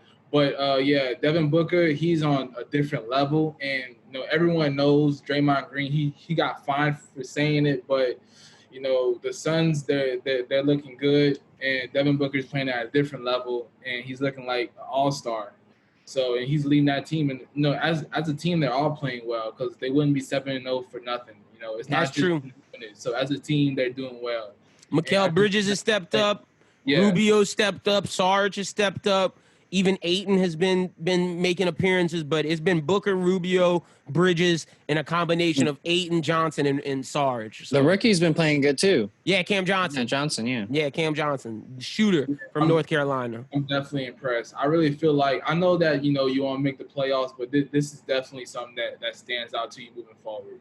Look, all they need is the Grizzlies to lose, and they in. And as long as they win, and the Grizzlies play the Bucks, and they play the Mavericks. So it just depends. We're gonna pick our seeds and whatnot. But so yeah, who do you give the credit to in this? Were the Suns just out there in Phoenix being like, "Yo, guys, we're gonna come out here and we're just gonna." Monty Williams, Devin Booker. That's the two people I give it to. The coach got them prepared and got them mentally ready, and the star acquiesced and answered the call. Those are the two people you give the most credit to. And that's something we did. A similar situation New Orleans was in with Brandon Ingram and Gentry, and we see how that turned out. So when your star and coach are on the same page, what are you gonna say? Like, you got to give all the credit in the world to Monty Williams and Devin Booker. It's them. They're the ones who got everybody's mind right. I'm gonna say this. I'll give credit to you. I'm not, disagreeing, but I have to give credit to everybody. I want to give credit to the entire team. I don't want to single out anyone because I know Devin Booker, he's a walking 30-piece. Monty Williams, he's a great coach. It's obvious, but the players still win games, and I give credit they stepped up to the entire team because that's an incredible accomplishment to be undefeated in the bubble. Yeah, no one ever thought that the Suns they would be doing this. It's a shock. Yeah, no, it is. I thought, like, if it wasn't the Pelicans making it, I thought it was going to either be the Grizzlies, the Spurs, maybe even the Kings, I thought, but not the Suns. The Suns used to be the Suns are a joke. I don't think anyone had the Suns doing this, so this is impressive. I'll allow to the Suns. Yeah, tip our caps to the Suns. Man, what is up with Dame Dollar? Dame Dollar gets in a beef with Skip Bayless, drops 51. Then the next night, after Skip Bayless calls him to apologize, and Dame's like, nah, dog, I'm not messing with that. You faking all this, and then drops 61. Yo, this dude has gotten his team into the AFC. Nah, this one on him. He got him there. He willed them there. Yeah, definitely. But it's weird because when you hear I heard the Carmelo Anthony and the Lillard podcast, and I got it. Wait, you're right. Melo and Lillard have led that team because Melo been balling. Got to give Melo his flowers. Yeah, but it's weird because Skip Bayless, they both had two different stories. Skip said that Dame called him. Dame said that Skip called him. So I believe Dame. Skip called him. Dame did not call Skip. Yeah, I don't think Dame doesn't seem like the person that calls. I feel like Skip called Dame. Skip definitely called Dame. Dame did not call Skip. No way. Dame is too busy playing basketball and rapping to be worried about Skip Bayless. Yeah, he ain't worried about Skip. Yeah, no, Skip definitely called Dame. But nah, Melo. Gotta give Melo his props, bro. Melo has been really showing I should have been in the league. But you know what? I think everything that happened to Melo is the reason why he's playing this good right now. I think Melo had to go through that to get to this point. You have a point. It definitely motivated him to show I can still play in the NBA. Yep. And the Blazers team is playing at an all-time high level. I love seeing them play. They're well-rounded, and the one thing they're gonna need is CJ McCollum to step up. That's the one thing they're gonna need for them to truly beat the Lakers in the round one if they get there. Which I believe, if as of now they're the 8th seed at 34 and 39. I don't think the Blazers are gonna lose the final game, and I don't think the Suns or the Grizzlies will beat them in the play-in. So, look, it's up to CJ because Dame gonna play. Melo showing he gonna be there. It's going to be up to CJ to really come through because that's the guy that's been MIA in the bubble. So he's going to have to show up. It's going to have to be CJ, and then, Hassan Whiteside and Nurkic are really going to have to get it going for what they're going to have to face with the Lakers. But I think it's pretty crazy that some people are already calling that out. There's still a lot of basketball left to be played, and, we were just talking about the Suns, and I think the Suns, if they got there, would have every opportunity to win this game in a one-on-one. They got to win 2. That's the thing. They got to win 2. I think they can win 1. I don't know if you stopping this Dame cat from winning 2. Yeah. I think Devin Booker can get 1. I 1,000% think Booker can get 1, but I don't know if Booker getting 2 over Dame. That's definitely tough. Yeah, especially right now, he's on a different level. Both are on that's the thing. Booker's playing great, but Dame is playing I ain't never seen somebody play like Dame like this since Kobe was doing what Kobe was doing in the early 2000s. My thing with Dame is that I feel like sometimes in the playoffs, and I'm a fan, we've seen the spurts, but it never always, is there going to be a night that's important that it doesn't come? So like that's what I'm worried about for Portland moving forward. And that's why they're going to need CJ and Melo to step up. They're going to need a near perfect series to beat the Lakers, in my opinion. I can't imagine like Dame not having a good night and Melo and CJ picking up the slack against LeBron. Yeah, I feel like it's got to be a group effort. No, I'm with you on that. I'm gonna ask both of you: is Dame Lillard the best point guard in the NBA right now?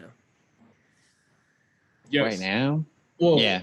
If Steph Curry's not playing, since Steph Curry, that's what I was thinking right too. Now. With Steph Curry. He's not playing. Steph Curry not in the bubble. I'm saying Steph. Okay, yeah, definitely. I got Dame, best point guard in the league, easy. What does Dame Lillard have to do in these playoffs to surpass Steph? Or does he not have the ability to?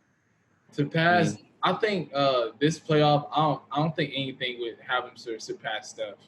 Not Steph's legacy and overall ranking. I'm just talking. Steph's a legend, Hall of Fame bound, top 20 greatest. Steph steps on the court next season. I'm like, he's got it. Like, there's nothing now. That's what I'm asking. If Dame Lillard beats the Lakers, makes it to the Western Conference Finals, maybe loses to the Clippers just because the Clippers are great. Next season, when Dame Lillard and Steph Curry step on the floor, is Dame Lillard the best point guard? The Warriors are my pick to win the title next year. Already? Already. Because, I mean, like, get those dudes back out on the court and give them Andrew Wiggins and a top pick. And like, don't let them get Antetokounmpo, which people are hoping doesn't happen this summer because that might happen. Curry, it doesn't matter if Dame Lillard wins the finals. Like, Steph Curry would still be the coldest dude step on the floor next season. That's what I'm asking. Okay. Yeah, Curry has done way too much in his years playing for him to not be the best. Dame. Now I think either way it goes, I still think Dame is the second best point guard. I definitely think he surpassed the Kyries, the Chris Pauls, those guys. Even though Chris Paul's a legend, I think Chris Paul is finally now out of the top 2 best point guard conversation in the league. I think Chris Paul is firmly at 3. Yeah. Definitely at 3. He's not as good a shooter. Yeah, no, he's not as good a shooter. Chris Paul, now, granted, let's talk about this, because besides the Pelicans, I pretty much predicted this playoff ranking. I told y'all the Jazz was going to fall and the Thunder were going to get up there. The Thunder is 5, and the Thunder is one of the funnest teams to watch in the NBA, man. What Chris Paul and Shai Gilgeous are doing, I wouldn't be surprised if they beat the Rockets in the first round. Wouldn't be surprised. As if it stands right now, we're playing the Rockets. Like, the Rockets have no size, and that hurts them every night. They lost tonight because of that. They lost on an offensive board. They were down by 2. Steven Adams is gonna feast. Yeah, they lost. They were down by 2 with like 15 seconds to go. Indiana missed a shot and they got the offensive board and they got fouled and the game was over with. So rebound is gonna hurt them. 1,000%. I think the Jazz could still. Oh no, the Jazz. There's only one game left. If the Jazz is playing tonight, then like. Maybe they'll fall to 7th, but they're not playing tonight. The Mavericks have too many losses, huh? Yeah, the Mavericks have way too many losses. That's the thing. There's no way the Mavericks can catch up. So they're 6. That's it. Yeah, it's stuck. The Jazz are 6. Unless the Thunder lose, then maybe the Jazz and Thunder will switch, but I don't see that happening. Lucky Denver. Yeah, Denver is super lucky that they have to go up against the Jazz and not the Mavericks. Because if they had to go up against the Mavericks, Denver was getting their ass smoked. Like, that's a fact. But I am on the Thunder winning over the Rockets train right now because I've been watching the Rockets because they've been on TV, unlike the Suns, and I just don't know if the small ball thing is going to work. It just seems like players like Miles Turner today just seem to have a really easy dominance. Path. Yeah, man. PJ Tucker can't guard somebody that's 7 foot. PJ Tucker's 6'5", bro. What are you talking about? And I don't know what D'Antoni's doing, putting lineups on the floor that don't include one or the other because, like, it's not going to work. Oh, yeah. If you don't have PJ Tucker or Covington on the floor, it's not a good. Well, I'm even just saying out of the stars. Like, I watched the lineup today where they played without Harden and Westbrook, and it's not going to cut it. Like, those guys aren't good enough again against Indiana. Yeah. East team. The Rockets are not the horse we thought they were. I'm really liking what I'm seeing from But the Thunder has all these guys that are coming out of nowhere and being like, oh, okay, you're playing really well, and Steven Adams is doing well, and he's always kind of been a playoff contender. So that's what I'm saying, man. Like, they're playing the Heat right now. It's 66-62. The Heat are up, but like the Thunder, Heat are good. Yeah, the Heat, and we'll get to that because the Heat is one of the teams I'm pulling for now. The Thunder, man, with Shea balling, you get Danilo balling, you get Chris Paul doing his thing, leading the team. Baisley's been coming off the bench huge, knocking down threes. Hamidou Diallo's been contributing. Then you see Muscala contributing. Like, this team is having like you said, having these role players come out of nowhere. And it's mainly Baisley and Hamidou Diallo who has been coming out and just balling. So shout out to the Thunder. Y'all are, I think in the West, since now that the Pelicans are out, I think I'm pulling for the Clippers, and I think I'm going to be pulling for the Thunder. I know earlier in the show I said the Mavericks, but like I don't see the Mavericks beating the Clippers. So I think I'm pulling for the Thunder and the Clippers moving forward. So Thunder Clippers would be round 2. Yeah. That's going to be a good series. That will be. That would definitely I don't know if they're going to win that one. I don't know either, but those are 2 teams I'm pulling for. And if the Lakers do play Portland in the first round, I'm pulling for LeBron for the first time. Oh, wait, no, I'm wrong. It'd be Lakers, Rockets. And yeah, it'd be Lakers. My bad. Yeah, no, Lakers, Thunder. I'm pulling for LeBron, though, in the first round against Dame. Whoa, so, okay, real quick, though. So if the Thunder play in the second round, and even the Rockets, too, they got to play the Trailblazers if they beat the Lakers?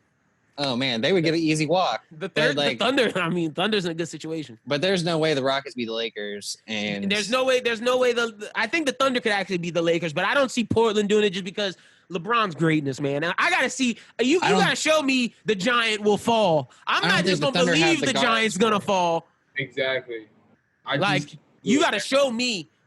You got to show me. I got to believe it. That's why I'm pulling for LeBron, but I'm not pulling for Anthony Davis. LeBron, you could ball out. Anthony Davis, I don't want to say what I want to say because that's offensive, but yeah, look, Anthony Davis, you could go fall somewhere, brother, because you have no support from this man over here.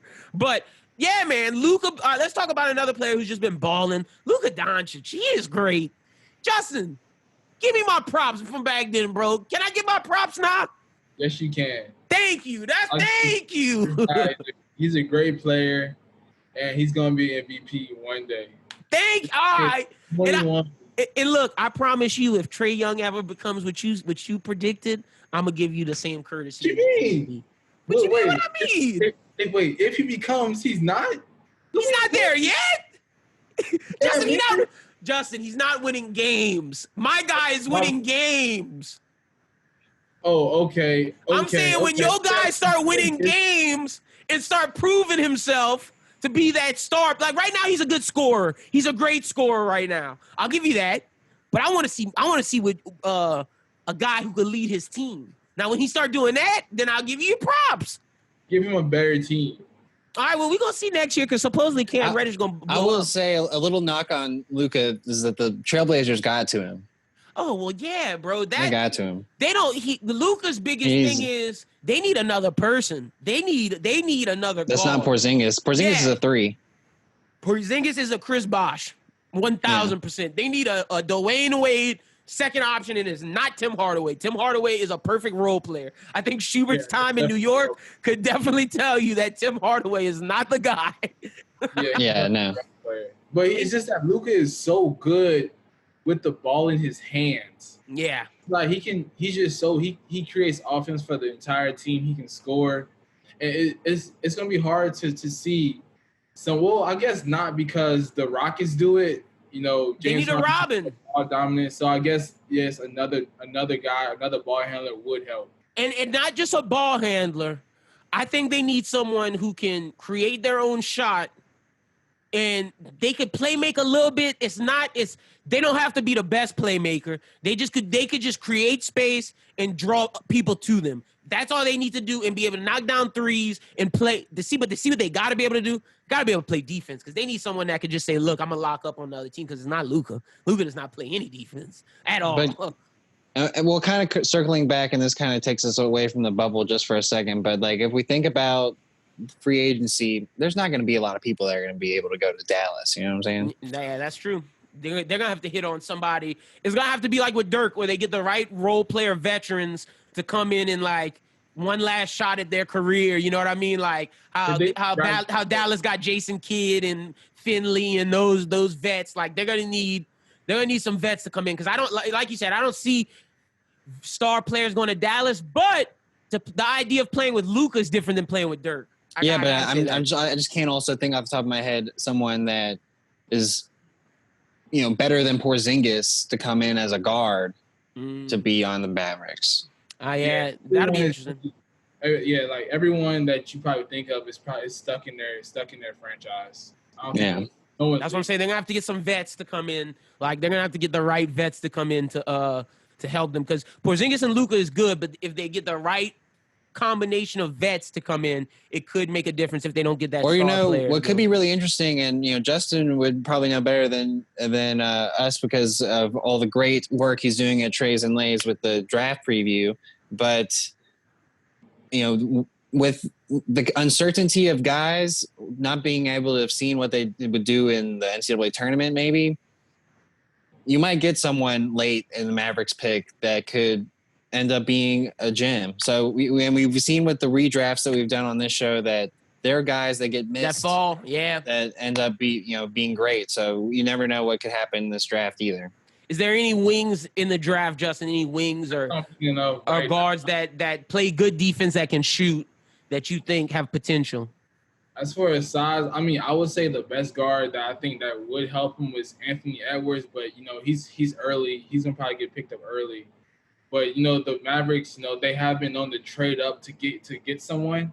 But I think he Anthony Edwards from Georgia, he's a good solid off guard. He can handle the ball. He can score.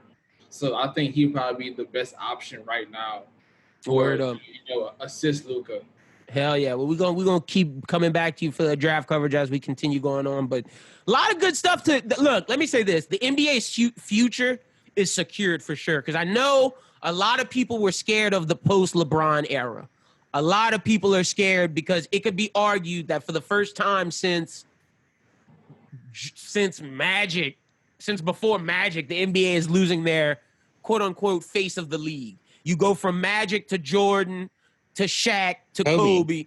Well, Kobe/Shaq. Kobe. And then to LeBron. Right now, when you transition from LeBron, we don't necessarily know who's going to be the face, but there's a lot of young guys who are stepping up and showing a lot of promise, from whether it's Luka to Dame to freaking those guys, the Celtics over there in the East, to Giannis, to there's a lot of young good player. Book's doing his thing. So hopefully my guy Zion or BI can step up next season. But like I said, we're not talking about them boys until after the bubble's over. I gotta have a rest in a breakaway from the Pelicans and start focusing on the new teams I'm supporting, so I can get back invested in the bubble. So like I said, on the West, I'm invested in the Clippers and the Thunder. But let's get to the East, because that's only West teams we need to talk about. No need to talk about Lakers or Clippers or Nuggets or Jazz. Because who y'all think are gonna win the East real quick? I mean, not the East, the 8th seed in the West. Who's going to win the play-in? Are we just all confirmed with the Trailblazers? Or do any of y'all think the Suns are going to win it? I think the Blazers. Blazers. The Suns is just the Cinderella story of this. I hope they make it. They got to beat the Mavs. Yeah, I hope they make it too. But it just depends on if the Mavs, because the Mavs are stuck. Like, if I'm the Mavs, do you play Luka and Porzingis because you can't move up, you can't go lower, you're stuck at 7? The Suns could maybe win that, because I don't think Carlisle's going to play them. I mean, it wouldn't make sense if you can't move up or you can't move up and you can't move down. Can't move down, man. What's the point? What's the point of playing them? That's my thing, because they're 43-31. The Blazers are 34-39. There's no way they can move down. And then moving up, the Jazz are 43-28. There's no way they can move up. No need to play your stars. So the Suns might be up in that piece. So. Good looks to Devin Booker, Monty Williams, and the whole crew. Like Justin said, y'all all have done a phenomenal job. Let's talk about my team, baby. The 4th seed, the Heat. The Heat, baby, they're looking great. The Heat are looking good. And look, as great as TJ Warren's ass has been playing, if it stays like this in that 4-5, I don't see the Pacers winning. As great as TJ Warren has been playing, I don't see him beating the Heat. Justin, what do you think about the Pacers in the Heat's matchup that's upcoming? Oh man! First off, I want to give credit to T.J. Warren, but he also has a pretty serious injury. Oh yeah, he's injured. Oh shit! They're done. So that's pretty tough. So I definitely have the Heat beating them in that series. So that's all I forgot about that. Yeah, there's no need to talk about the Pacers. They're done. That's over with. Just like the Sixers are done. They played good today. Oh, okay. I'll give them that. They won. But to lose Warren and Sabonis and have Oladipo on half a leg, it's true. Oladipo not 100%. He said he was, but he not. Getting better though. He's getting better. He's getting better. But they're gonna be good next year when they can fully bring out Brogdon, Oladipo, Warren, Sabonis, and Turner. That's when they're gonna be great next year as long as those dudes come back healthy. But yeah, the Heat are looking good in that 4th seed. But like that's the best playoff series out of all the series in the first round. Yeah, because the Magic and Bucks trash, Raptors, Nets trash, Celtics, Sixers are now trash because Ben Simmons is out for the season. So yeah, can't know who's going. But I mean, now the Sixers have been playing good basketball without him. That's interesting. Looking good. Which is interesting. Yeah, that means they're gonna get rid of Ben Simmons' ass. That's what. Don't let Embiid make. Don't let Joel Embiid lead the Sixers to the Eastern Conference Finals without Ben Simmons. It's over. Won't happen. Ben is gone. What you mean it won't happen? I forgot they got Richardson, Embiid, and Horford. They got to play the Celtics. Yeah, they're not beating the Celtics. No. They're not beating the Celtics. Justin, I want to ask you, Schubert, you can chime in as well. Twitter has been very interesting because, and I really respect this guy is like someone who played basketball in the collegiate level, could have went to the NBA. They just didn't like his size or whatever, but he was talented. Kobe Bryant respected his game. He really is a great job at critiquing the game. It's Rashad Phillips, RP3. He interviewed Isaiah Thomas, and Rashad said that he feels that the best player on the Celtics is not Tatum, it's Brown. How do you feel about that? I disagree. I'm picking, if I have to start a team and they give me Jaylen Brown or Jason Tatum, I'm picking Tatum every day. Me too. Yeah, me too. Shoot. Jaylen Brown, he can shoot, but, Tatum hasn't been at his best, but we've seen Tatum, throughout the years. He's been better than Jaylen Brown. Jaylen Brown, he's had flashes, but I'm still picking Tatum. I think Jaylen Brown is on his way to being an all-star. I don't think he's there yet, whereas I think Tatum's an all-star right now. Yeah. I think that this is, Tatum isn't as big a star, but Brown's not as big as a star? No, I'm saying in terms of the comparison I'm about to make. Oh, okay. But they're just like what I could see being the future of a Jordan Pippen pairing of two guys that are right there with each other, being a 1-2, Batman and Robin. I could see the franchise building around them the whole way through. That could be a similar situation to that. Because Kemba isn't fully there, Jaylen Brown has stepped up and filled in that role that we would have wanted Kemba to do.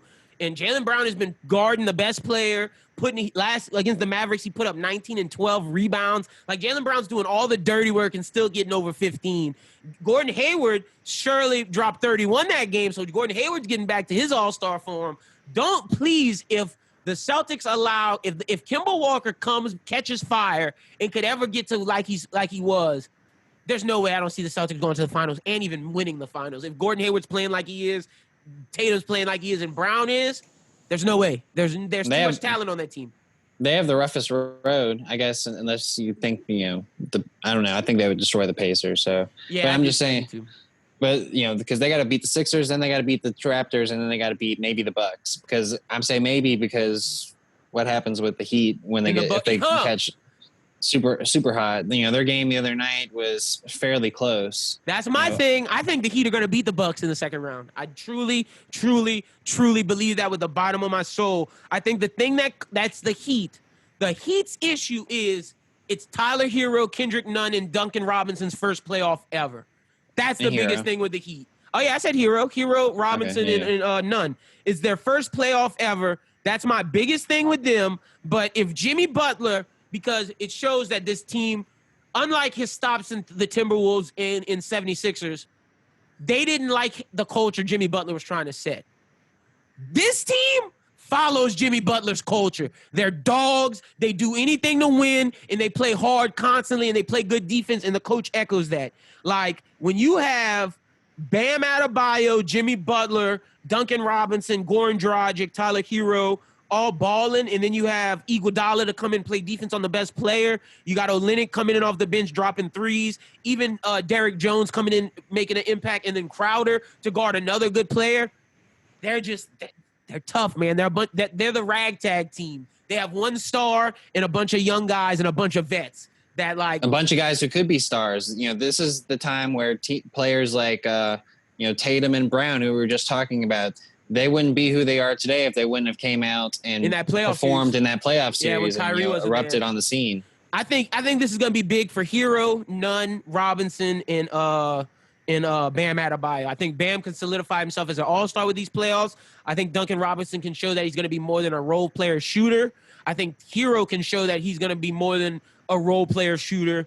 And then I think Nunn can show that he's a solid starting point guard for this league. It's going to be interesting to see the Heat, man. They are my favorite team. Justin, what are you thinking about the Heat on the East? Do they have a shot to beat the Bucks?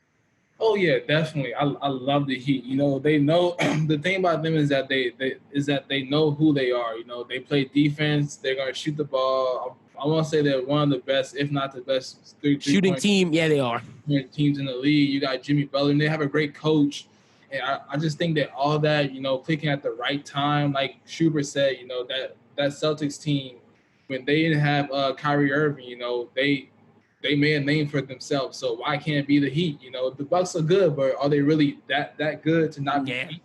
That's my thing. It's not like it's not like the Heat are playing the Lakers or the Clippers. They're playing the Bucks. It's like that's what I'm saying. Who can definitely who are tough. Like one thought. Like let's not put no disrespect on Giannis's name, but after Giannis, I don't know if they got anybody that like Hero and Robinson and Jimmy Butler could outplay Middleton, Bledsoe, and DiVincenzo. Like, let's not act like that's not possible. We also had Dragic, too, who can also play. See, I always forget about Dragic because he was always hurt every other year. To me, Dragic is the wild card because if you ask me who the second best player on that team is, I know some people would say Bam, but to me, it's Dragic. Like, when Dragic was fully healthy, Dragic was compared to Steve Nash at one point in his career. Oh yeah, Dragic, he definitely makes an impact. He makes the right plays. He knows he's been in the shoot. He can score. He can facilitate. That's what I'm saying. You know, and they don't really mess up too many times. And they have a good coach who's been there before. So I feel like his strategies are going to be he'll know, you know, how to coach against this Bucks team. So if they're hitting the right shots, if they catch fire, you know, they could definitely be going home. Yeah. So I'm with you on that. Like, if Giannis, okay. Oh, finish up your point, Justin, so I can ask this question. Yeah, I'm done. Okay, so what do y'all think is Giannis's legacy? Not legacy, but how do we view him going forward if he has that second round exit, or if he doesn't make it to the finals? If he makes it to the Eastern Conference Finals and he loses, is it the same? I mean, he's gone. Like he's not gonna stay in Milwaukee.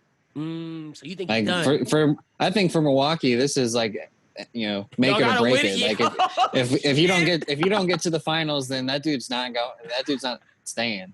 Like I think if he gets to the finals, he might consider staying. But like if he loses in the second round of the conference finals, I think he's gone. Ooh, I like that because the Warriors are recruiting him hard. They on his line every day. That's a very strong take. I love it too because it's something different. It's true though, because like what more can who is going? Okay, same thing we said about Luka, but it's 10 times worse. Who is going to play in Milwaukee? Who is honestly going to say this Giannis guy's that good, but I want to go live in Milwaukee? I don't see nobody in the NBA saying that. And if he realizes he can't get it done this year with Middleton, when is Middleton gonna get it done? Like, to me, Middleton's at his ceiling of a player. I don't think he's gonna break through that ceiling. So like. I agree with that take, Schubert. I think this is the year. This make it or break it for them. As much as an icon that I feel like he's trying to establish himself in the NBA now, I don't think it's ever going to be in Milwaukee. You know, Dallas is pretty warm. Mark Cuban, and then they have all the ideas. International team. Yeah, and he loves the fact that Luka is a scorer but passes. That's something that he with his creator he wants someone that can get involved. Great team. Yo, that would be nuts. International squad. Oh my God. American media people would be so upset that team is just gonna dominate. Those 3 guys on that team with shooting around them. Porzingis could definitely just sit back and just take open threes. He would love it. Yes, he'd be a 4. He would love it. He's a 4. Giannis the 5. Oh my gosh, if that happens. I think it all depends on how the Bucks go out. It does. I really do. I think it depends on how they go out. So I'm saying Eastern Conference Finals or second round to the Heat. What do you think? No, he has to make it. I think it's finals or bust. Bust, yeah. He has to go to the finals. It's not second. It's not Eastern. No, you have to. Because I don't think he wants to get that Harden reputation with him because he funny enough, he's been competing with Harden for the past couple of years for the MVP. And Harden, the main reason why he hasn't been winning is because people say when he gets in the playoffs, he flops. Giannis still doesn't have that stain of when he gets in the playoffs, he flops. And I don't think he wants that. Well, here's the main reason. For the first time in Giannis' whole entire career, he is the guy in the East. Yeah. There's no LeBron. There's no Kawhi Leonard. Yeah. It's on you. And if you don't make it there, they let you down. They let you down. Nah, that's a fact. That's a fact. There's nobody else. There's no one else in the East, man. You make a great point. Because like as great as the Celtics team is and the Heat's team is, they have no one on that team that's better than Giannis Antetokounmpo. Nobody. Exactly. And LeBron did it. So LeBron definitely did it. If they're giving him the MVP award, he should be able to take his team to the finals. Yeah. He did it how many times? Yeah, and LeBron did it with 2 different teams, with 2 different talent level of teams too. Exactly. So it's really no excuse. His team is the best team in the East right now, record-wise. So it's like, it's like I said. You got a good coach. You got the shooters around you. You got to do it. Yeah, exactly. You have a second guy in Middleton. The team is built. I think it's built perfect around him. Oh yeah, no, it's built around him for sure. There's nobody it's built for him to facilitate, break down the offense, dish it to shooters if they double team, dish it to shooters or go to the rim and score. That's what that offense is. It's fast paced. You control the tempo. If you don't want to create right away, you want to get it out the post, we'll get Bledsoe to give it to you and give it to you where you want. If you're not bringing it up the floor, if not, get the double team, dish it to the shooters. And like Schubert said, it's on him. If you don't get it, you let him down and your team lets you down. That's a fact. I love that take. Yeah, I think his ass is going. I see that. Ooh, all right. No need to talk about the Raptors or anything else because the Raptors, we'll see what they bring come playoffs. But yeah, man, that's all we got this week. Justin, tell the people they can find you on social media. Yeah, my ad name is Justin Matisse 22.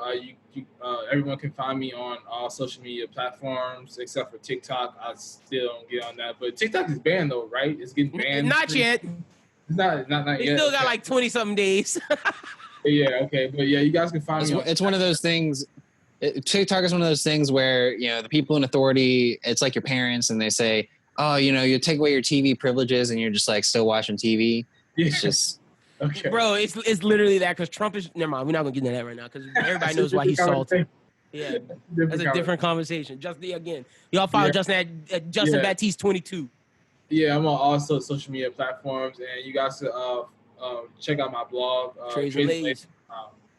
Yep, y'all definitely check out Justin's blog for his playoff coverage as well as his draft coverage because we will be leaning heavily to Justin on the draft this year because, like Schubert says, we didn't get to see March Madness, so we don't know who coming out. So, all right, Schubert, tell the people they can find you at. We got something big Monday. Oh, yeah, we got a big Pitch It match on Monday. First, you can find me at aSchubert14 on Twitter and Instagram. But, yes, the Bros Who Binge coming with a big episode, our first episode on video. On YouTube, And we got a huge Pitch It match between myself and Jake Madison. As Lyndon mentioned, we did earlier before we recorded this. So I can say that it's a really great match, and I think you guys are going to be really excited to hear the pitches. Look, arguably the best Pitch It match ever in the history of the game. You know how the NBA has the crossover, the hook shot, the sky hook? Well, they developed a signature move in this game. That's how good this game was. Pitch It now has a signature move. I'm not going to say the name of the move because I don't want to give away who won. But, man, this match was incredible. Both competitors really did their thing. If you like Pitch It or you love competitive trivia or you love just any competition-style show, This is a competition for the ages, baby. Monday, check it out. But you can follow me at BWT. Follow Bros Who Think at Bros Who Think. Be sure, we dropped a lot of content this week, man. Be sure to check out the most recent episode of Bros Who Binge if you haven't checked that out yet. Be sure to check out my review of Exogenesis out now on YouTube. Be sure to check out me and Chris's review of the Dragon Ball Super Moro arc. That's out now on YouTube, as well as the most recent Run It Back. By the time you guys hear that, that'll be out on YouTube. A lot of content dropped this week. Be sure to subscribe to the YouTube. Be sure to subscribe to Apple Podcasts, Spotify Podcasts, wherever you listen to podcasts. We're putting out content, man. We got the video shit going, and we're just dropping content. So we're trying to be the best network out, and we wouldn't be that without you guys, the listeners. Thank you to everybody who supports us. Thank you to JSAND for coming on the pod. And if I decide to put Bansky on this week's episode, thank you to my guy, Eddie Bansky Gonzales. If not, I'm going to have him on for next week. I got to figure that out, though, because the interviews happens after Thursday, so that's something I gotta figure out. But if you listen to this now on Thursday, he's on next week. So, but that's all the time.